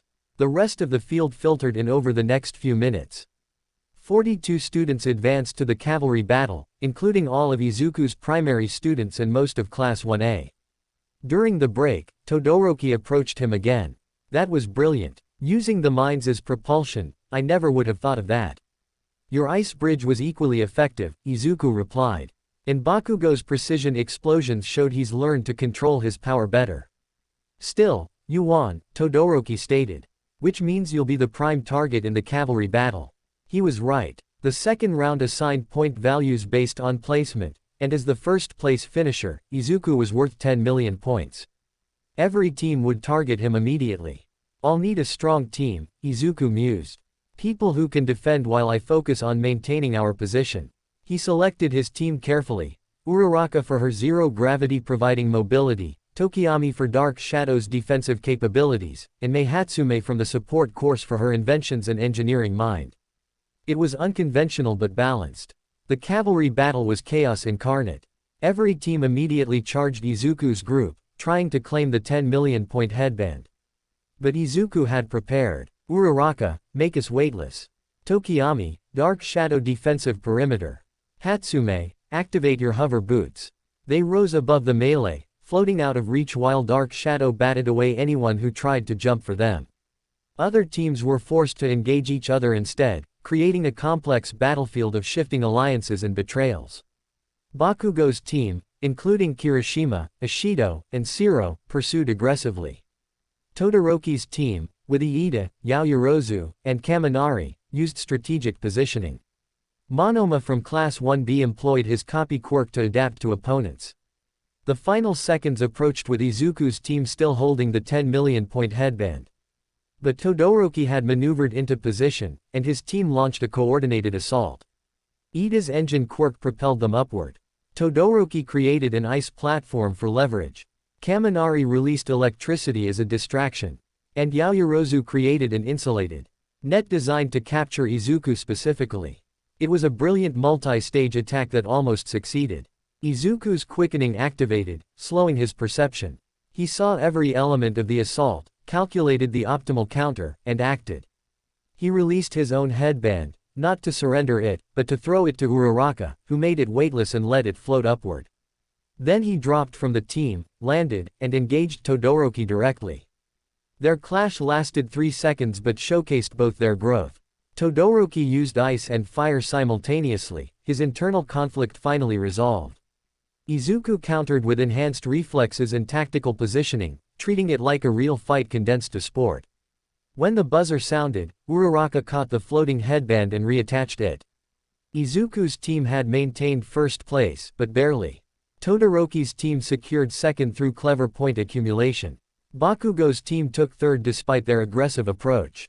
The one-on-one tournament bracket was announced. Izuku's first opponent would be Shinso from General Education, his own student, ironically.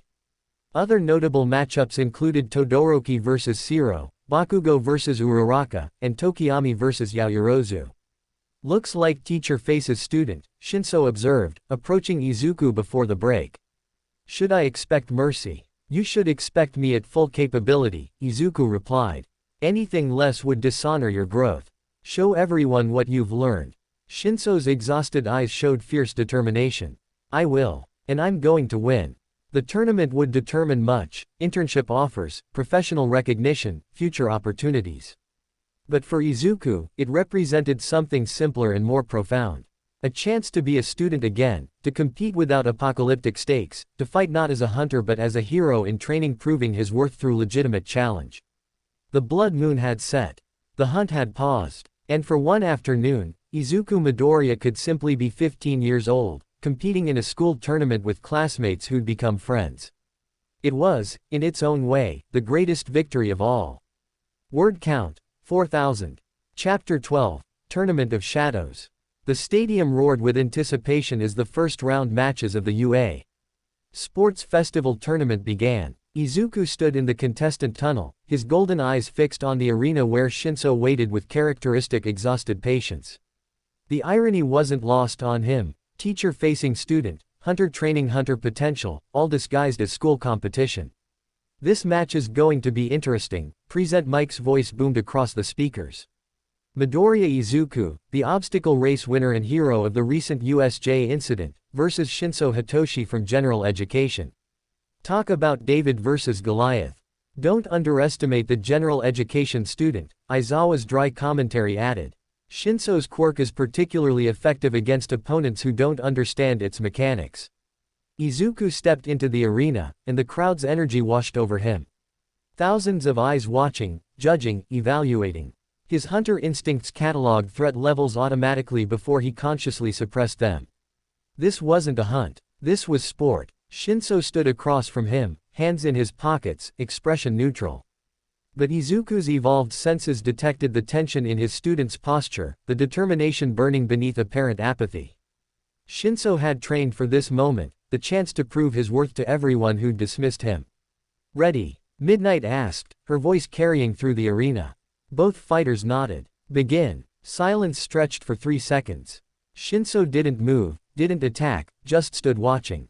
Izuku recognized the strategy. Immediately, Shinso needed him to respond verbally to activate brainwashing. But simply not talking wasn't enough. Eventually, the match required engagement. Izuku sprinted forward, his enhanced speed closing the distance in heartbeats.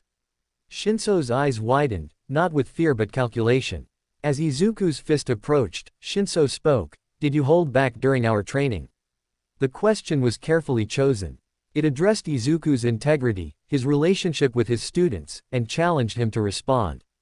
A brilliant psychological attack, but Izuku had trained Shinso in these techniques. He understood the trap and simply didn't answer. His punch stopped inches from Shinso's face, demonstrating restraint and skill simultaneously. Then he swept Shinso's legs and prepared to push him out of bounds.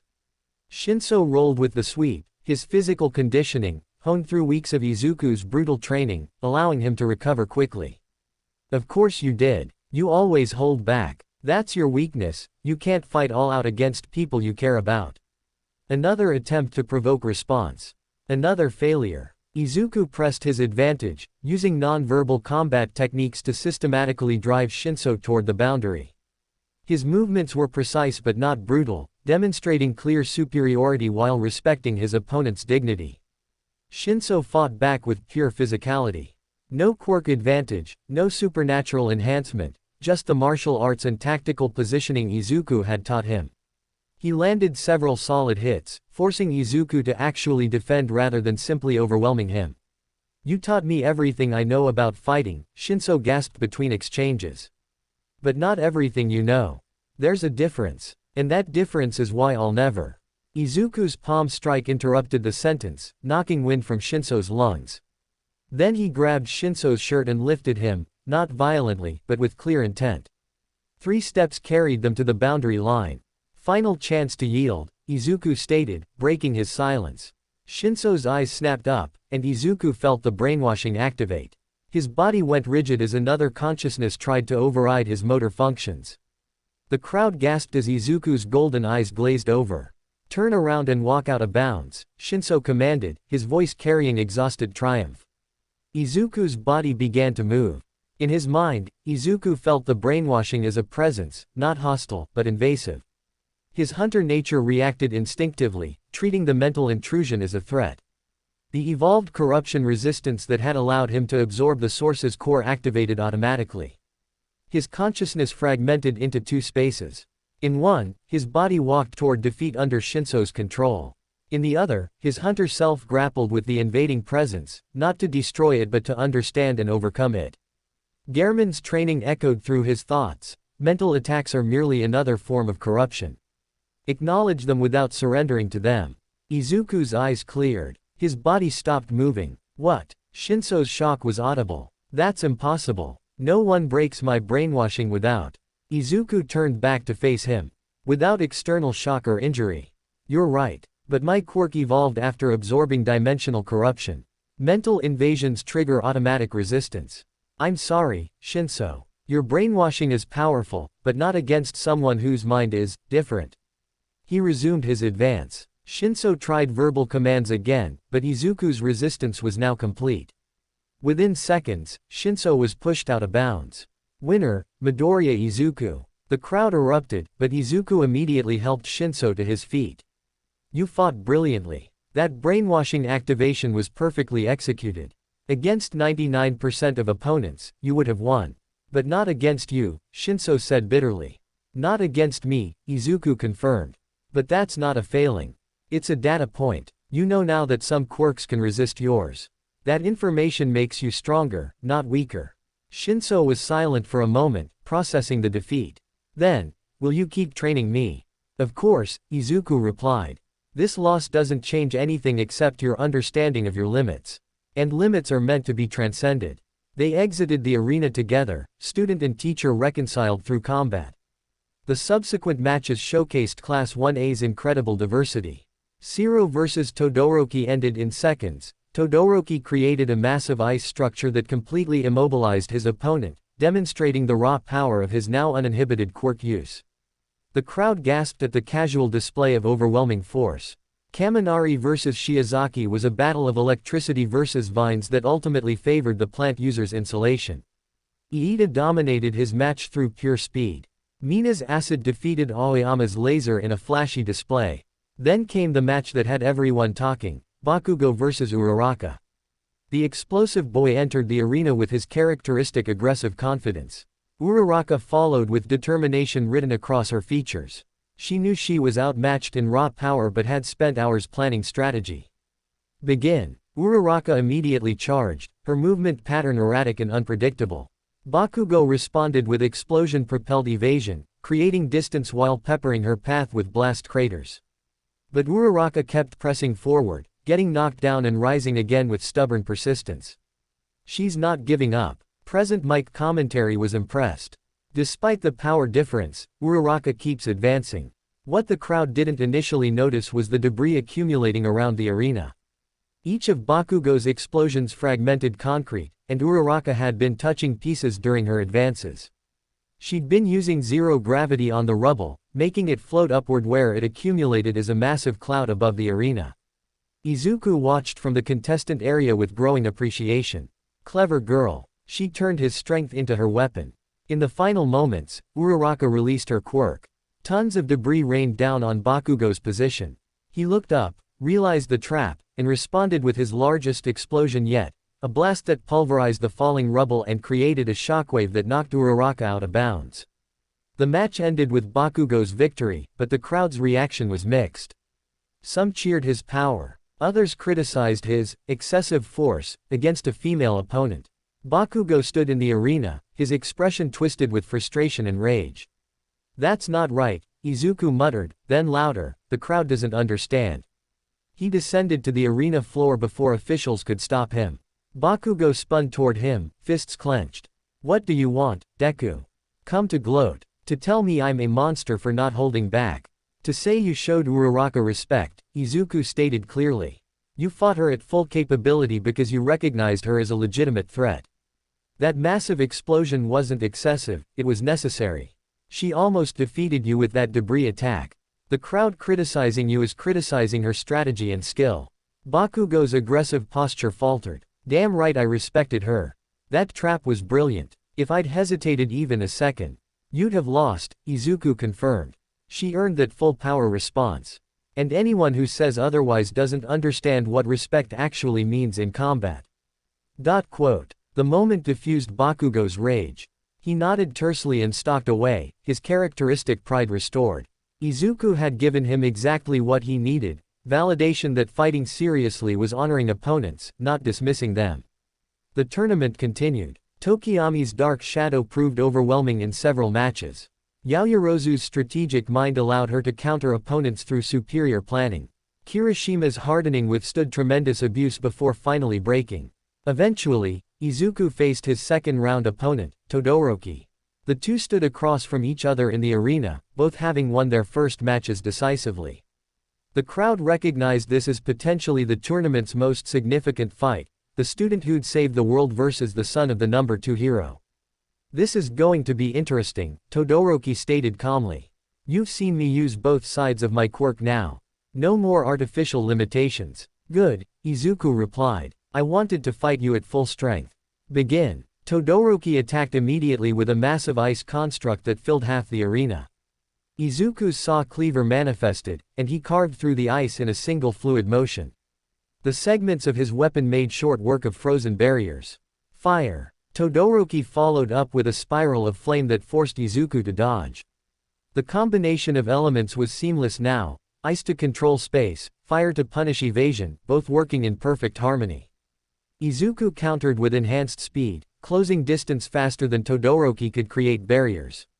His saw cleaver transformed mid-strike, the extended blade forcing Todoroki into defensive ice walls. They shattered under the mechanical assault. You're holding back again, Todoroki observed, creating distance with an ice slide. I can tell. You're not using your full enhancement. Because this is sport, not survival, Izuku replied. There's a difference between fighting to win and fighting to kill. I'm trying to master that distinction. Then let me help you learn. Todoroki unleashed his full power. Ice and fire spiraled together, creating temperature extremes that made the arena's air shimmer. Steam filled the space as conflicting elements collided. Visibility dropped to near zero. Izuku's hunter senses compensated. He tracked Todoroki through sound, heat signatures, and air displacement. When the next ice construct emerged from the steam, Izuku was already in position to counter. His saw cleaver caught the ice at a structural weak point, shattering the entire formation. They met in the center of the steam cloud, close quarters combat without clear sight lines. Izuku's blade clashed with Todoroki's ice constructs while fire licked at his enhanced skin. Neither gave ground. This is what I wanted, Todoroki said, his voice carrying across minimal distance. To fight someone who sees me as Todoroki Shoto, not as Endeavor's son or a Quirk marriage product. Just me against you, both at our best. Then let's make it count, Izuku agreed. The final exchange was spectacular. Todoroki created a massive ice and fire formation, his ultimate attack, combining both elements at maximum output. Izuku responded with his quickening ability, perceiving the assault and slowed time. He identified the attack's core trajectory and met it head-on with his saw cleaver fully extended. The collision created a shockwave that cleared the steam and cracked the arena floor. When the dust settled, both fighters stood at the boundary, Izuku inside by centimeters, Todoroki outside by the same margin. Winner, Midoriya Izuku. The crowd erupted. Present Mike's commentary was nearly incomprehensible through excitement. Even Aizawa admitted it was an acceptable display of skill. Todoroki looked at his feet, at the boundary line he'd crossed without realizing. Then he smiled, actually smiled, for perhaps the first time in the entire tournament. I lost. But I don't feel like I lost. Does that make sense? Perfect sense, Izuku assured him. You proved to yourself that using both sides of your quirk doesn't make you your father's puppet. You proved you can fight at full strength while remaining yourself. That's a victory regardless of tournament standings. Thank you, Todoroki said sincerely. For training me, for pushing me, for helping me see past my own limitations. They shook hands, and the crowd's cheers intensified. This was what the sports festival was meant to showcase, not just power, but growth, sportsmanship, and the forging of future heroes through legitimate challenge. The remaining matches determined the final bracket. Bakugo advanced through explosive dominance. Tokiyami's dark shadow proved near unstoppable in enclosed spaces. Iida's speed carried him through multiple victories. The semi-finals pitted Izuku against Iida, and Bakugo against Tokiyami. Iida's match against Izuku was a study in speed versus perception. Iida's engine quirk granted him incredible velocity, but Izuku's enhanced reflexes and quickening ability allowed him to track and counter. The match became a chess game of positioning and timing. You're faster than me in short bursts, Izuku acknowledged during a brief pause. But I can perceive your movements. This fight comes down to whether you can surprise me. Then I shall, Iida declared, activating his recipro burst, a technique that overclocked his engines for maximum speed at the cost of stalling them afterward. The burst was impressive. Iida became a blue-white streak, circling Izuku faster than normal perception could follow. But Izuku's quickening activated, slowing his perception until Iida's movements became trackable. When Iida committed to his final tackle, Izuku sidestepped and redirected the momentum. Iida crashed out of bounds, his engine stalling from overuse. Most impressive, Midoriya. Your perceptive abilities exceed my velocity. I shall train harder to overcome this gap. Looking forward to it, Izuku replied, helping his classmate up. Meanwhile, Bakugo's match against Tokiyami was more brutal. Dark Shadow's power increased in darkness, but Bakugo's explosions created light and heat, natural counters. The fight was decided when Bakugo deliberately created a massive explosion that illuminated the entire arena, weakening Dark Shadow enough for capture. The finals were set, Izuku vs Bakugo. Childhood friends who'd become rivals. The hunter who'd saved the world versus the explosive prodigy determined to prove his supremacy. The entire stadium recognized this match's significance. They stood across from each other, years of complex history between them. Bakugo's expression was pure predatory focus. Izuku's golden eyes held calm determination. I'm not holding back, Bakugo stated. Not even a little. I wouldn't want you to, Izuku replied. Begin. The explosion was immediate. Bakugo launched himself forward with a massive blast, closing distance while his gauntlets charged. Izuku manifested his saw cleaver and met the assault head-on. Their clash created a shockwave that rattled the arena's reinforced walls. They separated, circled, attacked again. Bakugo's fighting style had evolved, less rage, more precision. He used his explosions for mobility and misdirection rather than just raw damage. Every attack was calculated to force Izuku into disadvantageous positions. Izuku countered with his hunter techniques. His saw cleaver transformed mid-combat, adapting to Bakugo's changing patterns. His enhanced reflexes kept him half a step ahead of the explosive assaults. But he was clearly restraining his full capabilities. Stop holding back, Bakugo roared, unleashing a barrage of explosions. I know you're faster. I know you're stronger. Fight me for real, damn it. This is real, Izuku insisted, deflecting another blast. I'm fighting to win within tournament rules. That's different from fighting to survive. Screw the rules. Bakugo's explosions intensified. I want to beat you at your best, not some watered-down version. Show me the Deku who killed dimensional monsters. Show me the hunter. The demands struck deep. Bakugo wasn't just fighting for victory, he was fighting for validation. He needed to know if he could match Izuku at full capability, needed to measure himself against the person who'd become something more than human. Izuku made a decision. All right, Kachan. You want to see the hunter? I'll show you. His hunter's blood activated fully. The change was immediate and visible. Silvery black mist seeped from his skin. His golden eyes began to glow with inner light. His presence became oppressive, triggering primal fight or flight responses in the watching crowd. This was the hunter self, the predator beneath the hero student. Bakugo's grin was feral. Finally, they clashed again, but the intensity had tripled. Izuku moved with speed that left afterimages. His saw cleaver carved through Bakugo's explosive defenses with ruthless efficiency.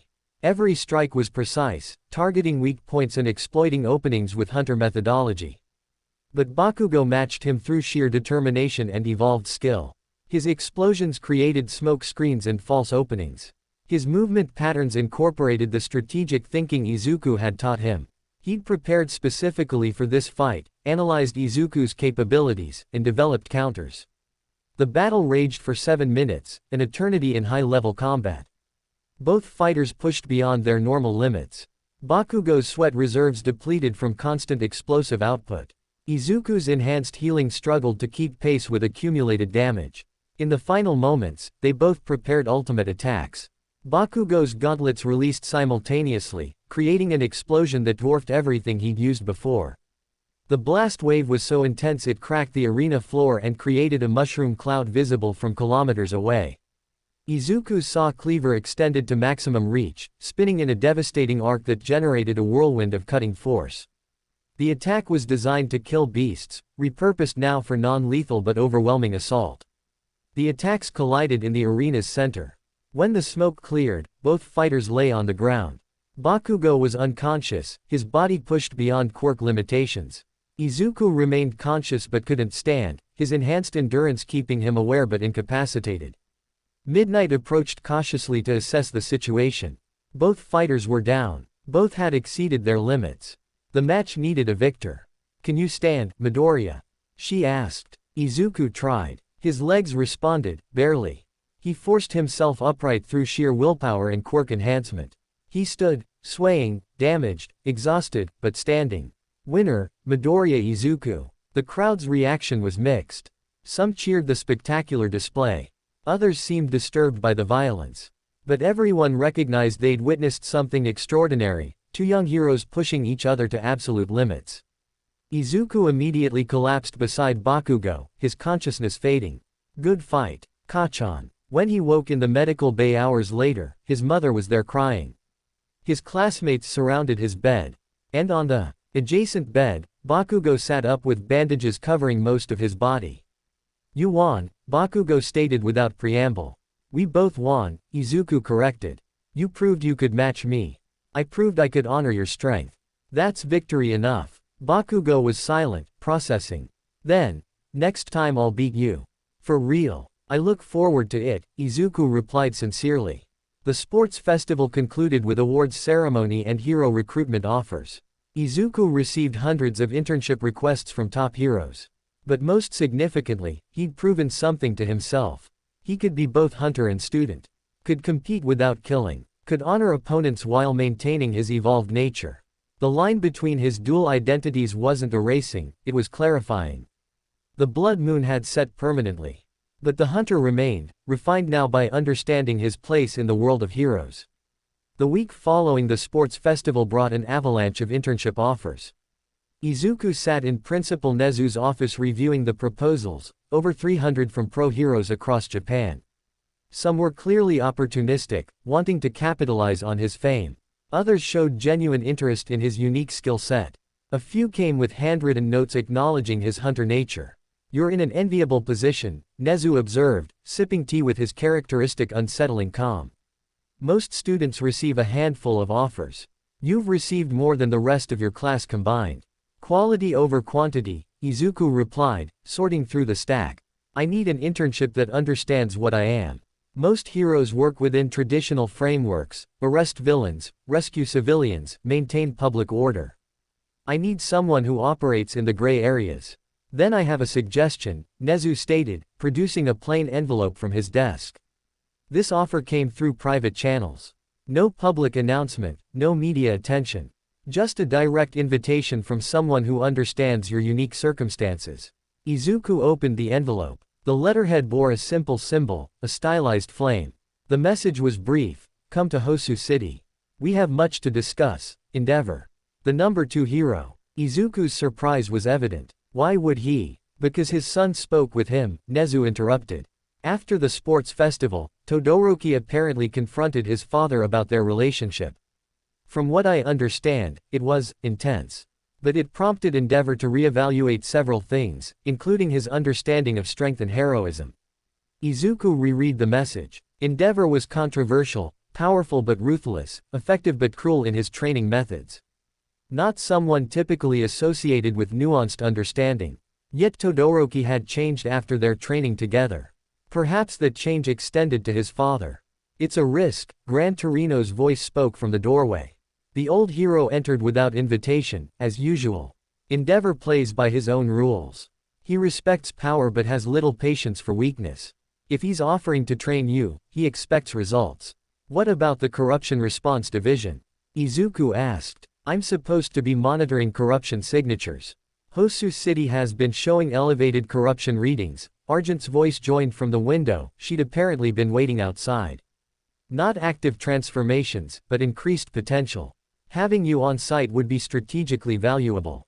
The pieces aligned. Endeavor's offer wasn't just about training, it was positioning Izuku in a corruption hotspot while maintaining the cover of a normal hero internship. "I'll accept," Izuku decided. "But I want to bring my students." "Students?" Endeavor's voice crackled through Nezu's speakerphone. Apparently he'd been listening the entire time. "You mean those 4 you've been training separately? The Todoroki boy, the explosive one, the shadow user, and the general education student?" Yes, Izuku confirmed. They've shown hunter potential. Hosu City's elevated corruption readings make it an ideal training environment. Silence stretched for several seconds. Then, fine. But they follow my rules or they leave. I don't coddle aspiring heroes. Understood, Izuku agreed. The call ended. Nezu smiled his unsettling smile. Well then, it seems you'll be spending your internship week in Hosu City under the number 2 hero's supervision. Do try not to cause an international incident. No promises, Izuku replied. 3 days later, Izuku and his 4 students arrived in Hosu City. The urban sprawl was significantly larger than Musudafu, more buildings, more people, more shadows. Izuku's evolved hunter senses immediately detected the elevated corruption levels Argent had mentioned. Nothing active, but the potential hung in the air like humidity before a storm. Endeavor's agency occupied a skyscraper in the business district. The building's design reflected its owner, imposing, efficient, and decorated with flame motifs. They were escorted to a training facility on the top floor where Endeavor waited. The flame hero was exactly as intimidating in person as his media presence suggested. Tall, muscular, his entire being radiating heat and authority. His turquoise eyes, the same shade as Todoroki's left eye, assessed each student with clinical precision. So these are the hunters in training, Endeavor stated. It wasn't a question. Midoriya, explain what you see when you look at this city. Izuku understood the test. He extended his hunter senses fully, perceiving Hosu City in layers normal vision couldn't detect. 43 individuals with elevated corruption potential. 7 showing signs of partial awakening. 2 will transform within a month without intervention. The corruption is concentrated in 3 districts, the Industrial Zone, the Entertainment District, and surprisingly, the Hero Commission offices. Endeavor's expression showed satisfaction. Correct. I've been monitoring the same patterns through different means. This city is becoming a corruption focal point, and I need hunters who can identify and neutralize threats before they manifest. You're a hunter? Bakugo asked incredulously. No, Endeavor replied, but I understand necessity. My quirk gives me some resistance to heat-based corruption, and I've encountered enough beast-class threats to recognize patterns. When Shoto told me about your training, about learning to channel darkness without being consumed, I realized you represent a solution to a problem hero society refuses to acknowledge. He activated a holographic display showing Hosu City's map marked with red zones. These areas show the highest corruption density. During your internship, you'll patrol them under my supervision. Your primary objective is observation and assessment. If you encounter active transformations, you call for backup. No heroics, no solo engagements. Understood. Understood, the students chorused. Good. Midoriya, you're with me today. The rest of you pair up and patrol the assigned zones. Endeavor's tone left no room for argument. Hours later, Izuku walked beside Endeavor through Hosu City's industrial district. The flame hero moved with confidence that bordered on arrogance, his presence causing civilians to step aside instinctively. People respected Endeavor, but they also feared him. You're wondering why I requested you specifically, Endeavor stated without preamble. Yes, Izuku admitted. Because you understand what it means to walk a dark path for a noble purpose, Endeavor explained. I spent years obsessing over surpassing All Might. I used my family as tools, trained my son brutally, and created a household of pain and resentment. All in pursuit of being number 1. He paused, his flames flickering with unusual uncertainty. Then Shoto came home after fighting you in the tournament. He was different, happy, even. He told me about your training, about confronting darkness and choosing to channel it rather than suppress it. That conversation forced me to confront my own darkness. And what did you find? Izuku asked. That I'd become a monster wearing a hero's costume, Endeavor replied bluntly. My obsession with surpassing All Might corrupted everything good in my life. My wife's mental breakdown, my children's trauma, my own humanity, all sacrificed for a goal that never satisfied me. They walked in silence for a block. Then Endeavor continued, I can't undo the damage I've caused. But I can choose differently going forward. That's what Shoto taught me. That's what you taught him. And that's why I'm asking you to continue training my son. Help him become the hero he wants to be, not the weapon I tried to forge. Izuku studied Endeavor carefully. His hunter's senses detected genuine remorse beneath the gruff exterior. This wasn't manipulation or empty words. The flame hero was confronting his personal corruption, not the beast kind, but the moral decay of obsession. "I'll continue training Todoroki," Izuku agreed. "But on one condition, you start therapy. Real, professional psychological help. Your family deserves to see you genuinely working on yourself, not just saying you'll change." Endeavor's flames flared briefly, anger at being given conditions by a 15-year-old. Then they settled. "Agreed. I've already scheduled sessions. Rei, my wife, deserves at least that much." A scream interrupted their conversation. Izuku's hunter senses snapped to the source, 3 blocks east, in an alley behind abandoned warehouses. The corruption signature was unmistakable. A partial beast, mid-transformation. "I sense it too," Endeavor confirmed, already moving. Heat signature shows extreme metabolic activity. Probably 30 seconds from full transformation.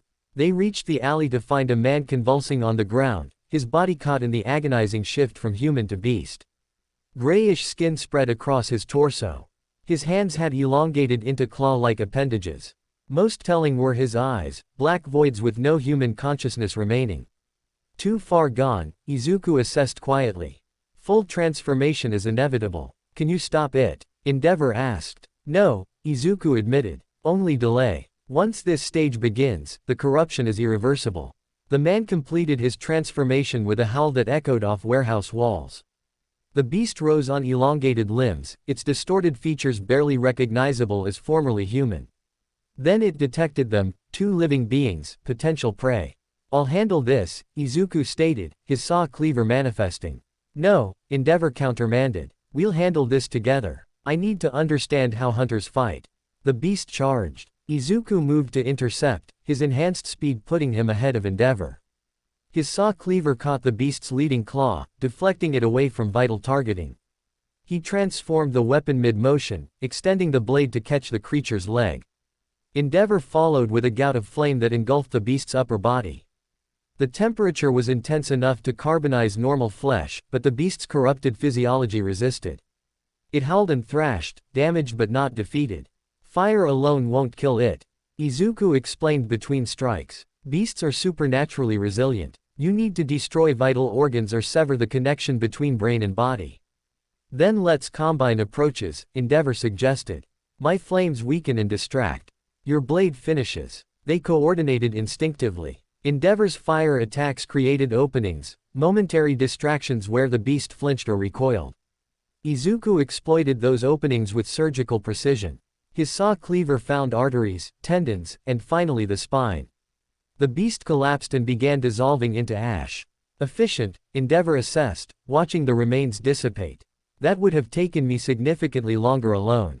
These creatures are designed to resist conventional hero tactics. That's why hunters exist," Izuku replied. "We're adapted specifically for threats like this." They collected ash samples for CRD analysis and filed incident reports.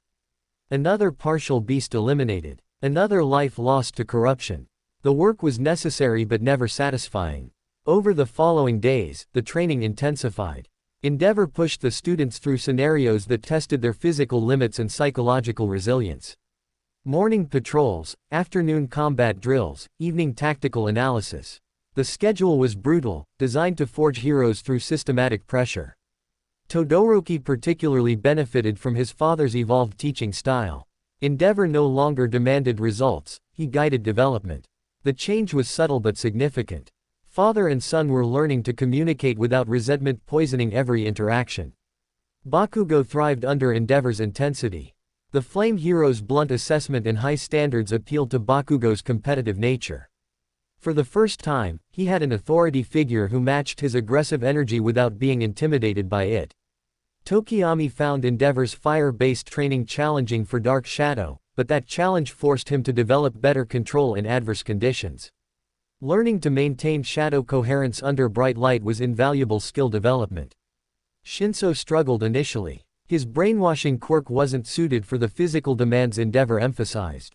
But the Flame Hero adapted, focusing Shinso's training on tactical positioning and psychological warfare, areas where his quirk excelled. On the 5th day, disaster struck.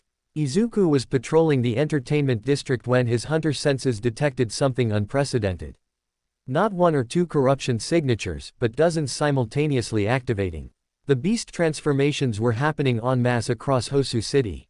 Endeavor, we have a situation, Izuku spoke into his communicator. Multiple transformations occurring simultaneously. This isn't natural, something's triggering them. Confirmed, Endeavor's voice crackled back. I'm seeing the same patterns. All students, return to the agency immediately. This is beyond training parameters. But before anyone could regroup, the first screams echoed through the district. A beast, fully transformed, had emerged from a nightclub and was attacking civilians. Then another appeared from an office building. Then 3 more from various locations. Forget regrouping, Izuku commanded, overriding Endeavor's order. All students, engage and contain. Prioritize civilian evacuation over beast elimination. He sprinted toward the nearest transformation site. His saw cleaver manifested as he ran, and his hunter's blood activated to full enhancement. The district had become a war zone in seconds. The beast he engaged was larger than most, possibly a quirk user whose power had amplified during transformation. It stood 3 meters tall with multiple limbs and a hide that seemed to absorb impacts. Civilians were trapped in the surrounding buildings, unable to evacuate while the creature rampaged. Izuku attacked without hesitation. His saw cleaver carved through the beast's outer hide, seeking vital points beneath. But this creature was more resilient than typical beasts. It adapted to his attacks, shifting vulnerable areas away from his blade. Intelligent, Izuku muttered. Not just instinct. This one retains some human cognition. The realization changed his approach. Intelligent beasts were more dangerous but also more predictable. They could be baited, trapped, manipulated. He deliberately exposed an opening, inviting attack. The beast lunged for the apparent weakness. Izuku activated quickening, his perception slowing time. He sidestepped the attack with millimeters to spare and drove his saw cleaver into the creature's exposed throat. The blade found the spinal column and severed it cleanly. The beast collapsed, already dissolving. 1 down, Izuku confirmed via communicator. How many total transformations? 17 confirmed, Argent's voice responded, the CRD had mobilized. More potentially in progress. Something is accelerating corruption across the entire city. We're mobilizing all available hunters and specialized response teams. Izuku moved to the next transformation site. This beast was smaller but faster, using agility to evade pro-heroes attempting containment. He intercepted mid-leap, his saw cleaver catching the creature in mid-air. The momentum carried them both through a storefront window. Glass shattered around them. The beast thrashed, trying to dislodge him.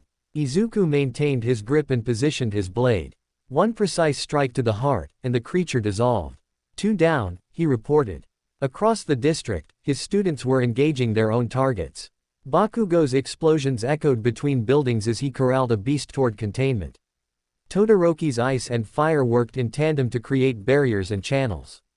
Tokiyami's dark shadow, empowered by the district's neon-lit darkness, proved devastatingly effective. Even Shinso contributed, using his brainwashing on partially intelligent beasts to turn them against each other.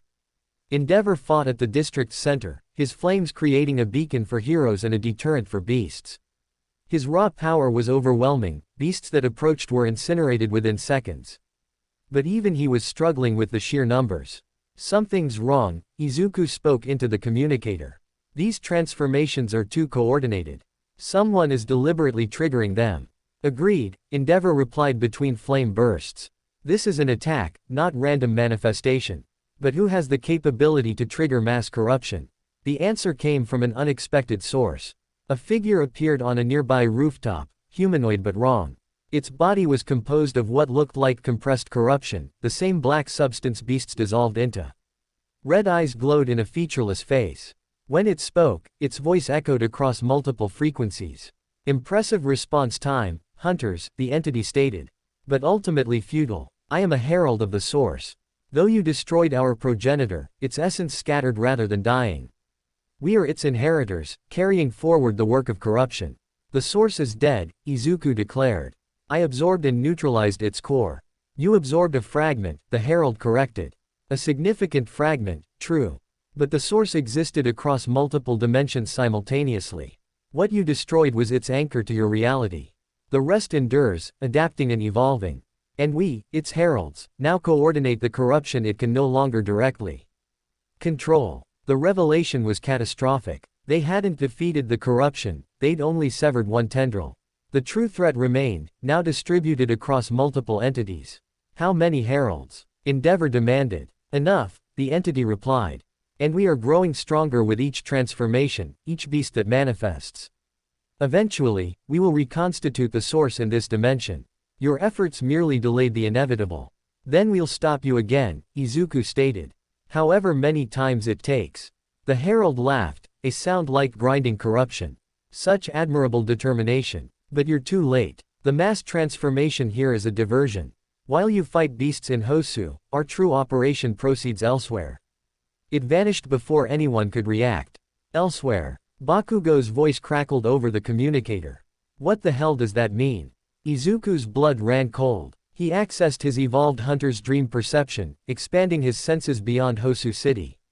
Across Japan, corruption signatures were spiking. Not just in one location, but dozens. Simultaneous mass transformations in multiple cities.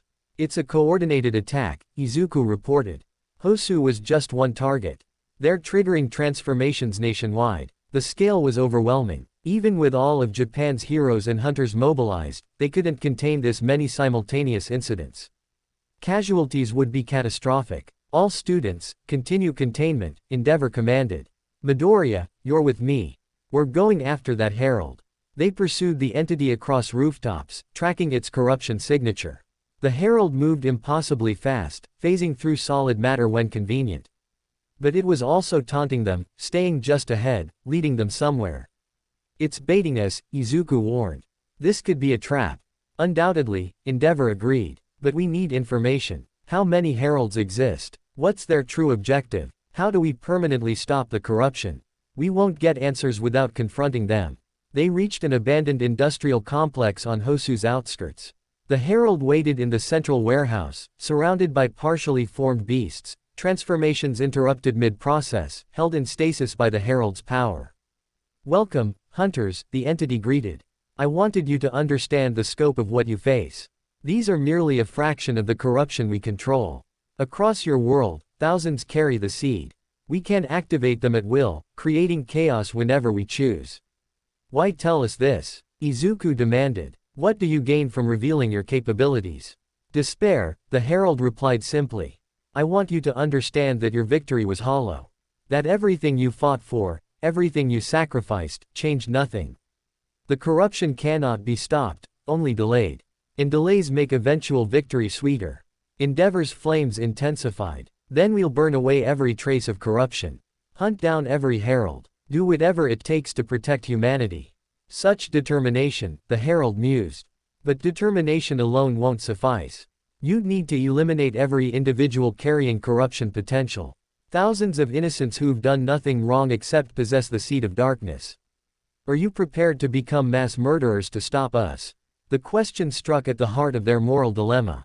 They couldn't kill everyone with corruption potential, that would be genocide. But allowing the corruption to spread risked humanity's extinction. There had to be a third option. We'll find another way, Izuku stated. We'll develop treatments, interventions, ways to neutralize corruption before transformation. Whatever it takes that doesn't involve mass killing. Then you've already lost, the herald declared. Because while you hesitate, we grow stronger. It released the stasis on the partially formed beasts. 20 creatures, each caught at various transformation stages, completed their evolution simultaneously. The warehouse filled with howls as the beasts attacked everything in range. Endeavor and Izuku fought side by side, their combined capabilities barely sufficient. Flames incinerated some beasts while others fell to Izuku's blade. But the herald had already vanished, leaving only its mocking laughter echoing through the complex. When the last beast dissolved, they stood among the ashes, both exhausted and frustrated. They'd eliminated immediate threats but gained little actionable intelligence. The heralds remained a mystery, their numbers, locations, and full capabilities unknown. This is going to be a long war, Endeavor stated grimly. Yes, Izuku agreed. But we'll fight it. Because the alternative is surrender, and that's not an option. They returned to find the students had successfully contained their assigned zones. Casualties were minimal thanks to their rapid response. But the larger picture was concerning. Similar attacks had occurred in 7 cities simultaneously, straining Hero Society's resources to breaking point. The internship week ended not with celebration but with grim determination. They'd faced a new threat, the heralds of corruption, and discovered the war was far from over. The Source's destruction had been only the first battle. As Izuku returned to UA, he carried knowledge that would reshape his mission. The hunt wasn't ending. It was evolving into something larger, more complex, and infinitely more dangerous. The blood moon had set, but its shadow remained. And in that shadow, the heralds prepared their next move. The Emergency Hero Commission meeting convened 3 days after the coordinated Hosu City attacks. Izuku sat among pro-heroes, government officials, and UA faculty in a secure underground facility designed to withstand catastrophic Quirk battles. His presence, a 15-year-old student among Japan's hero elite, would have been controversial under normal circumstances. But these weren't normal circumstances. 7 cities attacked simultaneously, Hero Commission President Yokumiru stated, her stern features illuminated by holographic displays showing damage reports. 83 confirmed beast manifestations. 47 civilian casualties. Property damage in the billions. And according to our resident expert, she gestured to Izuku, this was merely a coordinated diversion. All eyes turned to him. Izuku stood, his golden eyes reflecting the data displays. The entity that appeared in Hosu called itself a herald of the source. It claimed that destroying the primordial corruption only severed one-dimensional anchor, not the entire threat. Multiple heralds now coordinate corruption manifestations across Japan. How many heralds? Endeavor demanded from his position near the front. Unknown, Izuku admitted. The one I encountered demonstrated abilities including corruption manipulation, partial intangibility, and mass transformation triggering. If others possess similar capabilities, we're facing a distributed network of essentially unkillable coordinators. Murmurs rippled through the assembly. The implications were catastrophic. Fighting individual beasts was manageable. Fighting coordinated mass manifestations orchestrated by entities that could phase through matter was exponentially more difficult. What about detection? All Might asked, his skeletal civilian form somehow still commanding presence. Can your evolved Quirk sense these heralds before they act? Partially. Izuku replied. Heralds register as concentrated corruption signatures, similar to beasts but more coherent. The problem is distinguishing them from natural corruption hotspots. Japan has thousands of individuals with elevated corruption potential. Finding the handful of active heralds among that noise is challenging. Then we need better detection methodology, Nezu observed, his paws steepled. Midoriya's abilities are remarkable but insufficient for nationwide monitoring. We require technological solutions to supplement hunter senses. Already in development, Argent spoke from the CRD delegation. We're adapting Quirk detection technology to identify corruption signatures.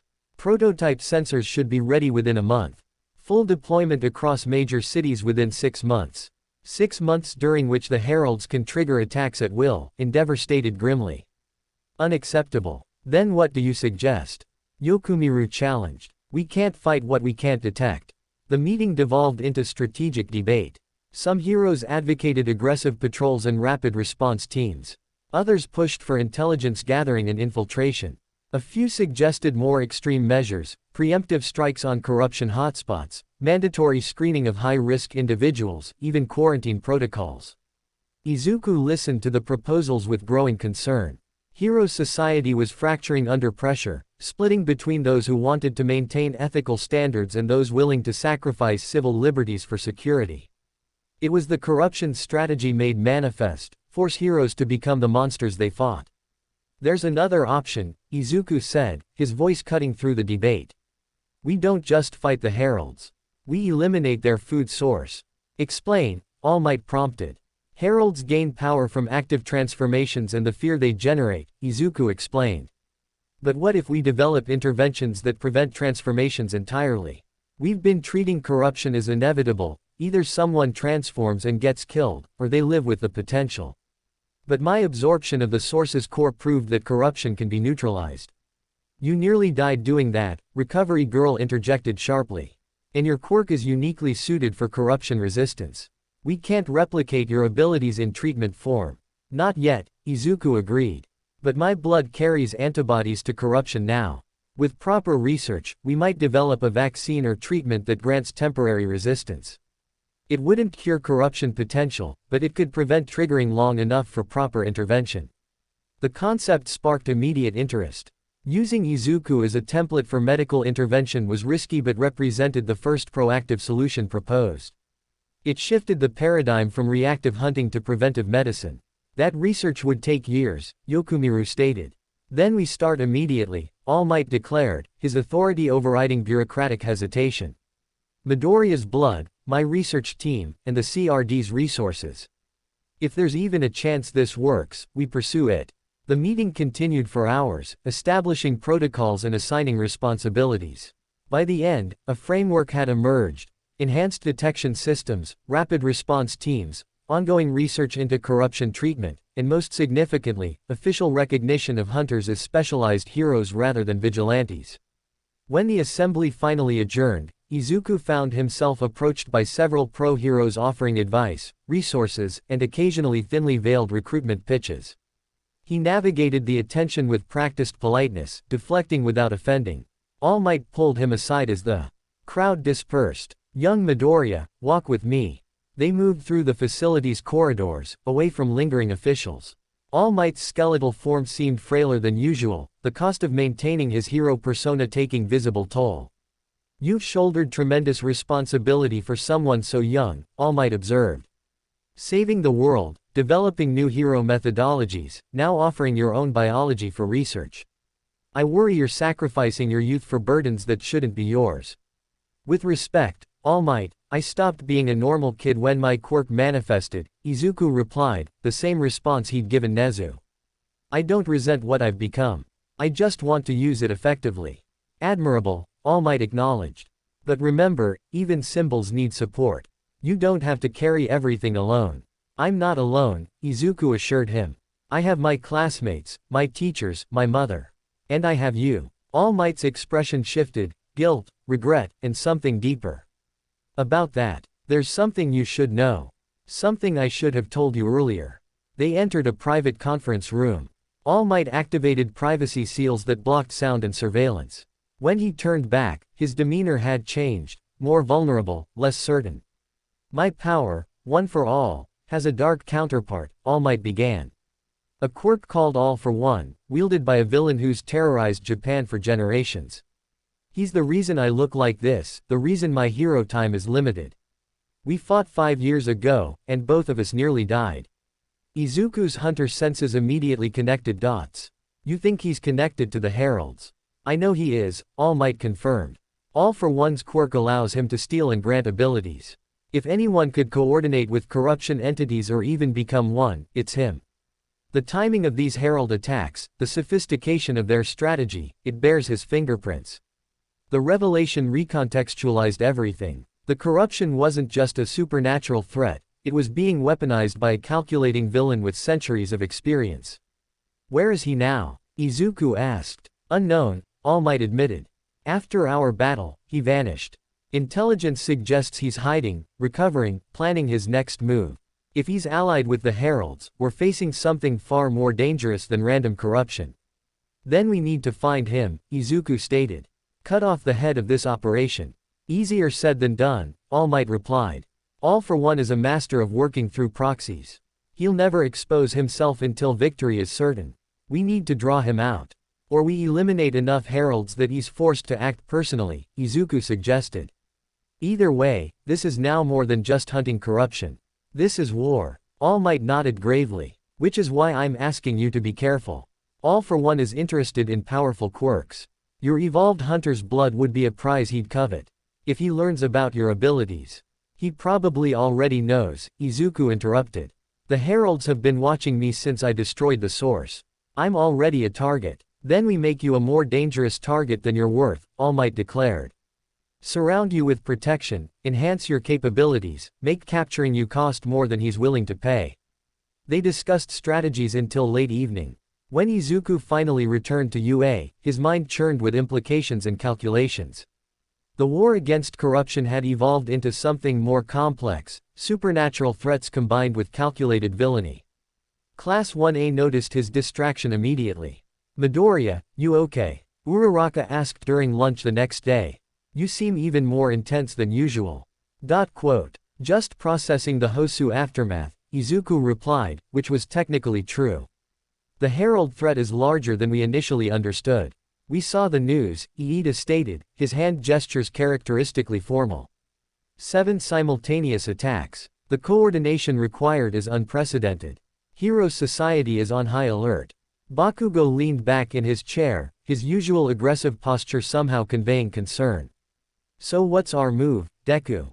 We can't just sit in classrooms while those Herald bastards are out there planning more attacks." "We prepare," Izuku replied.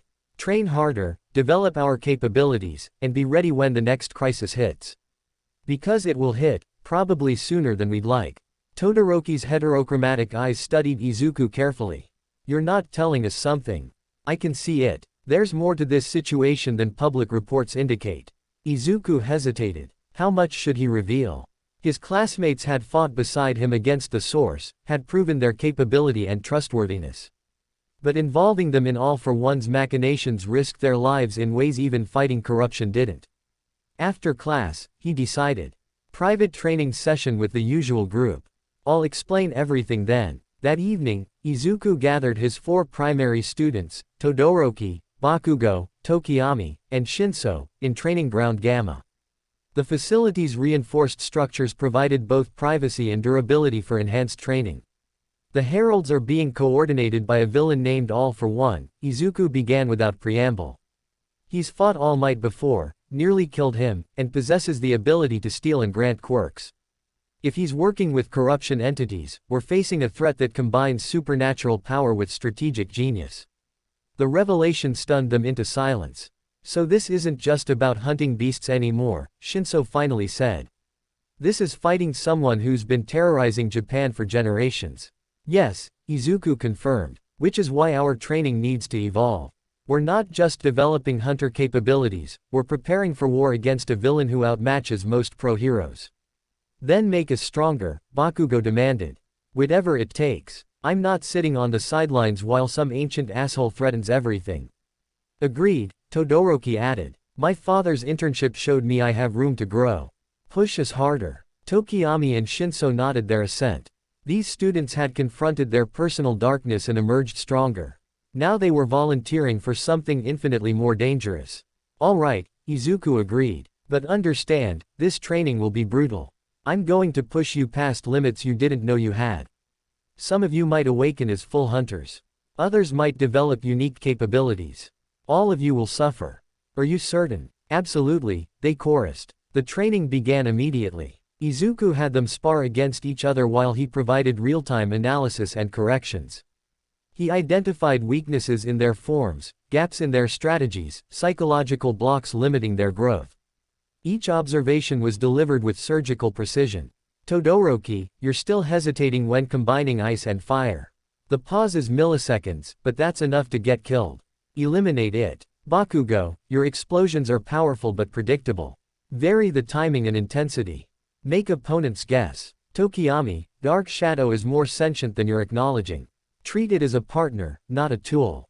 Communication enhances coordination." "Shinso, your brainwashing requires verbal response, but you're not exploring other communication vectors. What about written words? Sign language? Expand your triggering methods." Hours passed in intense focus. The students absorbed corrections and adapted rapidly. Their growth was visible, not dramatic transformations but incremental refinements that accumulated into significant capability increases. As midnight approached, Izuku called a halt. His students collapsed, exhausted but exhilarated. "You're all progressing faster than I anticipated," Izuku assessed. "At this rate, you'll be ready for serious engagements within months rather than years." "Define serious engagements," Todoroki requested between gasps for breath. "Herald confrontations," Izuku replied. "When we locate one, we'll need teams capable of fighting entities with corruption, manipulation and intangibility. That's high-level pro-hero work. I'm training you to match that standard." No pressure, Shinso muttered, but his exhausted eyes showed determination rather than fear. Over the following weeks, a routine established. Morning classes covered traditional hero academics. Afternoons focused on quirk development under UA's supervision. Evenings brought Izuku's private training sessions with his core group.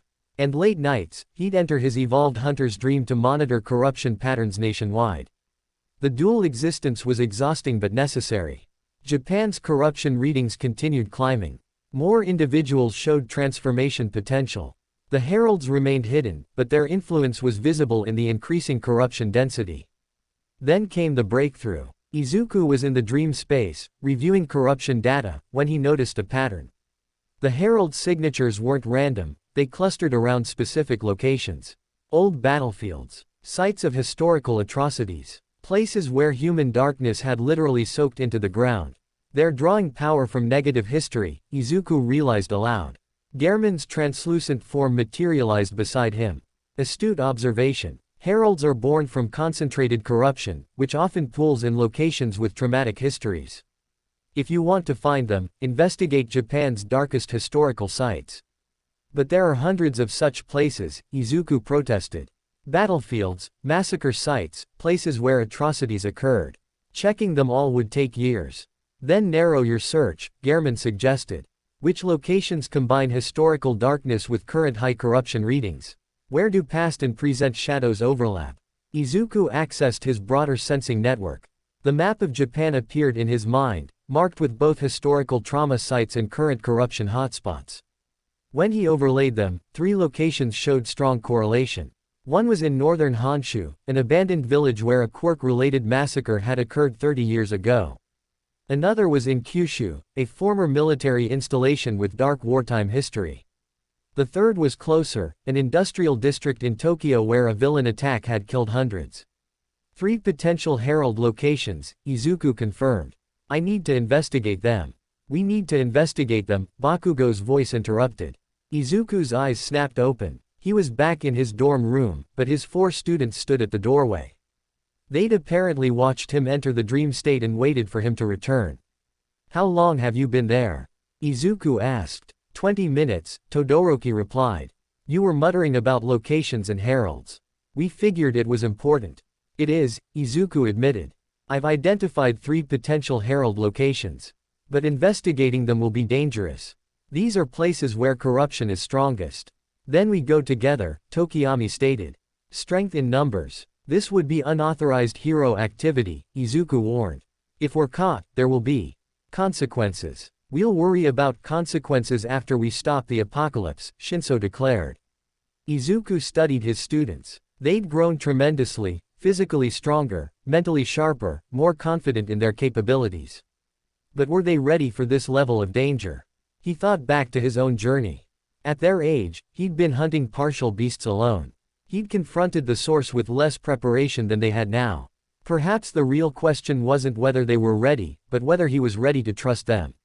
All right, Izuku decided. We investigate the Tokyo location this weekend. It's closest and least likely to get us caught far from UA. But we do this smart, reconnaissance only. No engagement unless absolutely necessary. Understood. Understood, they agreed. The plan was set. They would investigate the industrial district, searching for herald signatures and gathering intelligence. If successful, they'd report to the CRD and let professionals handle actual confrontation. If unsuccessful, they'd try the other locations. But Izuku's hunter instincts whispered warnings. The heralds knew he was searching. They'd probably anticipated this exact strategy. Walking into their stronghold, even for reconnaissance, was dangerous. Yet sitting idle while they plotted was worse. As his students departed to catch a few hours of sleep before dawn training, Izuku remained awake. His golden eyes reflected starlight from his window as he contemplated the path ahead. The hunt had evolved from eliminating individual beasts to fighting an organized enemy. The stakes had escalated from personal heroism to humanity's survival. And he, a 15-year-old with an evolved quirk and too much responsibility, stood at the center. But he wasn't alone anymore. He had students who'd become allies. Teachers who'd become mentors. A mother who'd become his anchor. And somewhere out there, other hunters were waking to their purpose. The blood moon had set, but its influence lingered. The heralds plotted in shadows. All for one waited for his moment. And corruption spread through Japan like poison in water.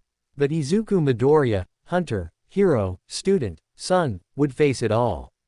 Not because he was chosen or special or destined, but because when darkness threatened, someone had to stand against it. And he'd decided that someone would be him. The weekend's investigation would determine much. Success could expose herald locations and provide strategic advantage. Failure could cost lives, possibly his students, possibly his own. But inaction guaranteed defeat. So he would act. His students would follow. And together, they would hunt the hunters, confront the corruptors, and prove that even distributed evil could be opposed by coordinated good. The war continued. The next battle approached. And Izuku was ready. Saturday morning arrived with oppressive clouds hanging over Tokyo, as if the sky itself anticipated the darkness Izuku and his students would confront. They met at the agreed location, an abandoned subway station on the industrial district's edge, far from UA's surveillance and civilian notice. Each wore modified training gear that could pass as street clothes but provided protection and mobility. Everyone clear on the mission parameters? Izuku asked, his golden eyes scanning his team. This is reconnaissance only. We locate the herald's signature, map its defenses, and extract with intelligence.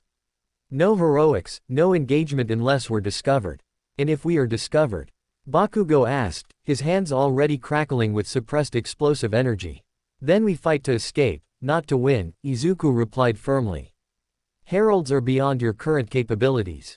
Even I'm not certain I could defeat one alone. Our priority is survival and information gathering. Todoroki adjusted his temperature-regulating gear.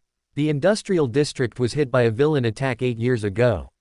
Over 300 casualties. The area was abandoned afterward due to structural instability and psychological stigma. It's been a dead zone ever since. Perfect breeding ground for corruption, Shinso observed. Trauma, death, abandonment, all the ingredients heralds feed on. Revelry in darkness, Tokiyami intoned, dark shadow writhing with unusual agitation. My companion senses wrongness ahead. The shadows here are hungry. Izuku's hunter senses confirmed it. The corruption signature radiating from the district's heart was unlike anything he'd encountered. Not the wild chaos of transforming beasts, but organized malevolence. Intelligent evil that had been growing undisturbed for years. Stay close and stay alert, Izuku commanded. We move as a unit. They descended into the abandoned subway tunnel, their path illuminated by Todoroki's carefully controlled flames. The walls showed rust and decay, but also something else, dark stains that seemed to absorb light. Corruption residue that had soaked into concrete over years.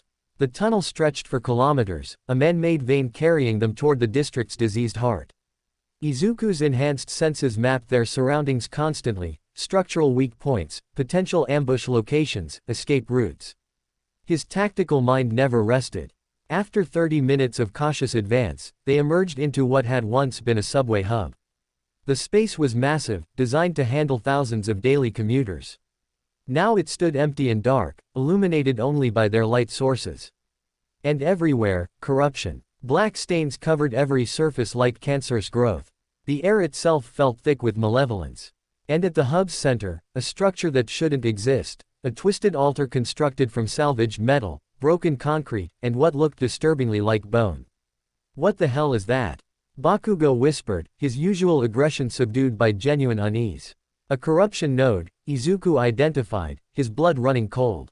The herald is using this place as a focus point, drawing power from the district's traumatic history and amplifying it. Before anyone could respond, the shadows moved. Not naturally, but with purpose. Darkness peeled away from walls and formed humanoid shapes, corruption constructs, lesser manifestations of herald power. Dozens of them, surrounding the team in seconds. Defensive formation, Izuku commanded, his saw cleaver manifesting instantly. Back to back, weapons ready. The constructs attacked simultaneously. Izuku's blade sang through the first wave, his segments ripping through shadow flesh with practiced efficiency. But these weren't mindless beasts, they coordinated, attacked in patterns, exploited openings. Fighting them required constant adaptation. Bakugo's explosions lit the hub with brilliant flashes, each blast destroying constructs while creating temporary light that weakened others. They just keep coming. Todoroki erected ice barriers that funneled enemies into kill zones while his fire scorched those that breached. The temperature contrasts created fog that limited visibility but also disrupted the construct's coordination. Tokiyami released Dark Shadow fully. In this environment, surrounded by darkness, his companion grew massive and powerful. It tore through constructs with savage efficiency, feeding on the ambient shadow while remaining under Tokiyami's control. Shinso couldn't brainwash mindless constructs, but he'd trained for this. He fought with pure physicality, using the martial techniques Izuku had drilled into him. His strikes were precise, targeting weak points and creating openings for others. They fought as a unit, their weeks of training evident in seamless coordination. But the constructs were endless, reforming from destroyed shadow matter as quickly as they fell. "We can't sustain this," Todoroki called out, his ice reserves depleting rapidly. "There's too many." Izuku's tactical mind raced through options. Fighting was futile, they needed to eliminate the source. The corruption node at the hub's center was generating these constructs. Destroy it, and the manifestations would cease. "Cover me," Izuku commanded. "I'm taking out the node." Before anyone could protest, he activated quickening and sprinted toward the altar. Time slowed to half speed in his perception.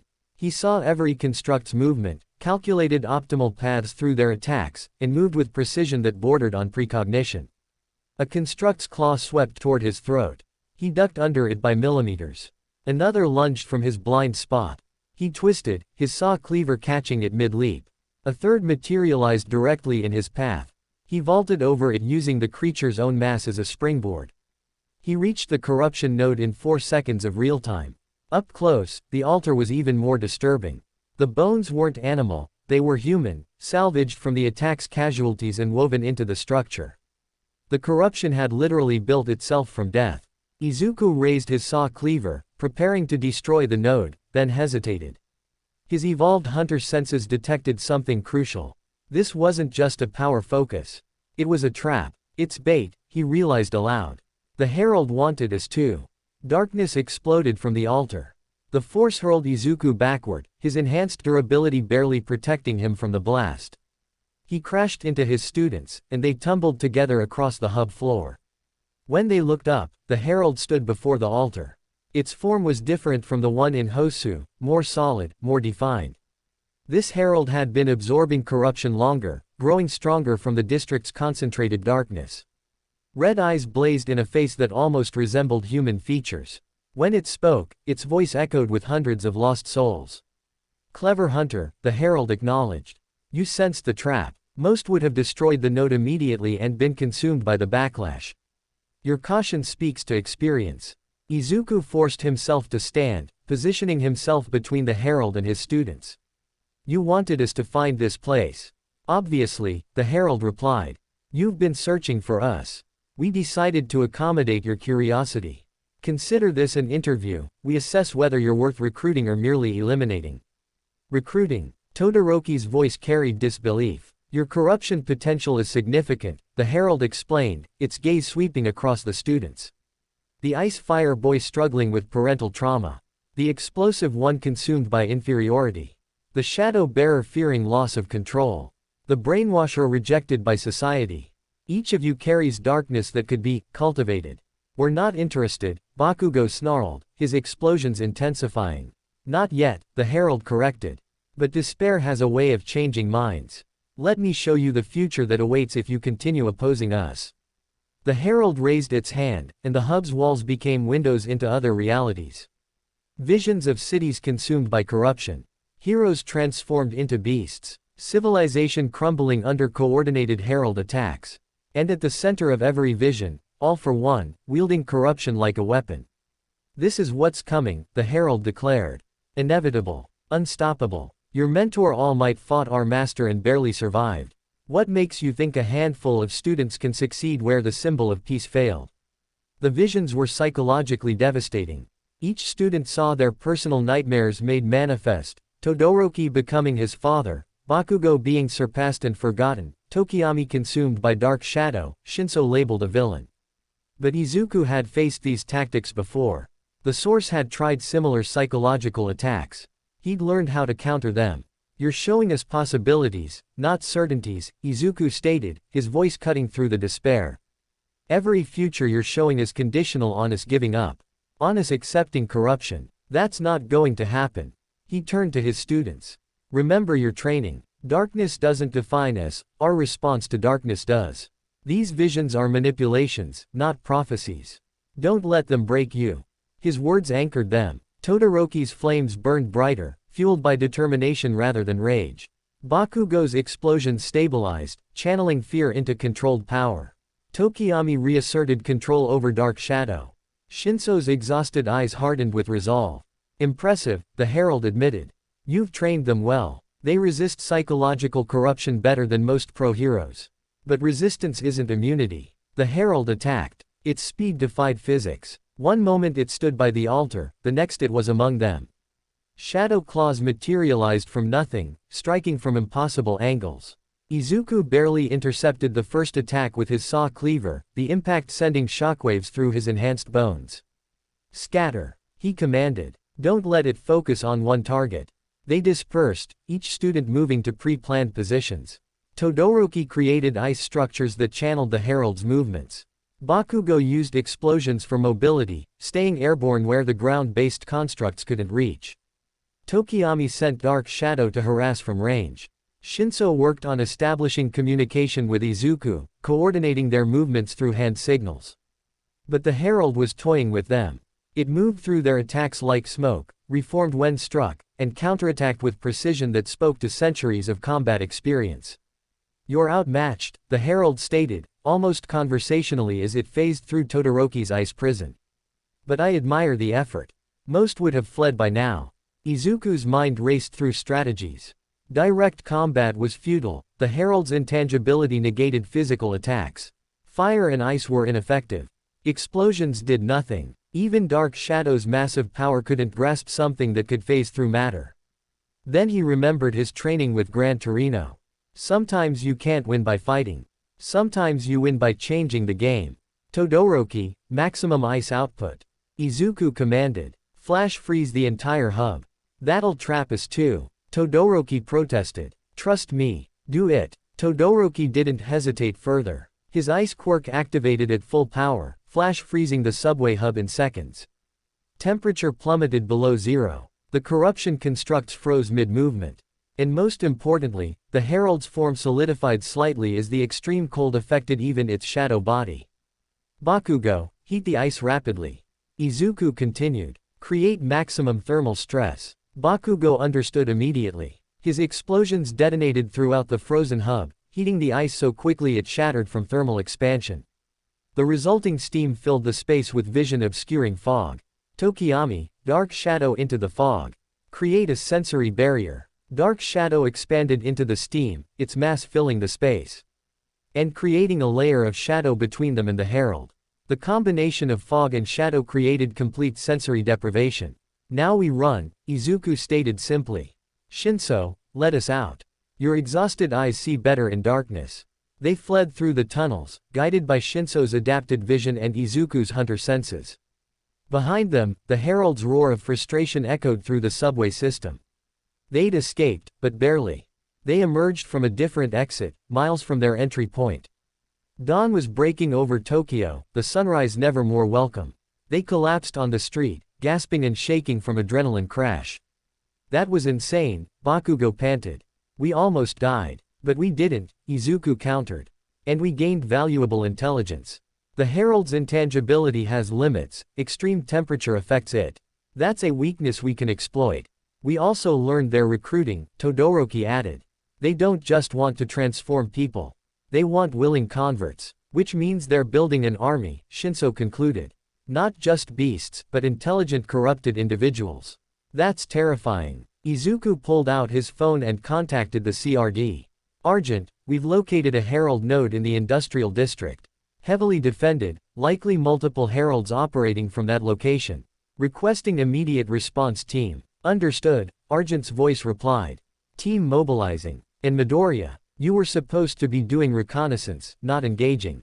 We didn't have a choice, Izuku replied. The herald was waiting for us. I'll deal with your unauthorized operation later. Right now, Focus on getting yourselves to safety. They made their way back to UA through back streets and subway tunnels, avoiding areas with heavy surveillance. If they were caught having conducted an unauthorized mission, the consequences would be severe. But they'd succeeded. They'd located a Herald stronghold, identified a weakness, and escaped with their lives. The intelligence was worth the risk. When they finally reached UA's grounds, exhausted and battered, they found Aizawa waiting at the gate. His expression promised unpleasant conversations. "My office. All of you. Now." The lecture lasted an hour. Aizawa detailed every regulation they'd violated, every danger they'd exposed themselves to, every consequence that could result from their actions. He was thorough, harsh, and entirely justified. "You're lucky you didn't die," Aizawa concluded. "And you're lucky your intelligence is valuable enough to offset your recklessness. But make no mistake, this was monumentally stupid." "Yes, sensei," they chorused. However, Aizawa continued, his expression softening slightly, "Your coordination was excellent. Your escape strategy showed tactical thinking under pressure. And identifying the Herald's weakness to temperature extremes is significant. So while I should expel you all, I'm instead assigning remedial training. You want to hunt Heralds? Fine. You'll train until you're actually capable of surviving such encounters." The punishment was surprisingly merciful. Aizawa could have reported them to the Hero Commission, could have gotten them suspended or expelled. Instead, he was channeling their recklessness into productive development. "Dismissed," Aizawa stated. "Get cleaned up and rested. Your remedial training starts Monday." They left his office in silence. Only when they were safely in the dorm common area did anyone speak. "That could have gone worse," Shinso observed. "Could have gone better too," Bakugo muttered. "We got our asses handed to us. But we survived," Todoroki countered. "Against an entity that's been growing stronger for years, we survived." "That's not nothing. And we learned," Izuku added. "Every encounter teaches us something. The Heralds aren't invincible. They have weaknesses. We just need to exploit them." Tokiyami's dark shadow manifested briefly. "The shadows speak of darker times ahead. The Heralds were testing us today. Next time, they'll be trying to kill us. Let them try," Bakugo declared. "We'll be ready." The confidence was partially bravado, but also earned. They'd faced a Herald and escaped. They'd proven their capabilities extended beyond classroom exercises. And most importantly, they'd worked as a team when it mattered most. That evening, Izuku entered his evolved hunter's dream. Gehrman waited with unusual urgency in his posture. "The Heralds know about you now," the old hunter stated. "Your students too. They'll be targeted specifically." "I know," Izuku replied. "But hiding would only delay the inevitable. At least now we understand what we're facing." "Do you?" Gehrman challenged. "You faced one Herald, probably a mid-tier one based on its capabilities. The truly powerful ones remain hidden. And behind them all for one orchestrates from shadows. Then we find him," Izuku declared. "We hunt the hunter. Turn the tables." "Easier proclaimed than achieved," Gehrman observed. "But your spirit is commendable. Continue training your students. Refine your own capabilities. And prepare for the war that's coming. Because after today, the Heralds know you're a legitimate threat. They'll act accordingly." The dream shifted, showing visions of future battles. Izuku saw himself and his students fighting Herald after Herald. Saw some victories, some defeats. Saw casualties and sacrifices. The path ahead was dark and bloody. But he also saw hope. Saw his students awakening to their full potential. Saw hunters gathering from across Japan. Saw humanity refusing to surrender to corruption. The war was inevitable. But so was resistance. When Izuku woke, sunlight streamed through his window. Monday would bring Aizawa's remedial training. The week after would bring new challenges. And somewhere in the shadows, Heralds plotted their next move. But Izuku Midoriya, hunter, hero, student, leader, was ready. His students stood with him. His teachers supported him. And his purpose burned brighter than ever. The blood moon had set long ago. But in its place, a new dawn rose. A dawn of hunters who refused to let darkness win. Monday's remedial training began at 4 a.m., hours before normal classes. Aizawa stood waiting at training ground Beta, his capture weapon coiled and ready, his expression promising pain. Beside him stood Endeavor, Gran Torino, and surprisingly, Mirko, the rabbit hero known for her aggressive combat style. Welcome to hell, Aizawa stated without preamble. You five decided you were ready to hunt heralds. We're going to test that assumption. Endeavor will handle combat conditioning. Gran Torino covers tactical movement. Mirko teaches aggressive engagement. And I'll be evaluating whether any of you deserve to continue at UA after your unauthorized stunt. Izuku and his students stood at attention, their bodies still aching from Saturday's encounter. But none showed hesitation. They'd volunteered for this. First exercise, Endeavor announced, his flames casting harsh shadows across the training ground. Survival. You have 30 seconds to scatter. Then we hunt you. Last one standing gets breakfast. The rest get more training. Wait, what? Bakugo started. 25 seconds, Gran Torino interrupted, already disappearing with his jet quirk. They ran. Izuku's hunter instincts mapped escape routes instantly. He led his group toward the training ground's forested section, where trees provided cover and visual obstruction. But he'd barely reached the tree line when Mirko appeared, her powerful legs having carried her ahead through sheer speed. Too predictable, kid. She launched a devastating kick that would have hospitalized him if it connected. Izuku activated quickening, his perception slowing time enough to dodge. He rolled under the kick, came up running, and manifested his saw cleaver to cut through underbrush. Behind him, he heard explosions as Bakugo engaged someone, ice forming as Todoroki created barriers, dark shadows roar as Tokiyami fought. Scatter was literal. Izuku shouted to his students. Don't cluster. But the pro-heroes were everywhere. Endeavor's flames illuminated the forest, eliminating shadow cover. Gran Torino bounced between trees at impossible speeds, striking from unexpected angles. Mirko's raw physical power let her crash through any obstacle. And Aizawa erased quirks whenever he established line of sight. The exercise lasted 17 minutes. By the end, all 5 students were captured, bound in Aizawa's capture weapon or Endeavor's flame constructs. They'd failed spectacularly. Pathetic, Endeavor assessed bluntly. You fought a herald for 4 minutes and escaped. Impressive. But you lasted less than 20 against pro-heroes in a training exercise. Do you understand the gap? Yes, sir, they chorused, gasping for breath. Good, Endeavor continued. That gap is what we're closing. Heralds aren't just powerful, they're experienced. They've been fighting and killing for years, possibly decades. Raw talent isn't enough. You need technique, tactics, and the ability to adapt under pressure. Mirko cracked her knuckles. Which is where I come in. You kids fought defensively against the herald. Ran away at the first opportunity. Sometimes that's smart. But sometimes you gotta kick ass first and ask questions never. I'm teaching you aggression. And I'm teaching you to think while aggressive, Gran Torino added. Violence without strategy is just flailing. You need to be smart and vicious simultaneously. Aizawa's expression remained neutral. And I'm making sure you don't die from overconfidence. Every exercise will push you to your limits. Some of you will break. That's fine, better to break in training than in the field. Those who don't break will become stronger. The training regimen was systematic torture. Morning sessions focused on physical conditioning, running until legs gave out, strength training that left muscles screaming, flexibility work that tested joint limits. Afternoon brought combat drills where the students faced pro-heroes in controlled but brutal sparring. Evening was tactical analysis, reviewing their failures and identifying improvements. Izuku's hunter nature allowed him to recover faster than normal humans, but even he felt the accumulated strain. His students suffered more. Bakugo's explosion-generating sweat glands were depleting faster than they could replenish. Todoroki's body struggled with the thermal stress of constant quirk shifting. Tokiyami found maintaining dark shadow under bright training lights exhausting. Shinso, lacking combat enhancement quirks, relied on pure physical conditioning that pushed him beyond reasonable limits. But none of them quit. 3 days into remedial training, something shifted. They were sparring against Mirko, 5 students versus 1 pro-hero. Standard protocol had them losing within minutes. But this time, something was different. They'd learned each other's patterns, could anticipate movements, covered weaknesses instinctively. Todoroki created an ice barrier that Bakugo used as a springboard for aerial assault.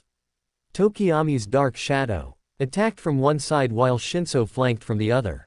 Izuku coordinated their movements with minimal communication, his tactical mind processing the battlefield in real time. Mirko was still faster, stronger, more experienced. But for the first time, she was being challenged. A hit connected, Bakugo's explosion forcing her to dodge. Then another, Todoroki's ice caught her leg briefly. Then Izuku's saw cleaver actually grazed her costume. There we go. Mirko's grin was feral. Now you're getting it. More. The spar intensified. The students pushed harder, their coordination improving with each exchange. They still lost. Mirko ultimately defeated them through superior stamina and experience. But the gap had narrowed visibly. Better, Endeavor assessed after the match. You're starting to function as a unit rather than 5 individuals. That's the foundation of team combat. But you're still treating Midoriya as the leader by default, Aizawa observed. What happens when he's not available? You need to learn to function with rotating leadership. The next drill required them to fight while Izuku was blindfolded and deafened, still present but unable to coordinate. The students struggled initially, their teamwork falling apart without his direction. But gradually, they adapted. Todoroki stepped into the tactical role, his analytical mind identifying strategies. Bakugo became the aggressive spearhead. Tokiyami provided battlefield control. Shinso handled communication and coordination. When Izuku's sensory restrictions were finally removed, he found his team had successfully completed the objective, defending a mock civilian evacuation point against simulated villains. Without his input, "You don't need me to lead," Izuku said, pride evident in his voice. "You're capable independently. We're better together though," Todoroki corrected. "Leadership should be flexible, not fixed. Sometimes you led, sometimes I do. Sometimes circumstances demand Bakugo's aggressive approach or Shinso's tactical thinking. The key is recognizing who should lead in each situation." It was a mature insight. One that demonstrated real growth. The remedial training continued through the week. Each day brought new challenges, new failures, and incremental improvements. By Friday, the students were moving with confidence that bordered on professional competence. Then Aizawa announced the final test. "Tomorrow, you'll face a herald," he stated simply. Silence greeted his pronouncement. "The CRD has located another corruption node," Aizawa explained. "Smaller than the Industrial District 1, but still dangerous. A herald has been confirmed on site. Your task is reconnaissance and engagement if necessary. Real mission, real danger, real consequences. You're sending students against a herald." Todoroki's voice carried disbelief. "I'm sending trained hunters," Aizawa corrected. "You've proven you can coordinate, adapt, and survive under pressure. Now prove you can complete an actual mission.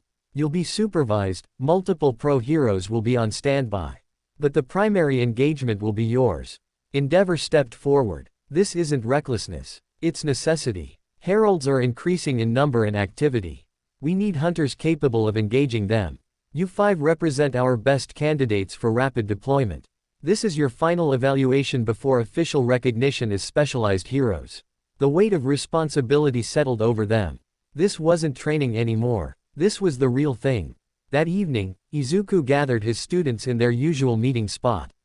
"Tomorrow determines everything. Success means official recognition, support, resources. Failure means casualties, possibly death. I need to know, are you certain about this? We've come too far to back out now," Bakugo declared. "Besides, running from fights isn't my style. The darkness must be confronted," Tokiyami stated. "We've trained for this moment.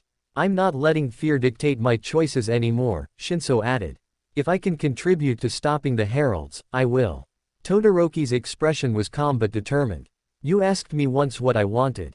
I want to prove that I can be a hero on my own terms. This is part of that." Izuku nodded slowly. "Then we go in together. We fight as a unit. And we all come back alive. That's non-negotiable." They spent the evening preparing. Equipment checks, strategy discussions, mental preparation. Izuku walked them through herald combat tactics, exploiting the temperature weakness, avoiding prolonged engagement, prioritizing escape routes. Every detail mattered. When they finally dispersed to their rooms, Izuku remained awake. He entered his evolved hunter's dream, seeking guidance from Gehrman. The old hunter stood waiting, his expression grave. "Tomorrow's mission is crucial. Success could validate your methods and establish hunters as recognized specialists. Failure could set the movement back years." "I know," Izuku replied. "That's why I'm worried. My students are talented, but they're still learning. Putting them against a herald feels like sacrificing them. You're not sacrificing them, Gehrman corrected. You're trusting them. There's a difference. They've earned this opportunity through blood, sweat, and determination. Honor that by believing in their capabilities. And if they die, then they die as hunters, fighting for humanity's survival, Gehrman stated bluntly. It's not ideal. It's not fair. But it's reality. The corruption won't wait for them to be perfectly prepared. They either step up now or risk being overrun later. The harsh truth settled over Izuku. War didn't allow for ideal circumstances. You fought with the resources available, not the ones you wished you had. There's something else you should know, Gehrman continued. Your absorption of the Source's core changed you in ways still manifesting. Tomorrow's fight will reveal one of those changes. Trust your instincts when the moment comes. What kind of change? Izuku pressed. But Gehrman was already fading. You'll understand when necessary. Good hunting, young one. The dream ended, leaving Izuku with more questions than answers. But dawn was approaching, and with it, the mission that would define his students' futures. Saturday morning arrived cold and clear. The team assembled at a CRD mobilization point on Tokyo's outskirts. Endeavor, Mirko, and Gran Torino served as mission supervisors. Argent coordinated from a mobile command center. And Aizawa, in full hero gear, stood ready to intervene if things went catastrophically wrong. The target is an abandoned hospital in Narima district, Argent briefed, displaying holographic maps. Corruption readings indicate a herald has established a node in the building's basement. Civilian presence in the area is 0, we've evacuated under the cover of gas leak reports. You'll have complete engagement freedom without bystander risk. What class herald? Izuku asked. Unknown, Argent admitted. Corruption signature suggests mid-tier, similar to what you encountered in the industrial district. But heralds evolve rapidly. Prepare for surprises. They moved out in a transport vehicle, arriving at the abandoned hospital within 15 minutes. The building loomed against the morning sky, 7 stories of broken windows and decay. Corruption stains marked the exterior walls like disease. We go in as planned, Izuku stated, his hunter nature fully activated. Silvery black mist seeped from his skin. Todoroki and I take point. Bakugo and Tokiyami provide flanking support. Shinso stays back for tactical coordination and emergency response. Move carefully but confidently. Hesitation gets you killed. They entered through the main entrance, their footsteps echoing through empty corridors. Izuku's senses mapped the corruption distribution, strongest in the basement, as expected, but traces throughout the building. The herald had been here for months, maybe years. The descent to the basement was tense. Every shadow could hide a construct. Every corner presented ambush opportunities. But they reached the basement level without incident. The space was vast, a former morgue and storage area converted into something nightmarish. Corruption covered every surface. And at the center, suspended in a web of black tendrils, hung the herald. This one was different, more humanoid. Female features barely visible beneath corruption layers. And when it opened its eyes, they held intelligence that the previous herald had lacked. Welcome, young hunters, the herald spoke, its voice almost musical. I am Despair. I've been waiting for you. Waiting. Todoroki's ice began forming defensively. Of course, Despair replied. The Industrial District Herald reported your capabilities. We wanted to see them personally. Consider this an audition. She dropped from her web, landing with inhuman grace. Defeat me, and you'll earn our respect. Perhaps even an offer to join us. Fail, and your deaths will feed the corruption we serve. We're not interested in joining you, Izuku stated, his saw cleaver manifesting. Not yet, Despair corrected. But Despair has a way of changing perspectives. Let me show you. She attacked. Her speed rivaled the previous heralds, but her technique was superior. She fought with martial discipline, every movement purposeful. Her corruption claws struck with surgical precision, targeting weak points and exploiting openings. The students responded with their trained coordination. Todoroki created ice barriers that channeled her movements. Bakugo's explosions forced her into disadvantageous positions. Tokiyami's dark shadow attacked from range. And Izuku engaged directly, his saw cleaver meeting her claws in exchanges that sparked with discharged energy. But Despair was stronger than they anticipated.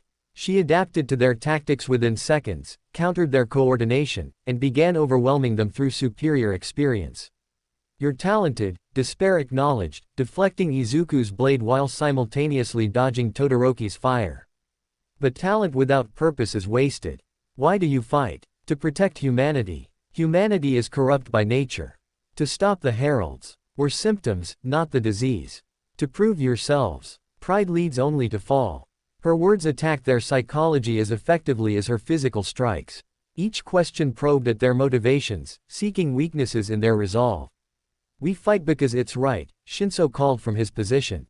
"That's reason enough, is it?" Despair's attention shifted to him. "You, rejected by hero society for having a villain's quirk. They judged you before knowing you. Why protect a society that fears you?" Shinso's response was immediate. "Because I'm not defined by their fears. I'm defined by my choices." The answer seemed to surprise Despair. Her attack hesitated for a fraction of a second. And in that hesitation, Izuku saw the opening he needed. "Now," he commanded. Todoroki and Bakugo executed their combination attack, flash freezing followed by explosive heating. The thermal shock affected Despair's corruption body, temporarily solidifying it. In that moment of vulnerability, Tokiyami's dark shadow struck, wrapping around her limbs. And Izuku's saw cleaver found her core. The blade pierced through corruption layers, seeking the vital essence beneath. Despair screamed, not in pain, but fury. Black energy exploded outward, throwing everyone back. When the energy cleared, Despair stood damaged but not defeated. A gaping wound marked where Izuku's blade had struck, but she was already regenerating. "Impressive," Despair acknowledged, genuine respect in her voice. "You actually hurt me. That's rare." She prepared for a final assault, one that would determine the battle's outcome. Izuku sensed her gathering power for a devastating attack that would overwhelm their defenses. Then something inside him activated. Gehrman's words echoed, "Your absorption of the source's core changed you." Izuku felt new power surging through his hunter's blood. Not corruption, but something adjacent to it, the purified essence of what he'd absorbed. His saw cleaver began to glow with silvery black light. "What?" Despair's confidence faltered. Izuku attacked with speed that surpassed his previous limits. His blade moved faster than perception, striking multiple times in what seemed like a single motion. Each strike carved through Despair's corruption, and this time, the wounds didn't regenerate. "Impossible," Despair gasped. "You're using purified corruption against me. You've become something new," Izuku completed. "Neither fully human nor corrupted. A hunter who carries darkness but isn't consumed by it." His final strike found her core again. This time, the saw cleaver's purified corruption energy interfaced with Despair's essence.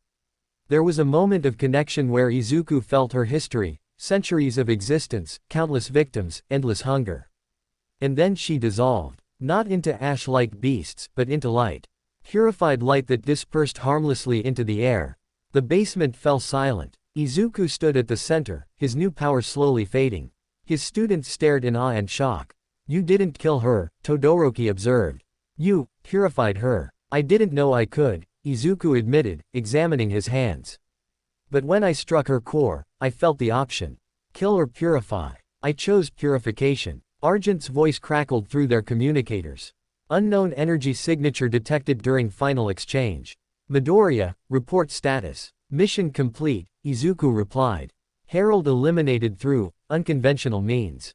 Request debrief." The supervisory heroes entered the basement, their expressions showing mixed reactions. Endeavor looked impressed. Mirko seemed disappointed she hadn't gotten to fight. Gran Torino's knowing smile suggested he'd anticipated this development. "You awakened a new aspect of your quirk," Aizawa assessed. "The ability to purify corruption rather than just eliminate it. That's significant. It changes everything," Endeavor added.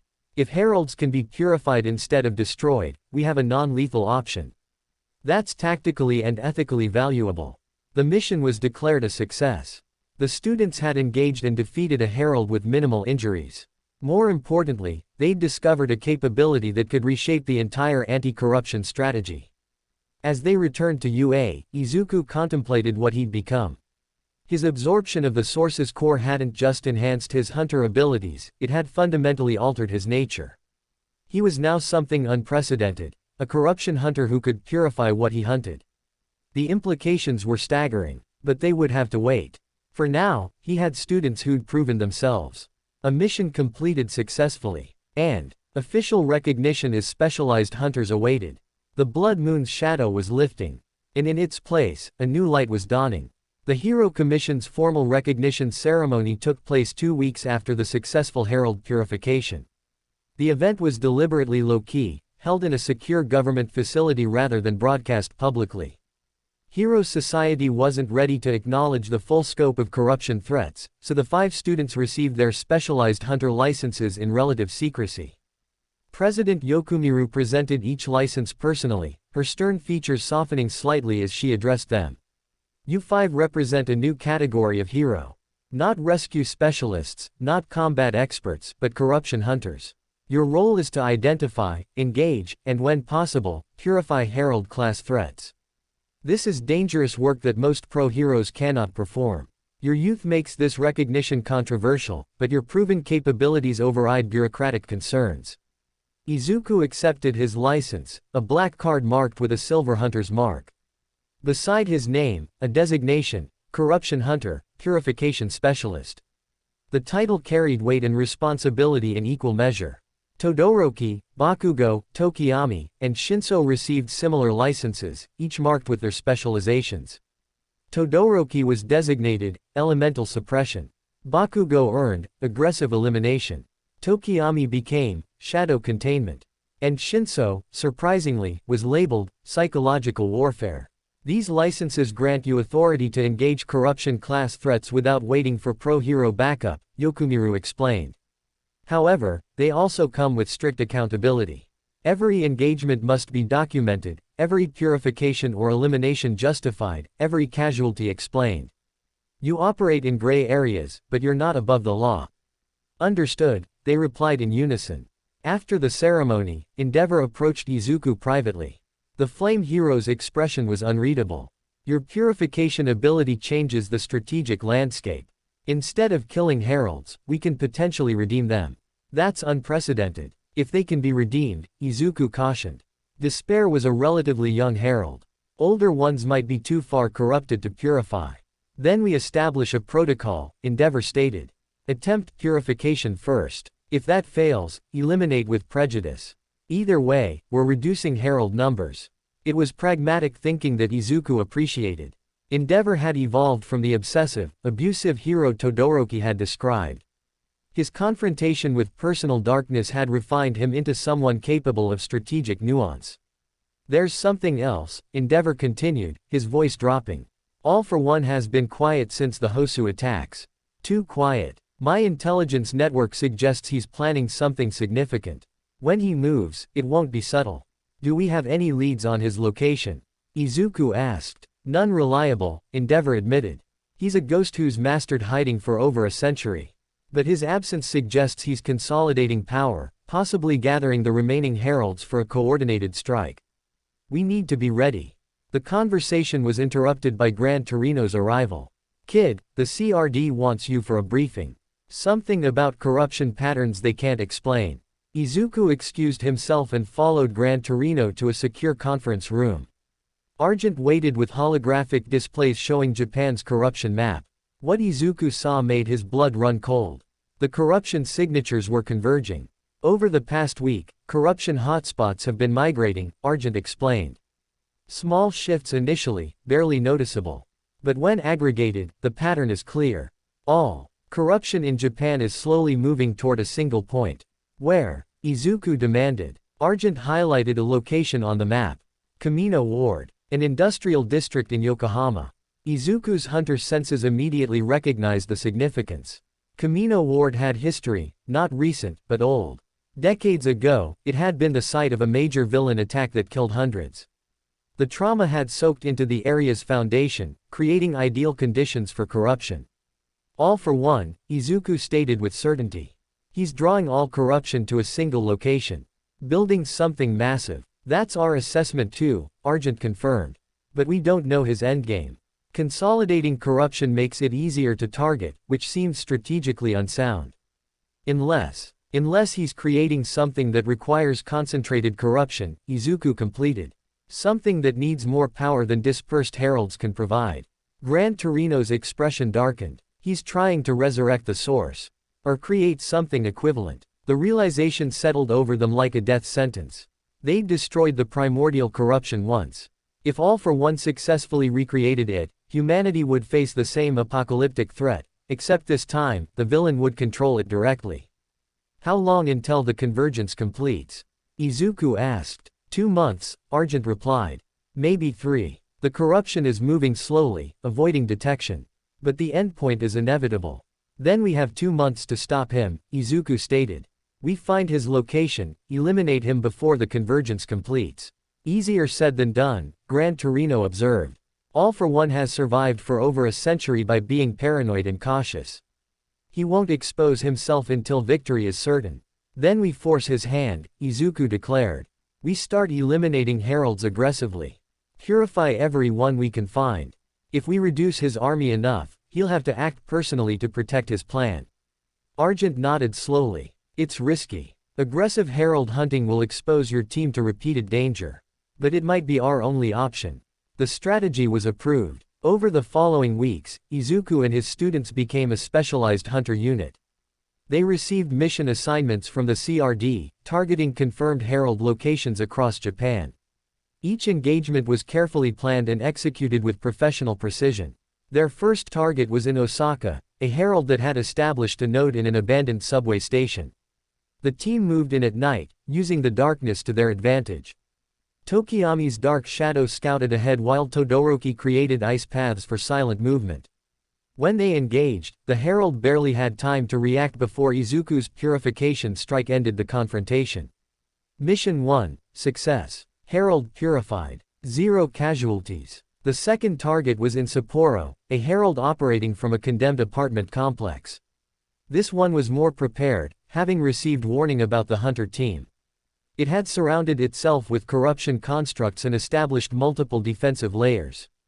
But Bakugo's aggressive assault broke through the defenses while Shinso's psychological tactics disrupted the herald's coordination. Izuku's purification strike, when it came, was almost anticlimactic. Mission 2, Success. Herald purified. Minor injuries only. They completed 6 herald eliminations in 3 weeks. Each mission refined their teamwork and validated their capabilities. News of their success spread through the hero community, and other students began requesting hunter training.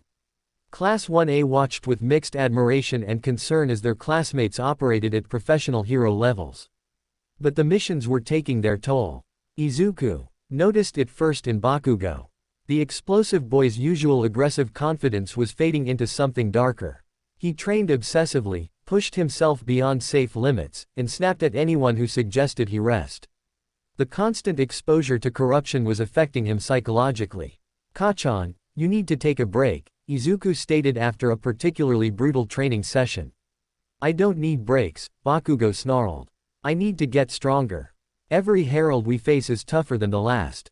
If I'm not improving constantly, I'm falling behind. Overtraining leads to injury and burnout, Izuku countered. You're no good to the team if you collapse from exhaustion. Bakugo's explosion was immediate and literal. He triggered a blast that scorched the training ground floor. Stop treating me like I'm weak. I can handle this. No one said you're weak, Todoroki interjected, his calm voice cutting through Bakugo's rage. But we're all feeling the pressure. 6 heralds in 3 weeks means constant combat stress. Taking breaks isn't weakness, it's tactical necessity. Bakugo wanted to argue, but something in Todoroki's expression stopped him. The Ice Fire user understood pressure in ways few others could. If he was admitting strain, the situation was serious. Fine, Bakugo ground out. 1 day off. Then we're back to training. 3 days, Izuku corrected. All of us. We rest, recover, and come back stronger. That's an order. The mandatory rest period was controversial but necessary. Izuku used the time to address another concern, his mother. He'd been so focused on herald hunting that he'd barely seen Inko in weeks. Their phone conversations were rushed. He'd missed family dinners. The guilt accumulated with each passing day. He returned home for the first time in a month to find his mother waiting with a home-cooked meal and tears in her eyes. Izuku, Inko whispered, pulling him into a crushing embrace. You look exhausted. And thinner. Are they feeding you at UA? I've been eating, Mom, Izuku assured her. Just burning a lot of calories with training and missions. They sat for dinner, katsudon, as always. Inko watched him eat with maternal concern that transcended words. She didn't ask about the missions directly, but her worry was palpable. I know you're saving the world again, Inko finally said. The Hero Commission contacted me. Explained that you're doing specialized work that most heroes can't. They assured me you're being supervised and protected. I am, Izuku confirmed. I have teammates, experienced heroes backing us up, and extensive training. I'm being as safe as possible. But not completely safe, Inko observed. Because this work you're doing, it's dangerous by nature. Isn't it? Izuku couldn't lie to his mother. Yes, it's dangerous. The enemies we face are powerful and intelligent. But we're good at what we do. And we're making a difference. Inko was silent for a long moment, her hands wrapped around her teacup. I'm proud of you. Terrified, but proud. You're 15 and already changing the world. That's extraordinary. I just wish you could have a normal childhood. I stopped being normal when my quirk manifested, Izuku replied gently. But that's okay. This is who I am. A hunter who protects people from threats they don't understand. It's not the life you wanted for me, but it's the life I've chosen. Then I'll support it, Inko declared, her voice firming with maternal determination. But you have to promise me something. Come home more often, even if it's just for an hour. Let me see that you're okay. Can you do that? I promise, Izuku agreed. The 3 days of rest provided crucial recovery. Izuku spent time with his mother, trained lightly to maintain conditioning, and caught up on schoolwork he'd been neglecting. His classmates welcomed the break from his intensity, and the common area's atmosphere lightened noticeably. On the final rest day, Uraraka approached him in the common room. Midoriya, can we talk? They moved to a quiet corner. Uraraka's usual cheerfulness was subdued, replaced by serious concern. You've been different since the sports festival. More intense. More isolated. We're worried about you. We? Izuku asked. The class, Uraraka clarified. We understand you're doing important work with your hunter team. But you're also our classmate. Our friend. And friends don't let friends carry everything alone. The sentiment touched something in Izuku. He'd been so focused on his hunter responsibilities that he'd neglected his relationships with classmates outside his core team. I'm sorry. I didn't mean to isolate myself. We know, Uraraka assured him. You're trying to save the world. That's a lot. But remember, you don't have to do it alone. Class 1A sticks together. If you need help, ask. We might surprise you with what we're capable of. Thank you, Izuku said sincerely. I'll try to be more present. The conversation reminded him that his mission extended beyond just hunting heralds. He was also supposed to be a UA student, a classmate, a friend. Balancing those roles required conscious effort. When hunter operations resumed, Izuku implemented changes. He scheduled regular check-ins with his core team to address psychological strain. He maintained better contact with his mother. And he made time for Class 1A activities, studying together, training with others, participating in dorm life. The balance was precarious but manageable. And his team's performance didn't suffer. If anything, the improved psychological health enhanced their effectiveness. They eliminated 3 more heralds over the next month. Each purification was cleaner than the last as Izuku refined his technique. He learned to sense herald cores more accurately, to channel purification energy more efficiently, to complete the process in seconds rather than minutes. But as their success rate increased, so did the heralds' desperation. The remaining ones began working together, creating joint strongholds that required coordinated assaults. The missions grew more dangerous. Their 10th herald target was in Nagoya, 2 heralds operating from a single location, a former hospital that had become a corruption fortress. The CRD deployed Izuku's team along with Endeavor and Mirko as backup. The mission was classified as high risk with expected casualties. They approached the hospital at dawn, the building's silhouette dark against the rising sun. Izuku's hunter senses detected both herald signatures, one in the basement, another on the roof. They were deliberately separated, forcing the team to split focus. Todoroki, Bakugo, you're with Endeavor tackling the basement herald, Izuku commanded. Tokiyami, Shinso, you're with Mirko for the roof. I'll provide support wherever needed. You're splitting the team, Todoroki questioned. That's risky. Staying together means ignoring one herald while the other reinforces, Izuku explained. We hit both simultaneously. Fast, aggressive, overwhelming. That's how we win. The teams split and advanced. Endeavor's group descended into the hospital's depths while Mirko's climbed toward the roof. Izuku positioned himself centrally, his evolved senses tracking both engagements simultaneously. The basement herald struck first. It was massive, easily 4 meters tall, composed of condensed corruption that made it nearly solid. Endeavor's flames barely affected it. Bakugo's explosions did superficial damage. Todoroki's ice shattered against its hide. It's evolved, Endeavor reported grimly. This one's adapted specifically to resist our attacks. Keep it occupied, Izuku responded, already moving. I'm coming. On the roof, Mirko's team faced a different challenge. This herald was small and fast, darting between shadows with speed that rivaled Mirko's own. Tokiyami's dark shadow couldn't pin it down. Shinso couldn't brainwash something that didn't speak. They were being toyed with. It's baiting us, Shinso reported. Drawing us away from escape routes. Izuku's tactical mind processed both situations. The basement herald was a tank designed to absorb punishment. The roof herald was an assassin built for speed kills. Both were stalling, waiting for something. It's a trap, Izuku realized. They're keeping us occupied while. A third corruption signature appeared. Not inside the hospital, but approaching from outside. This signature dwarfed the others, a herald far more powerful than any they'd faced. And it was moving fast, converging on their position. All teams, extract immediately. Izuku commanded. We're outnumbered and outmatched. But extraction proved difficult. The basement herald blocked the exit. The roof herald cut off aerial escape. They were pinned deliberately. So much for your hunter reputation, a new voice echoed through the hospital. You fell for the oldest trick, superior forces disguised as manageable opposition. The third herald entered through the hospital's main entrance. Unlike the others, this one appeared almost human, male features, business suit, polite demeanor. Only the red eyes and shadow aura revealed its true nature. I am Ambition, the herald introduced himself. And I've been tasked with eliminating your team. The other heralds serve as my containment specialists. You have nowhere to run.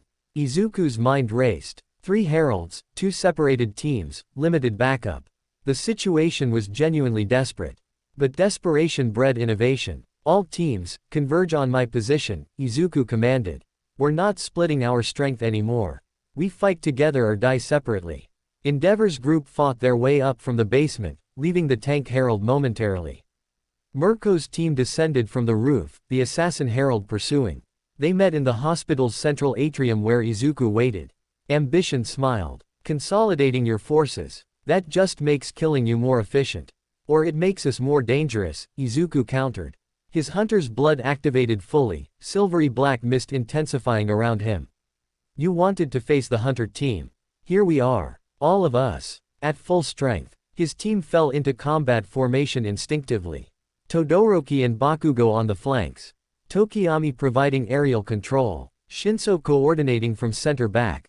And Izuku at point, his saw cleaver manifesting with purification energy already glowing. Endeavor and Mirko positioned themselves as outer support, ready to intervene if the students were overwhelmed. Impressive discipline, Ambition acknowledged. But ultimately futile. You face 3 heralds simultaneously. No hunter team has survived such odds. Then we'll be the first, Bakugo declared, his explosions building to maximum output. The battle began. Ambition attacked with calculated precision. The tank herald charged from one direction while the assassin herald struck from another. The coordination was flawless, designed to overwhelm through sheer tactical superiority. But Izuku's team had trained for exactly this scenario.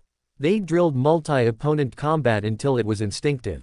Todoroki created ice barriers that channeled enemy movement. Bakugo's explosions disrupted herald coordination. Tokiyami's dark shadow provided mobile defense. Shinso identified patterns and called out strategic adjustments. And Izuku became death incarnate. His new purification ability had evolved with practice. Now he could channel it through his entire body, not just his weapon. Every strike carried purifying energy. Every movement disrupted corruption. He moved through the battle like flowing water, impossible to pin down, devastating where he struck. The assassin herald fell first. It made the mistake of targeting Izuku directly, and his purification strike caught its core mid-lunge. The herald dissolved into light with a scream of surprise. The tank herald proved more difficult.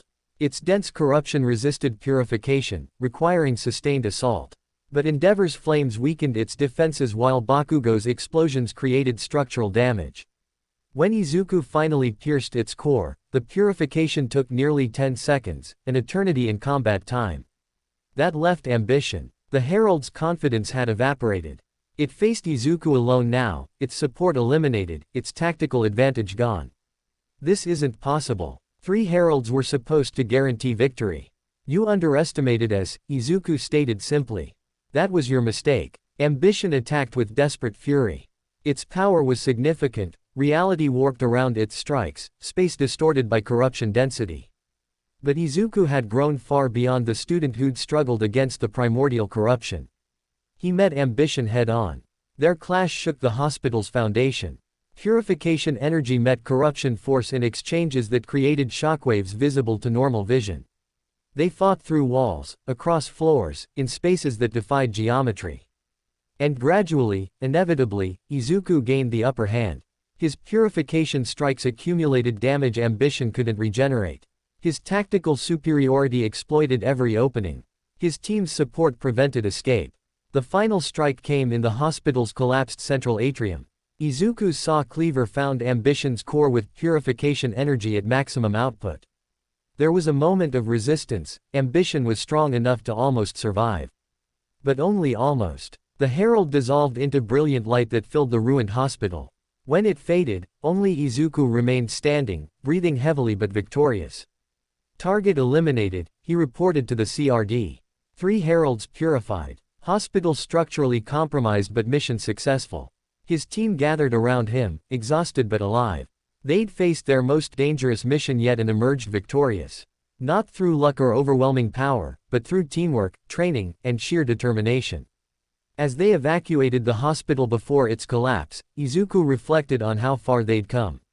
From students struggling with basic hunter concepts to a team capable of eliminating multiple heralds simultaneously. But he also recognized the truth ambition had revealed. The heralds were getting desperate. Coordinating in groups, setting traps, fighting with everything they had. Which meant All for One's plan was progressing. The corruption convergence was approaching completion. They'd eliminated 10 heralds total. But how many remained? And more importantly, how much time did they have before the final confrontation? These questions haunted Izuku as they returned to UA. The war against corruption was entering its final phase. The next battles would determine humanity's fate. And Izuku Midoriya, hunter, hero, purifier, stood ready to face whatever darkness awaited. The Blood Moon's shadow was lifting. But the final dawn had not yet arrived. The week following the Nagoya mission brought unexpected consequences. Hero Commission President Yokumiru summoned Izuku to an emergency meeting where she delivered news that changed everything. We've accelerated the corruption convergence timeline. Analysis of your recent herald eliminations shows that destroying them is causing the remaining corruption to consolidate faster. What we estimated as 2 months is now 3 weeks. Izuku's blood ran cold. We triggered an acceleration by being too successful. In essence, yes, Yokumiru confirmed grimly. Each purified herald releases energy that flows toward the convergence point. You've eliminated 10 heralds, which means 10 surges of corruption energy flowing directly to All for One's location. We didn't anticipate this feedback loop. So our success is actually helping him. The irony was bitter. Not helping, changing the timeline, Yokumiru corrected. The convergence was always inevitable. You've simply compressed it, which means we need to act faster than planned. She pulled up holographic displays showing Kamino Ward. The industrial district glowed with corruption signatures so dense they appeared as solid mass. All for One has revealed his location. He's no longer hiding because he doesn't need to. In 3 weeks, the convergence completes and he'll have enough power to recreate the primordial corruption under his direct control. Then we attack before completion, Izuku stated. Mobilize every hero and hunter available. Hit him with overwhelming force. That's the plan, Yokumiru agreed. But there's a complication. We can't evacuate Camino Ward without alerting All for One. The district still has 15,000 residents who don't know they're living in a future war zone. We need to extract them quietly while simultaneously preparing for the largest hero operation in Japanese history. The logistical nightmare was staggering. Evacuating thousands while maintaining operational security. Coordinating hundreds of heroes without public panic. And doing it all within 3 weeks. What do you need from my team? Izuku asked. Continue Herald elimination, Yokumiru replied. Every Herald you purify is one less combatant defending All for One. We estimate 20 Heralds remain, down from the original 50 thanks to your efforts. If you can reduce that number to 10 or fewer, our chances of victory increase significantly. Izuku nodded. We'll eliminate as many as possible. One more thing, Yokumiru added. UA has final exams in 2 weeks. Normally we'd exempt you due to your specialized work, but Principal Nezu insists you participate. Something about maintaining normalcy and not letting hunter duties consume your education entirely. The absurdity of worrying about school exams while preparing for apocalyptic battle almost made Izuku laugh. But Nezu was right. Maintaining some semblance of normal student life was important for psychological health. We'll take the exams, Izuku agreed. But immediately afterward, we're focusing entirely on Herald elimination. Returning to UA, Izuku gathered his core team and explained the situation. The compressed timeline shocked them, but their resolve didn't waver. 3 weeks to save the world, Bakugo mused. No pressure. We've handled worse odds, Todoroki observed. Remember the source. We were given hours, not weeks. The difference is preparation, Shinso noted. We have time to plan, train, and position ourselves optimally. That's a luxury we haven't had before. Plus we're not alone this time, Tokiyami added. The entire Hero Society will be mobilizing. We're part of a larger operation. Izuku appreciated their positive framing. Here's the plan. We have 2 weeks until final exams. During that time, we conduct reconnaissance on remaining Herald locations and plan elimination strategies. After exams, we execute those plans in rapid succession. Goal is to eliminate 10 more Heralds before the Camino operation begins. That's aggressive, Todoroki assessed. 10 Heralds in 1 week means more than 1 per day. Which is why we're not doing it alone anymore, Izuku explained. Other hunter teams are being mobilized. We'll coordinate with them, hitting multiple targets simultaneously. The revelation surprised them. There are other hunter teams? Shinso asked. 3 others, Izuku confirmed. Smaller than ours, less experienced, but capable. The CRD has been training them based on our successes. We'll be working with them for the first time during the final week. The next 2 weeks were a blur of activity. Mornings brought regular UA classes and exam preparation. Afternoons focused on Herald reconnaissance and tactical planning. Evenings meant coordination meetings with other hunter teams and CRD strategists. And nights Izuku spent in his evolved hunter's dream, monitoring corruption patterns and seeking any advantage. The other hunter teams proved competent but understandably nervous. Meeting Izuku, the hunter who'd destroyed the primordial corruption and purified 10 heralds, was intimidating. But he quickly established rapport by treating them as equals rather than subordinates. We're all fighting the same enemy, Izuku explained during their first joint meeting. Experience doesn't make me better than you, just different. Your perspectives and capabilities are equally valuable. The approach worked. The teams began sharing intelligence and developing coordinated strategies. They identified herald locations, analyzed defensive patterns, and established communication protocols. Meanwhile, UA's final exams approached with typical academic intensity. The written portions were straightforward for Izuku. His analytical mind and hunter-enhanced focus made knowledge retention easy. But the practical exams would be challenging. Aizawa announced the format during homeroom. Practical exams will pit student pairs against a pro-hero in combat scenarios. You'll need to either capture your opponent or escape within the time limit. Consider this preparation for provisional license exams and real hero work. The pairings were announced. Izuku found himself paired with Kaminari against Principal Nezu. The matchup was surprising. Nezu rarely participated in combat evaluations, preferring administrative roles. Nezu, Kaminari whispered nervously. But he's not a combat hero. His quirk is just high specs, super intelligence. Which makes him more dangerous than most combat heroes, Izuku replied. Intelligence beats power when properly applied. This will be a tactical challenge, not a strength contest. The exam took place in a mock urban environment designed to resemble a small city. Izuku and Kaminari entered from the east while Nezu positioned himself somewhere in the sprawling maze of buildings and streets. Our objective is to capture him or reach the exit on the west side, Izuku reviewed aloud. Nezu will have anticipated our strategies and prepared counters. We need to think beyond obvious approaches. So what do we do? Kaminari asked. We use your quirk's area of effect capabilities to flush him out, Izuku explained. Electrify metal structures throughout the city. Force him into predictable escape routes where I can intercept. The strategy was sound in theory. Kaminari released electrical charges that arced across metal frameworks, creating a web of dangerous current. But Nezu had anticipated this. The principal appeared on a monitor display, his paws holding T as he addressed them from safety. Clever use of Kaminari's quirk, Nezu acknowledged. But I've insulated my position with rubber and non-conductive materials. Your area denial tactics are ineffective. Then we adapt, Izuku muttered. He analyzed the city layout, looking for patterns in Nezu's preparations. Every trap, every defensive measure revealed information about the principal's location. Kaminari, discharge maximum power in Sector 3, Izuku commanded. Overload the electrical grid. That'll fry my brain, Kaminari protested. Trust me, Izuku insisted.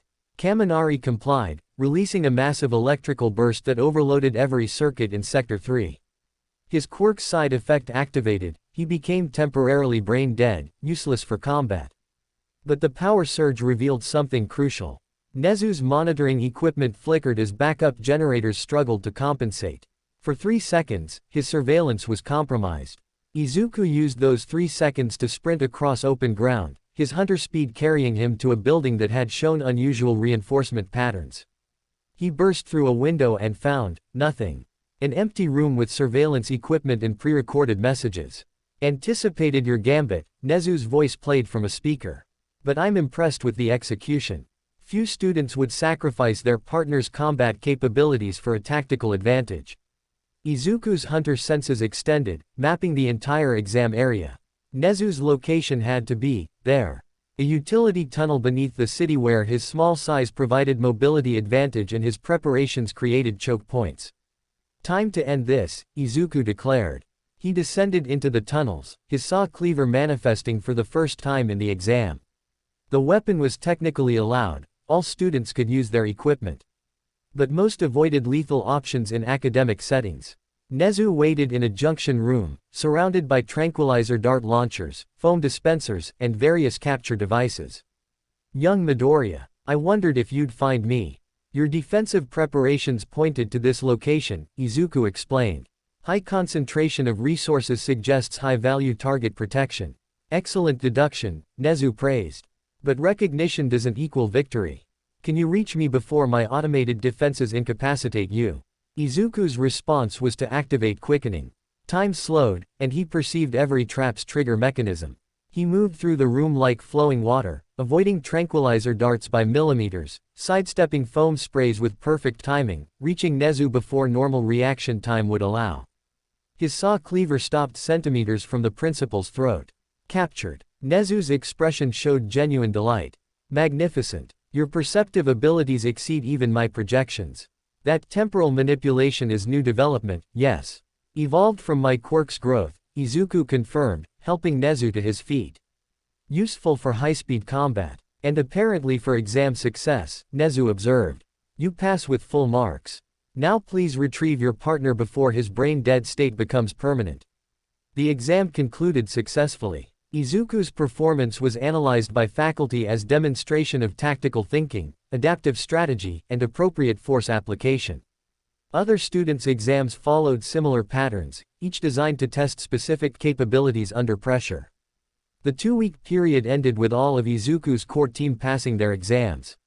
Todoroki defeated Aizawa and Yaoyorozu through coordinated elemental assault. Bakugo and Kirishima overwhelmed All Might through aggressive tandem attacks. Tokiyami and Asui captured ectoplasm using Environmental advantages. And Shinso paired with Ojiro to escape snipe through psychological misdirection. With exams complete, the final week began. The CRD activated Operation Herald Purge, a coordinated effort to eliminate all remaining Herald-class threats before the Kamino confrontation. 4 hunter teams would operate simultaneously across Japan, hitting 12 confirmed Herald locations in rapid succession. Izuku's team received their assignments. 3 heralds in 3 days, each presenting unique challenges. Day 1, a herald in Fukuoka operating from a corporate office building. This one had infiltrated the business world, using its position to spread corruption through economic manipulation. The team struck during a board meeting, catching the herald in human disguise. The purification was complicated by civilian presence, but Izuku managed to complete it without casualties. Day 2, twin heralds in Kyoto coordinating from separate temples. These had been operating for decades, possibly centuries, posing as religious figures. The team split to engage both simultaneously. Todoroki and Bakugo handled one while Tokiyami and Shinso tackled the other. Izuku provided mobile support, moving between battles to deliver purification strikes. Both heralds were eliminated within an hour. Day 3, a herald in Hiroshima that had merged with the city's traumatic history. This one was emotionally devastating. It had built itself from atomic bomb survivors, lingering radiation and generational trauma. Purifying it required Izuku to absorb centuries of pain and suffering. He succeeded but was psychologically drained for hours afterward. 3 heralds eliminated, 9 remaining based on latest intelligence. The other hunter teams reported mixed results. Team 2 successfully eliminated 2 heralds but took casualties. 1 hunter was critically injured and withdrew from active duty. Team 3 eliminated 1 herald but lost a member to corruption transformation, forcing Izuku to purify their former teammate. Team 4 failed their mission entirely, all members surviving but the herald escaping. The combined operation reduced herald numbers from 20 to 14. Not the goal of 10, but significant progress.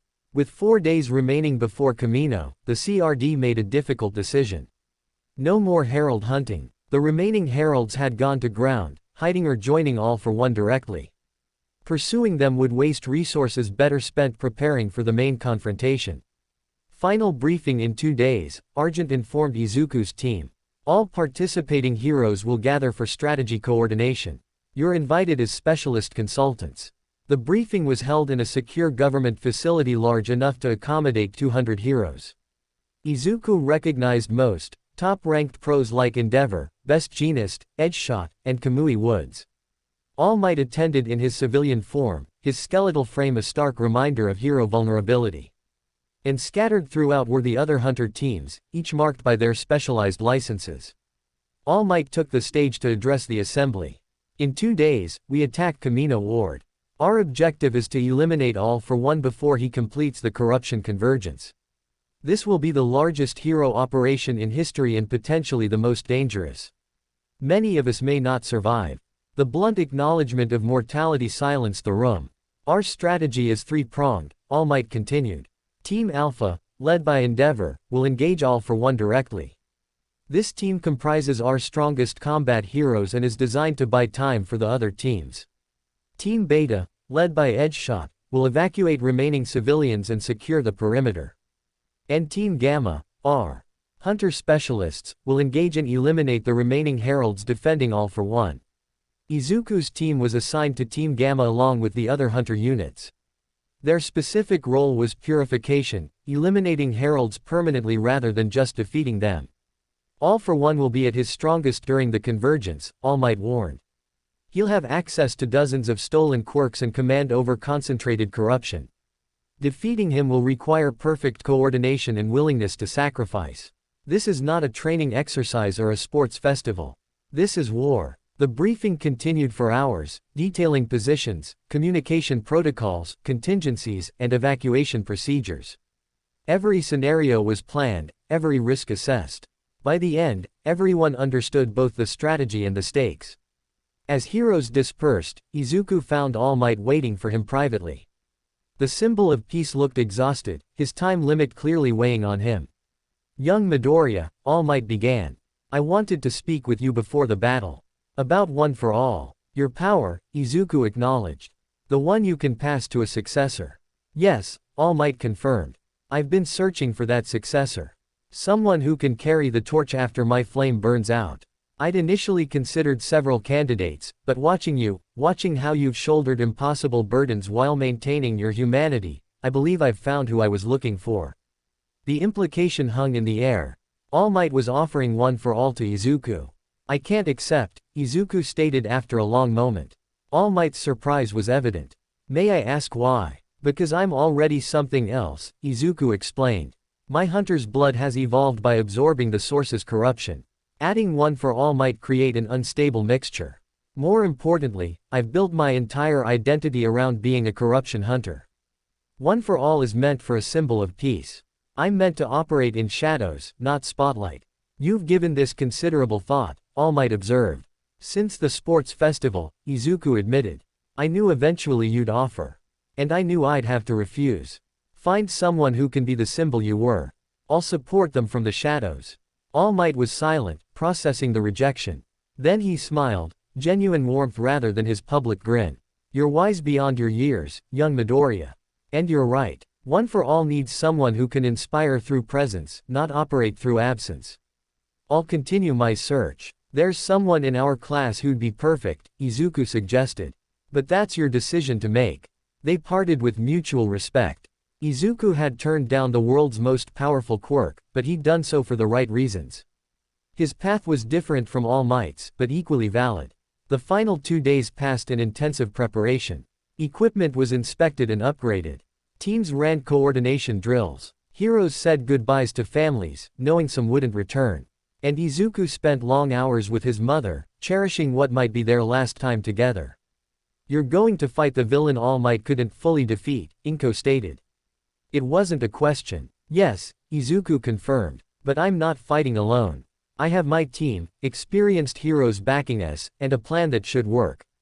Should, Inko repeated. That's not certainty. Nothing about this is certain, Izuku admitted.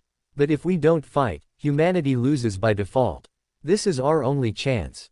Inko pulled him into a fierce embrace. Then win. Do whatever you have to do, but come home to me. That's an order. Yes, ma'am, Izuku agreed, returning the embrace. The night before Kamino, Izuku entered his hunter's dream one final time. Gehrman stood waiting, his ancient eyes reflecting centuries of battles fought and survived. Tomorrow determines everything, the old hunter stated. Victory means humanity survives. Defeat means extinction. No pressure. I'm terrified, Izuku admitted. All for One is more powerful than anything I've faced. What if I'm not strong enough? Then you die, Gehrman replied bluntly. But you die having given everything. There's honor in that. However, his expression softened. I don't believe you'll die. You've grown beyond anything I imagined when you first entered this dream. You're not just a hunter anymore. You're something new. Something that might actually win. What am I? Izuku asked. Hope, Gehrman answered simply. You're what happens when darkness is channeled toward light. When corruption is purified rather than destroyed. When hunting serves protection rather than violence. You're the evolution of what hunters can become. The old hunter placed a translucent hand on Izuku's shoulder. Go forth, young one. Hunt the ultimate corruption. Purify what cannot be killed. And prove that even in deepest darkness, light can prevail. The dream ended, and Izuku woke to find dawn breaking over UA. The day of battle had arrived. Kamino Ward awaited. All for One had completed his preparations. And 200 heroes stood ready to risk everything. Izuku rose from bed, donned his hunter gear, and checked his equipment one final time. His saw cleaver gleamed with silver-black light. His purification energy hummed at full readiness. His resolve was absolute. He met his team at the assembly point. Todoroki, Bakugo, Tokiyami, and Shinso, all dressed for war, all ready to hunt. This is it, Bakugo stated. The big one. We're ready, Todoroki assured. The shadows are with us, Tokiyami added.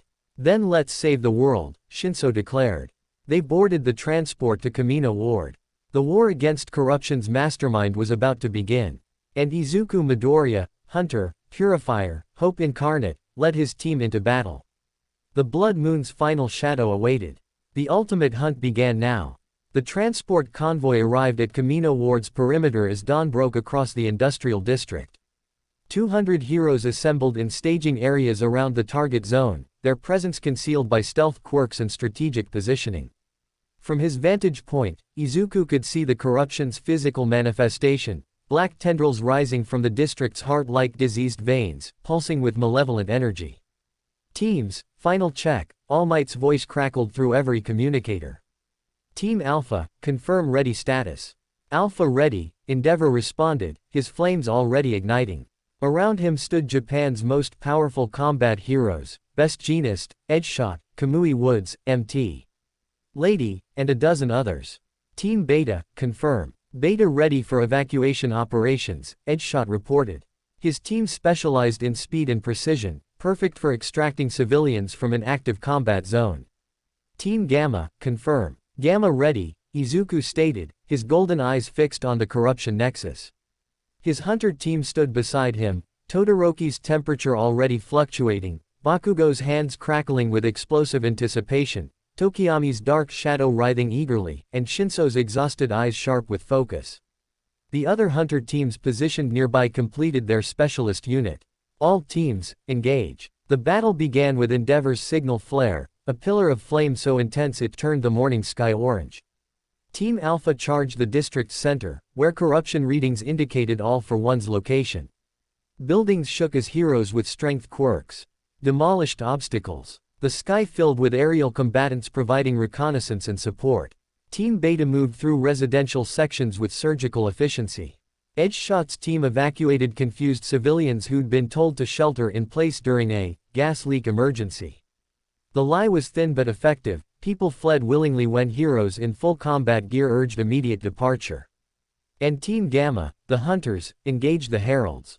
14 remained according to final intelligence. They emerged from corruption-saturated buildings like nightmares given form. Each had evolved during their time hiding, growing stronger by feeding on ambient corruption. They were desperate, cornered, and absolutely lethal. Hunter teams, spread formation. Izuku commanded. Team 1, take the northern sector.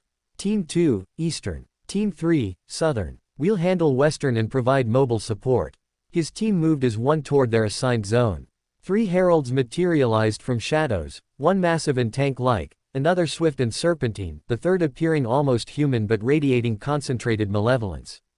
Standard engagement pattern, Izuku stated, his saw cleaver manifesting. Todoroki and Bakugo suppress the tank. Tokiyami and Shinso contain the serpent. I'll handle the humanoid. They executed with practiced precision.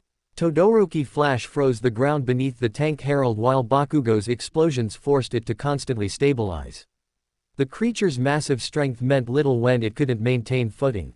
Tokiyami released Dark Shadow at full size, the ambient corruption ironically empowering his quirk to unprecedented levels.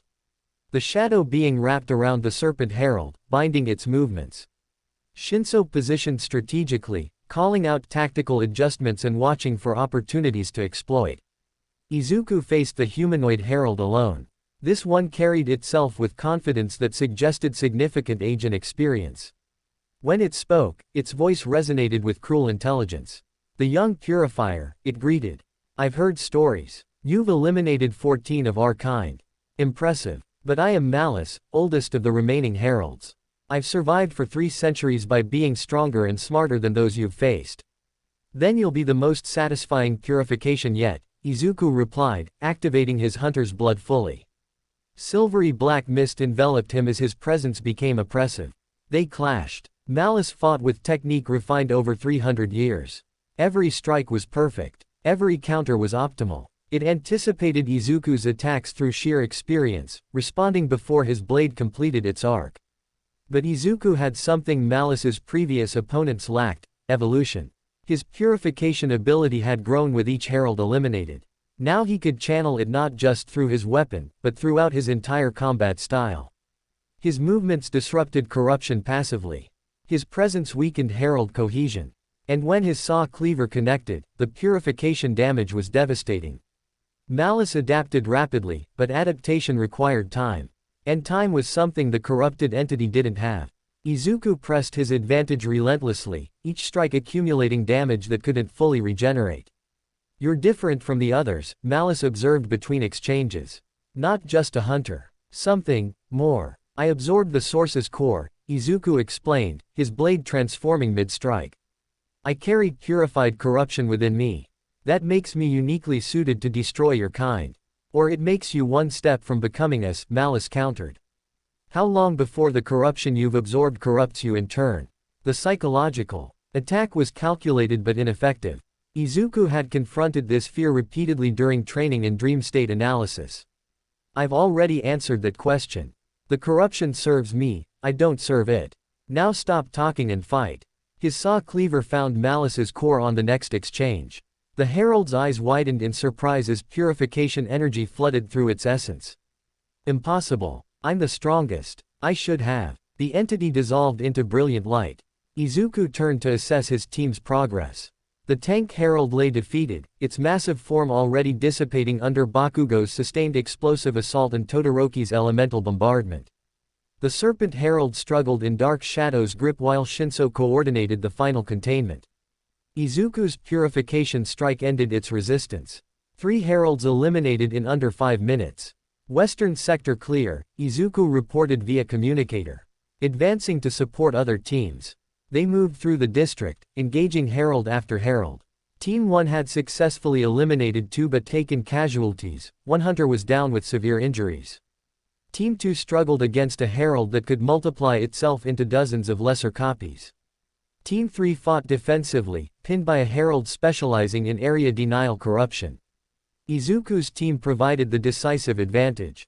They reinforced Team 2, Izuku's purification strike revealing and eliminating the original herald among its copies. They broke Team 3's siege, Todoroki's ice barriers creating escape routes while Bakugo's explosions forced the herald into retreat. By the time they circled back to support Team 1, 11 of 14 heralds had been eliminated. But the real battle was occurring at the district center. Team Alpha had engaged All for One. The villain stood at the corruption nexus's heart, a tall figure wearing a black suit and a breathing apparatus that obscured his face. Around him, reality itself distorted from concentrated corruption energy. The convergence was nearly complete, black tendrils from across Japan flowing into his location and amplifying his already immense power. All Might, All for One greeted, his voice amplified across the battlefield. You've brought friends this time. How prudent. You couldn't defeat me alone 5 years ago. What makes you think a mob will succeed? Because we're not just a mob, All Might declared, his muscular form at full power despite the time limit ticking down. We're heroes fighting for humanity's future. And we will not fail. Endeavor attacked first, his flames condensing into a lance of superheated plasma. All for One casually deflected it with a quirk that generated air pressure barriers. Best Jeanist followed, his fiber manipulation attempting to restrain the villain. All for One simply erased the quirk's effect with a touch. I've stolen over 100 quirks during my lifetime, All for One explained conversationally as he battled multiple heroes simultaneously. Each one perfectly understood, perfectly integrated. Your individual powers are meaningless against my collective arsenal. He demonstrated with devastating efficiency. Strength quirks to match All Might's power. Speed quirks to dodge edge-shot strikes.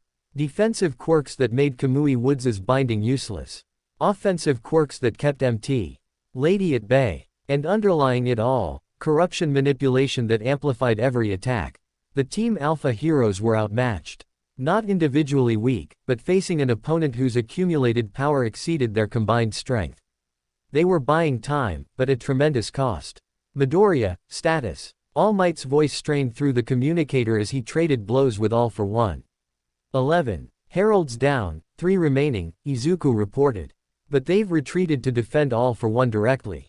We'll need to breach his inner defenses. Then do it quickly, All Might urged. I can't hold him much longer. Izuku's team sprinted toward the nexus.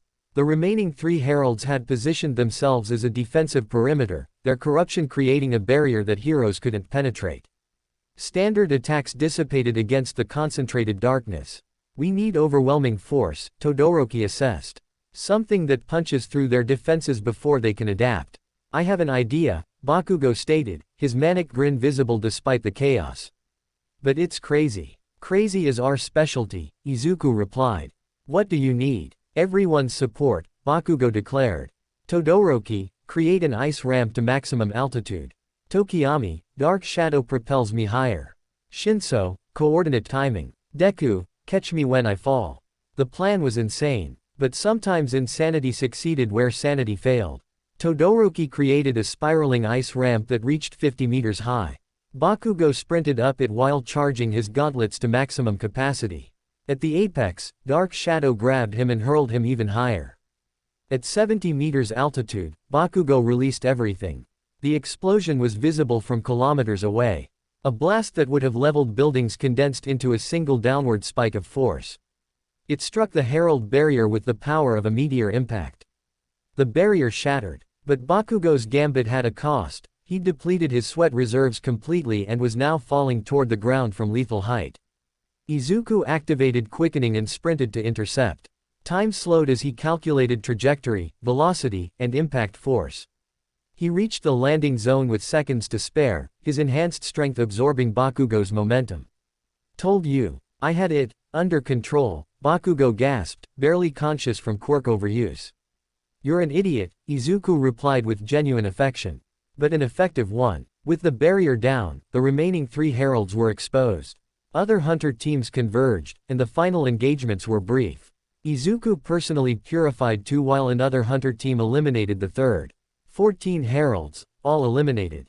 All heralds down, Izuku reported to All Might. We're moving to support Alpha. Negative, All Might responded. Fall back. This fight is beyond even hunters. But Izuku saw what All Might couldn't admit. The symbol of peace was losing. His muscular form flickered, time limit approaching critical levels. Blood streamed from multiple wounds. His attacks, once overwhelming, now barely matched All for One's casual defenses. I'm not leaving, Izuku stated, already moving toward the Nexus. Young Midoriya, that's an order. All Might's voice carried desperation. With respect, I don't take orders from heroes who are about to die, Izuku replied. You've fought alone for too long. Let me help. He reached the Nexus's edge where All for One and All Might traded devastating blows. The villain noticed his arrival with amused interest. The corruption hunter, All for One acknowledged. I've been curious about you. The boy who absorbed my predecessor's core and survived. Come closer, let me see what you've become. Izuku's hunter's senses screamed warnings. All for One's corruption signature was unlike anything he'd encountered, not wild-like beasts or focused like heralds, but utterly controlled. This being had mastered corruption to its fundamental level. Stay back, young Midoriya. All Might commanded. His quirk can steal yours with a touch. Not quite accurate, All for One corrected. I can't steal quirks that are integrated at cellular level like yours, symbol of peace. Your one for all is passed through DNA, making it resistant to my theft. But young Midoriya's hunter's blood, that's intriguing. Partially corrupted, partially purified, entirely unique. I wonder what would happen if I tried to take it. He moved faster than perception, appearing beside Izuku with one hand extended. Shall we find out? Izuku activated quickening, his temporal manipulation allowing him to perceive All for One's attack in slowed time. He saw the villain's hand approaching, saw the quirk stealing energy crackling around fingers, saw the absolute confidence in All for One's posture. And he made a choice. Instead of dodging, Izuku grabbed All for One's wrist. What? All for One's surprise was genuine. You wanted to see what I've become. Izuku stated, his hunter's blood activating at maximum output. Let me show you. Purification energy flooded through their connected hands. But this wasn't a normal purification strike, this was direct contact with All for One's entire quirk collection.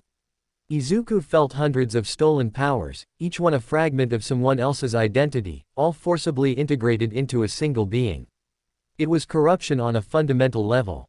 The ultimate perversion of quirk society, power stolen rather than inherited, identities consumed rather than respected.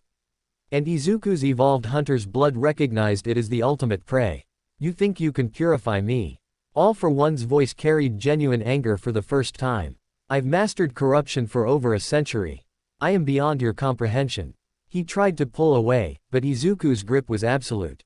His enhanced strength, amplified by full hunter's blood activation, held the villain in place. And the purification energy continued flowing. All for One's stolen quirks began to react. Some tried to defend their host.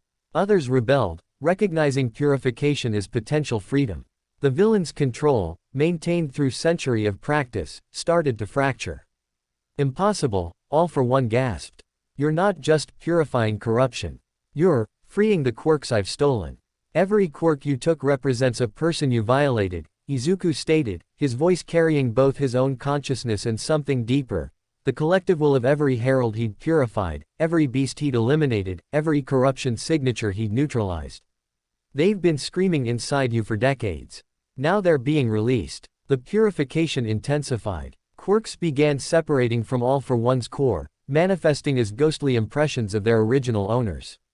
They didn't return to life, death remained absolute, but their power's essence was freed from his control. No. All for One's composure shattered. These quirks are mine. I earned them through conquest. You can't. I'm not taking them, Izuku interrupted. I'm letting them go. There's a difference. All Might watched in awe as his nemesis, the villain who'd terrorized Japan for generations, was systematically dismantled. Not through violence, but through liberation. Every freed quirk weakened All for One's foundation until his overwhelming power became hollow shell. Finally, only one quirk remained, the original All for One ability itself. The power that allowed quirk theft in the first place. This one, Izuku stated, his golden eyes meeting the villain's hidden gaze, deserves special attention. He channeled every ounce of purification energy he possessed into All for One's core quirk. The ability that had caused untold suffering across generations. The power that had enabled a monster to persist for over a century. It resisted. Unlike stolen quirks that wanted freedom, All for One's original ability had no separate consciousness to liberate. It was purely corrupt, fundamentally wrong, an aberration of quirk evolution itself. So Izuku didn't free it. He unmade it. The purification energy didn't convert corruption to purity, it erased corruption from existence.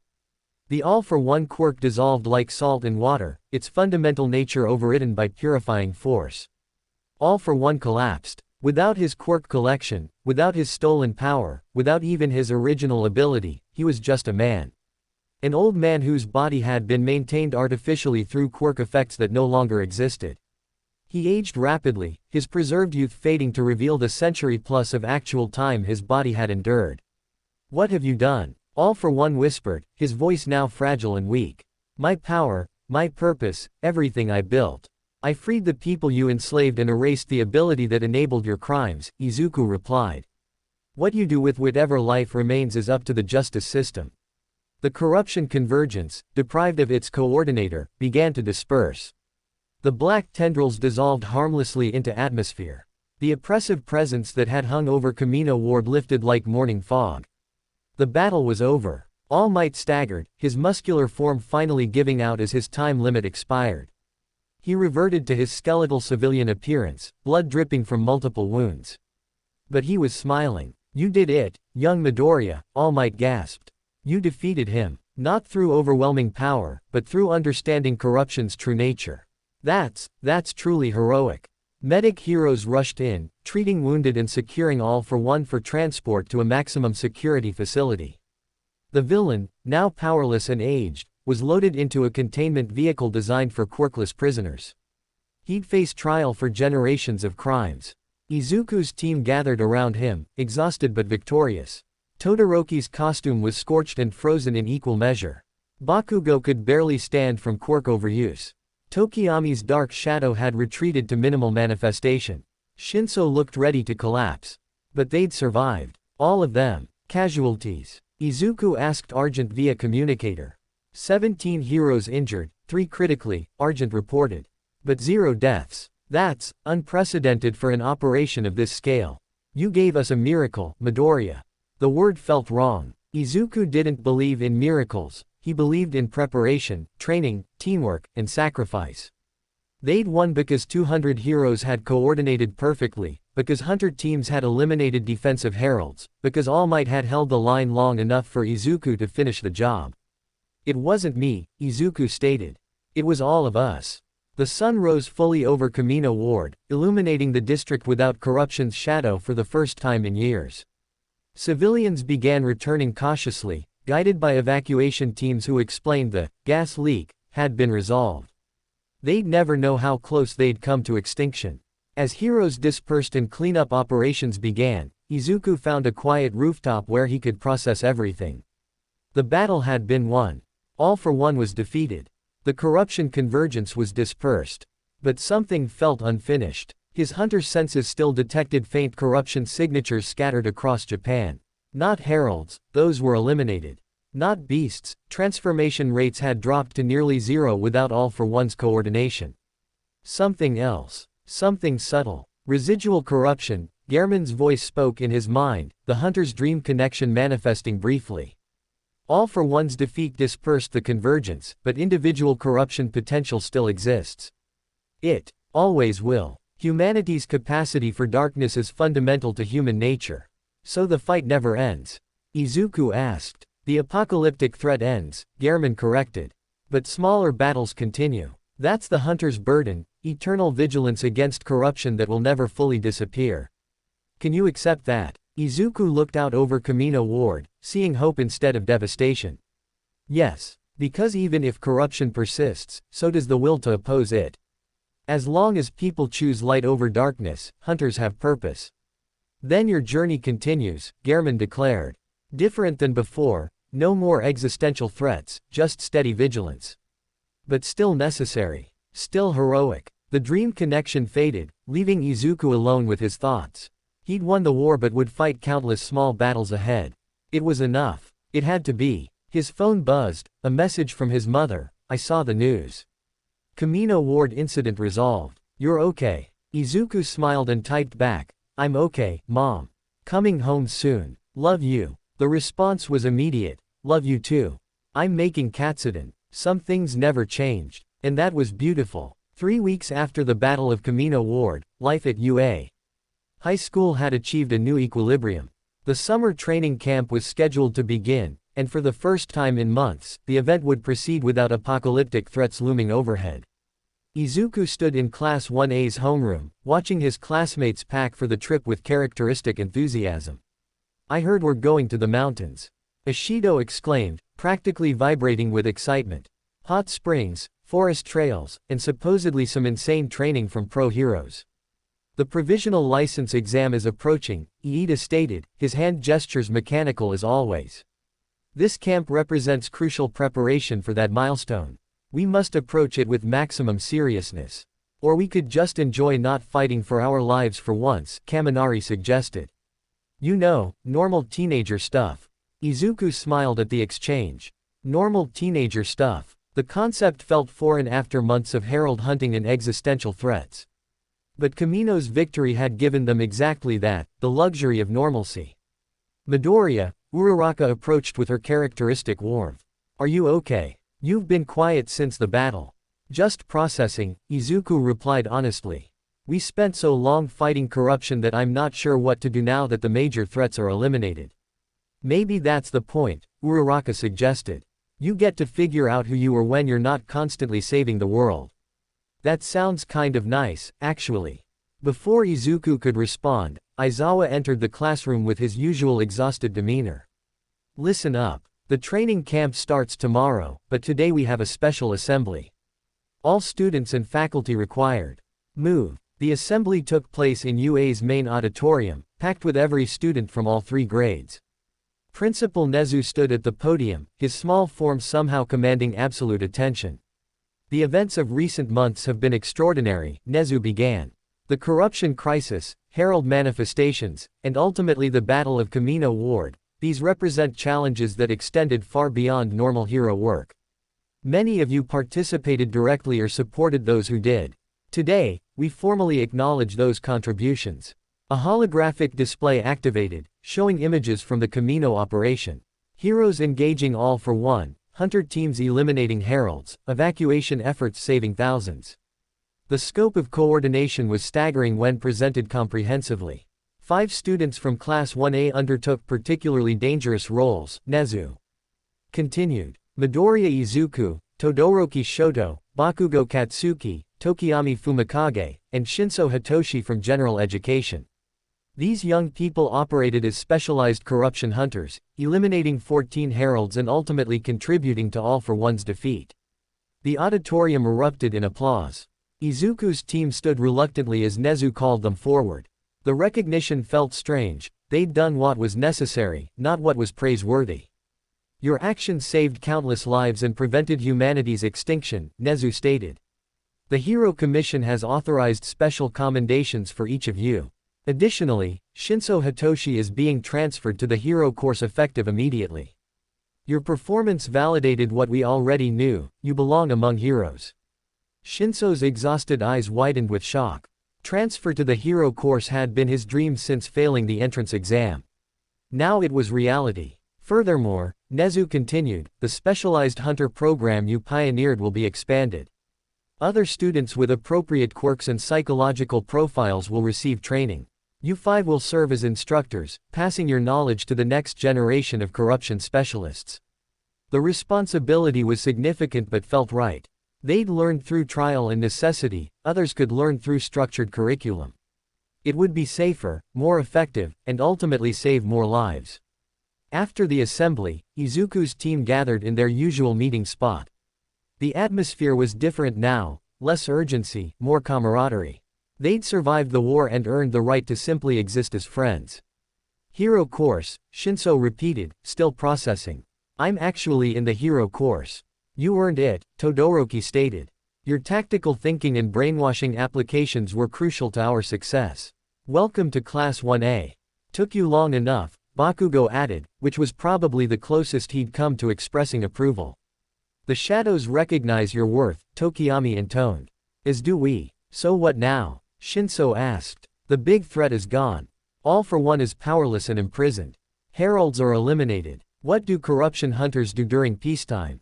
We adapt, Izuku replied. Corruption still exists, just not at apocalyptic levels. Individual transformation cases will still occur. We'll monitor, intervene when necessary, and train others. It's not glamorous, but it's important. Sounds boring, Bakugo declared. But I guess boring beats fighting dimensional monsters every week. The conversation drifted to lighter topics, training camp activities, provisional licenses, upcoming school events. For the first time, they could discuss futures that extended beyond the next crisis. It was liberating and slightly disorienting. That evening, Izuku visited his mother.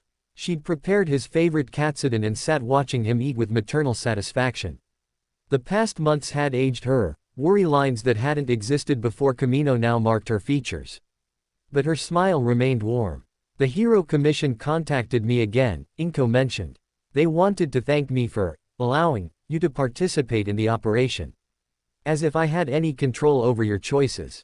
You could have forbidden it, Izuku pointed out. And you would have done it anyway, Inko countered with knowing smile. You're my son. I know your stubbornness. Besides, I understood the stakes. If you hadn't fought, we'd all be dead or transformed. That's not much of a choice. I'm sorry I put you through that stress, Izuku said sincerely. Don't be, Inko replied firmly. I'm proud of what you accomplished. Terrified during it, relieved after, but ultimately proud. You saved the world, Izuku. That's extraordinary. I had help, Izuku reminded her. 200 heroes, 400 teams, all working together. I just happened to have the right quirk for the final confrontation. And the right heart, Inko added. All Might called me after the battle. He said you chose to free All for One's stolen quirks rather than simply killing him. That showed compassion even toward an enemy. That's who you are, someone who hunts corruption without becoming corrupted. The validation meant everything. His mother's approval, her understanding of his choices, her pride in his methods rather than just his results, it affirmed that he'd walked his path correctly. What will you do now? Inko asked. Now that the world is saved and you're still only 15. Continue training, Izuku replied. Finish my education at UA. Help establish the hunter program properly. And when individual corruption cases arise, I'll handle them. It's not as dramatic as fighting All for One, but it's still necessary. That sounds healthy, Inko approved. Balanced. You're not sacrificing your youth entirely to hunting.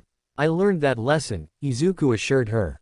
From you, from my classmates, from everyone who reminded me I'm more than just my hunter nature. I can be both, a corruption specialist and a normal student. It's not easy, but it's possible. They finished dinner in comfortable silence. When Izuku finally left, Inko hugged him tightly and whispered, "Come home more often." That's all I ask. I promise, Izuku agreed. The training camp began the next day. 40 students from Class 1A and 1B traveled to a remote mountain facility where the Wild Pussycats hero team ran intensive quirk development exercises. The atmosphere was energetic, students eager to improve, heroes ready to push them. But for Izuku's hunter team, the training took on additional dimensions. They weren't just developing their quirks, they were establishing teaching methodologies for future hunters. Mandalay from the Pussycats had requested they demonstrate corruption response techniques for the other students. Everyone gather around, Izuku called during a break in standard training. We're going to discuss corruption signatures and how to identify potential manifestations before they become dangerous. The explanation was technical but accessible. He described corruption as a distortion of quirk factors caused by psychological trauma, moral decay, or exposure to corrupted environments.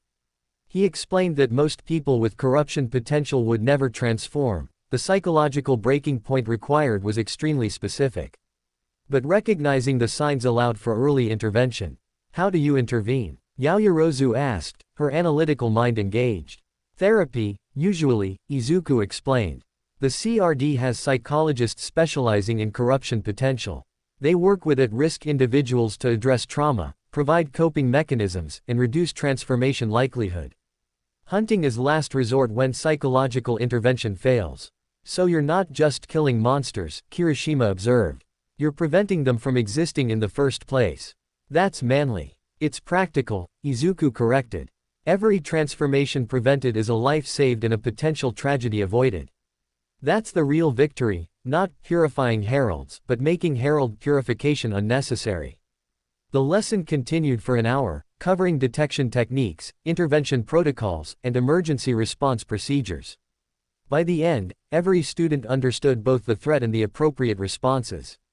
Knowledge that could save lives if corruption ever surged again. That night, Izuku entered his evolved hunter's dream for the first time since Camino. The space had transformed again, lighter now, less oppressive. The corruption maps that had dominated the dream space were gone, replaced by educational resources and historical records.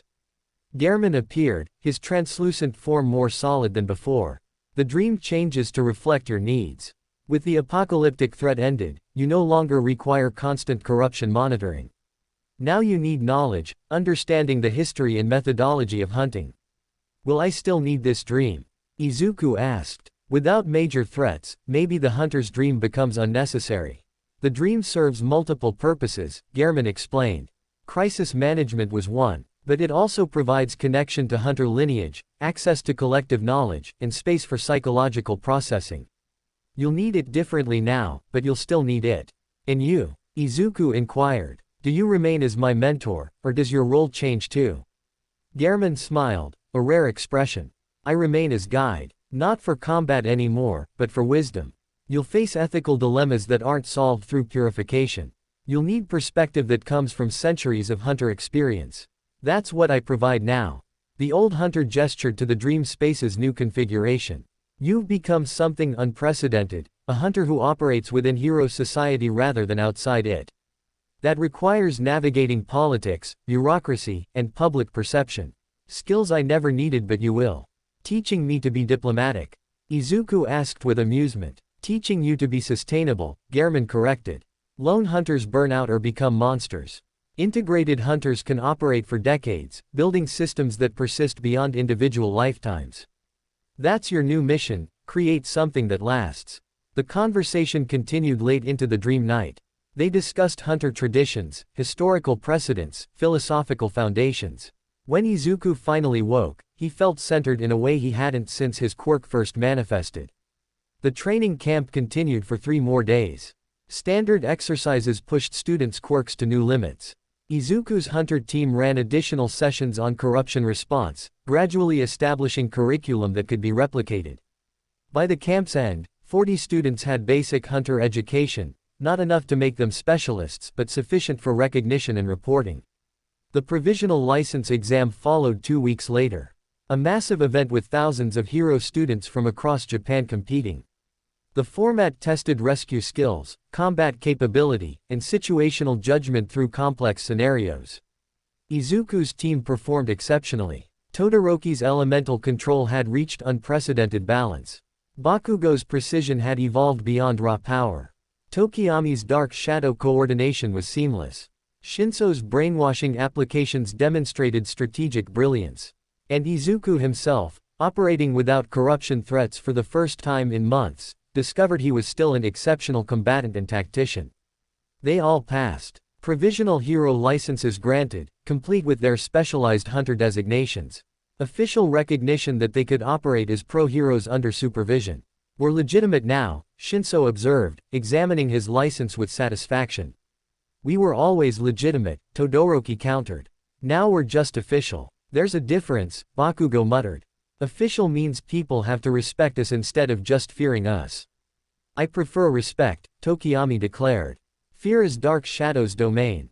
They celebrated quietly, no grand party, just 5 friends who'd saved the world acknowledging they'd achieved another milestone. It was enough. Months passed in relative peace. Second year approached. The Hunter program expanded to include 20 students with appropriate qualifications. Corruption incidents occurred occasionally but were handled through established protocols. No apocalyptic threats emerged. Izuku found himself in unfamiliar territory, normalcy. He attended classes regularly, maintaining top academic performance. He trained daily but not obsessively, balancing development with recovery. He participated in school events, dorm activities, and social functions. He visited his mother weekly. He even went on a date with Uraraka, discovering that romance was terrifyingly more complex than herald combat. His golden eyes remained, permanent marker of his hunter nature. His saw cleaver could manifest instantly if needed. His purification ability stayed sharp through practice. But these aspects were tools in his repertoire rather than his entire identity. You've achieved balance, Gran Torino observed during a training session. Hunter and hero, student and specialist, warrior and teenager. That's what I hoped you'd become. It took nearly dying several times, Izuku replied. Most worthwhile achievements do, Gran Torino noted. But you survived. More than that, you thrived. The question now is what you do with the life you've earned. I protect it, Izuku stated simply. I protect the peace we fought for. I make sure the sacrifices weren't wasted. Good answer, Gran Torino approved. 1 year after Camino, a memorial was erected. A simple monument listing the names of everyone lost to corruption during the crisis. Heroes, civilians, those who transformed and were purified. Thousands of names etched in stone, representing the cost of victory. Izuku attended the dedication ceremony with his team. They stood silently as speakers commemorated the fallen and praised the survivors. When his name was mentioned among the heroes who'd made victory possible, he felt uncomfortable. So many had contributed. Why was he singled out? But afterward, civilians approached with gratitude. Parents whose children had been saved.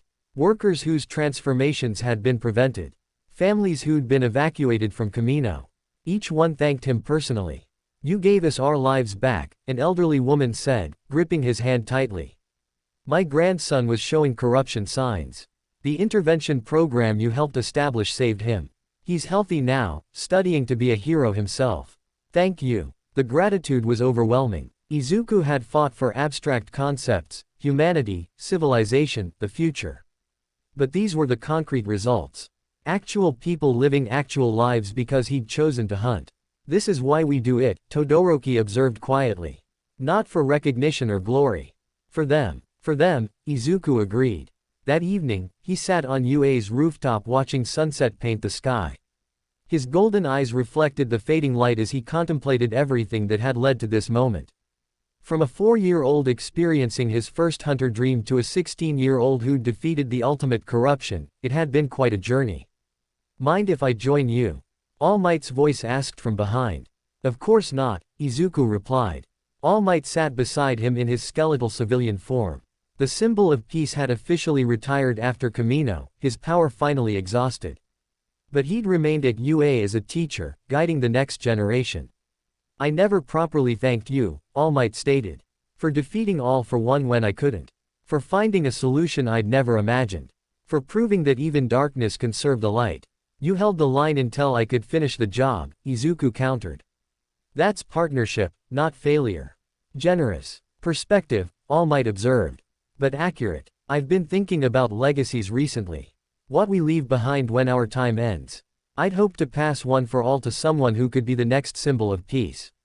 You refused, wisely I now see.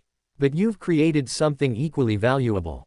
What's that? Izuku asked. A new kind of heroism, All Might explained. Heroes who operate in shadows but serve the light. Who acknowledge darkness without being consumed. Who kill when necessary but prefer to save. You've shown Hero Society that there's more than one way to protect people. I just adapted to my Quirk's nature, Izuku replied. You transcended your Quirk's nature, All Might corrected. Hunter's blood gave you predatory instincts. You chose to apply those instincts heroically. That's character, not programming. They sat in comfortable silence as stars emerged overhead. The sky was clear, no corruption shadows, no blood moon, just normal celestial beauty. What will you do after UA? All Might finally asked. Continue hunting, Izuku replied. Start a specialized agency focused on corruption response. Train new hunters. And eventually, hopefully, make myself obsolete by creating systems that prevent corruption without requiring constant intervention. Ambitious, All Might observed. Necessary, Izuku countered. I won't always be around. The next generation needs tools and training, not dependence on individual heroes. You sound like a teacher, All Might noted with approval. That's good. The best heroes don't just solve problems, they teach others to solve problems. Learn from the best, Izuku said sincerely. All Might smiled his characteristic smile, warm despite his skeletal features. I have one more piece of advice. Don't lose yourself in the mission. You saved the world, yes. But you're also allowed to live in the world you saved. Date that girl who clearly likes you. Maintain your friendships. Visit your mother. Be human, not just hero. I'm trying, Izuku assured him. That's all anyone can ask, All Might replied. Weeks became months. The Hunter program matured into a permanent institution. Corruption incidents declined to historical lows. Hero Society adapted to acknowledge threats beyond traditional villain categories. And Izuku Midoriya, once a lonely child with a quirk he didn't understand, became a respected specialist with purpose and belonging. His final year at UA approached graduation with certainty. He'd start his agency immediately after, already having secured funding and facility. His team would join him, Todoroki, Bakugo, Tokiyami, and Shinso all committed to continued partnership. Others expressed interest in joining once they graduated. The future looked bright. Not perfect, corruption would always exist in some form. But manageable. Sustainable. Hope rather than despair. On his last day before summer break, Izuku stood in Class 1A's empty homeroom. Soon he'd be a third year. Then a graduate. Then a pro-hero with his own agency. The path forward was clear. His phone buzzed, message from his mother, dinner tonight. Katsuden. Izuku smiled. Absolutely. See you at 6. Another message, from Uraraka, movie this weekend. Horror or action? Horror, Izuku replied. I've had enough action for a lifetime. Final message, from the CRD, corruption signature detected in Osaka. Low priority, standard response. Are you available? Izuku considered. School was done for the day. He had no pressing commitments. And despite everything, he was still a hunter. Some things didn't change. I'm available, he confirmed. Departing within the hour, he gathered his equipment, donned his hunter gear, and manifested his saw. Cleaver one more time. The familiar weight brought comfort. This was who he was. Hunter and hero. Darkness and light. Both simultaneously, neither exclusively. As he left UA's campus toward his next hunt, Izuku reflected on his journey. From terrified child to confident hero. From isolated hunter to team leader. From someone defined by his quirk to someone who defined himself. The blood moon had set permanently. But the hunter remained, transformed from apocalyptic warrior to steady guardian. It was enough. It would always be enough. Because some things were worth protecting. Some battles worth fighting. And some people were simply meant to stand between darkness and light, ensuring the balance held. Izuku Midoriya had found his purpose. And he would fulfill it, one hunt, one student, one saved life at a time. The hunt continued. But now, finally, he hunted with hope. Thank you.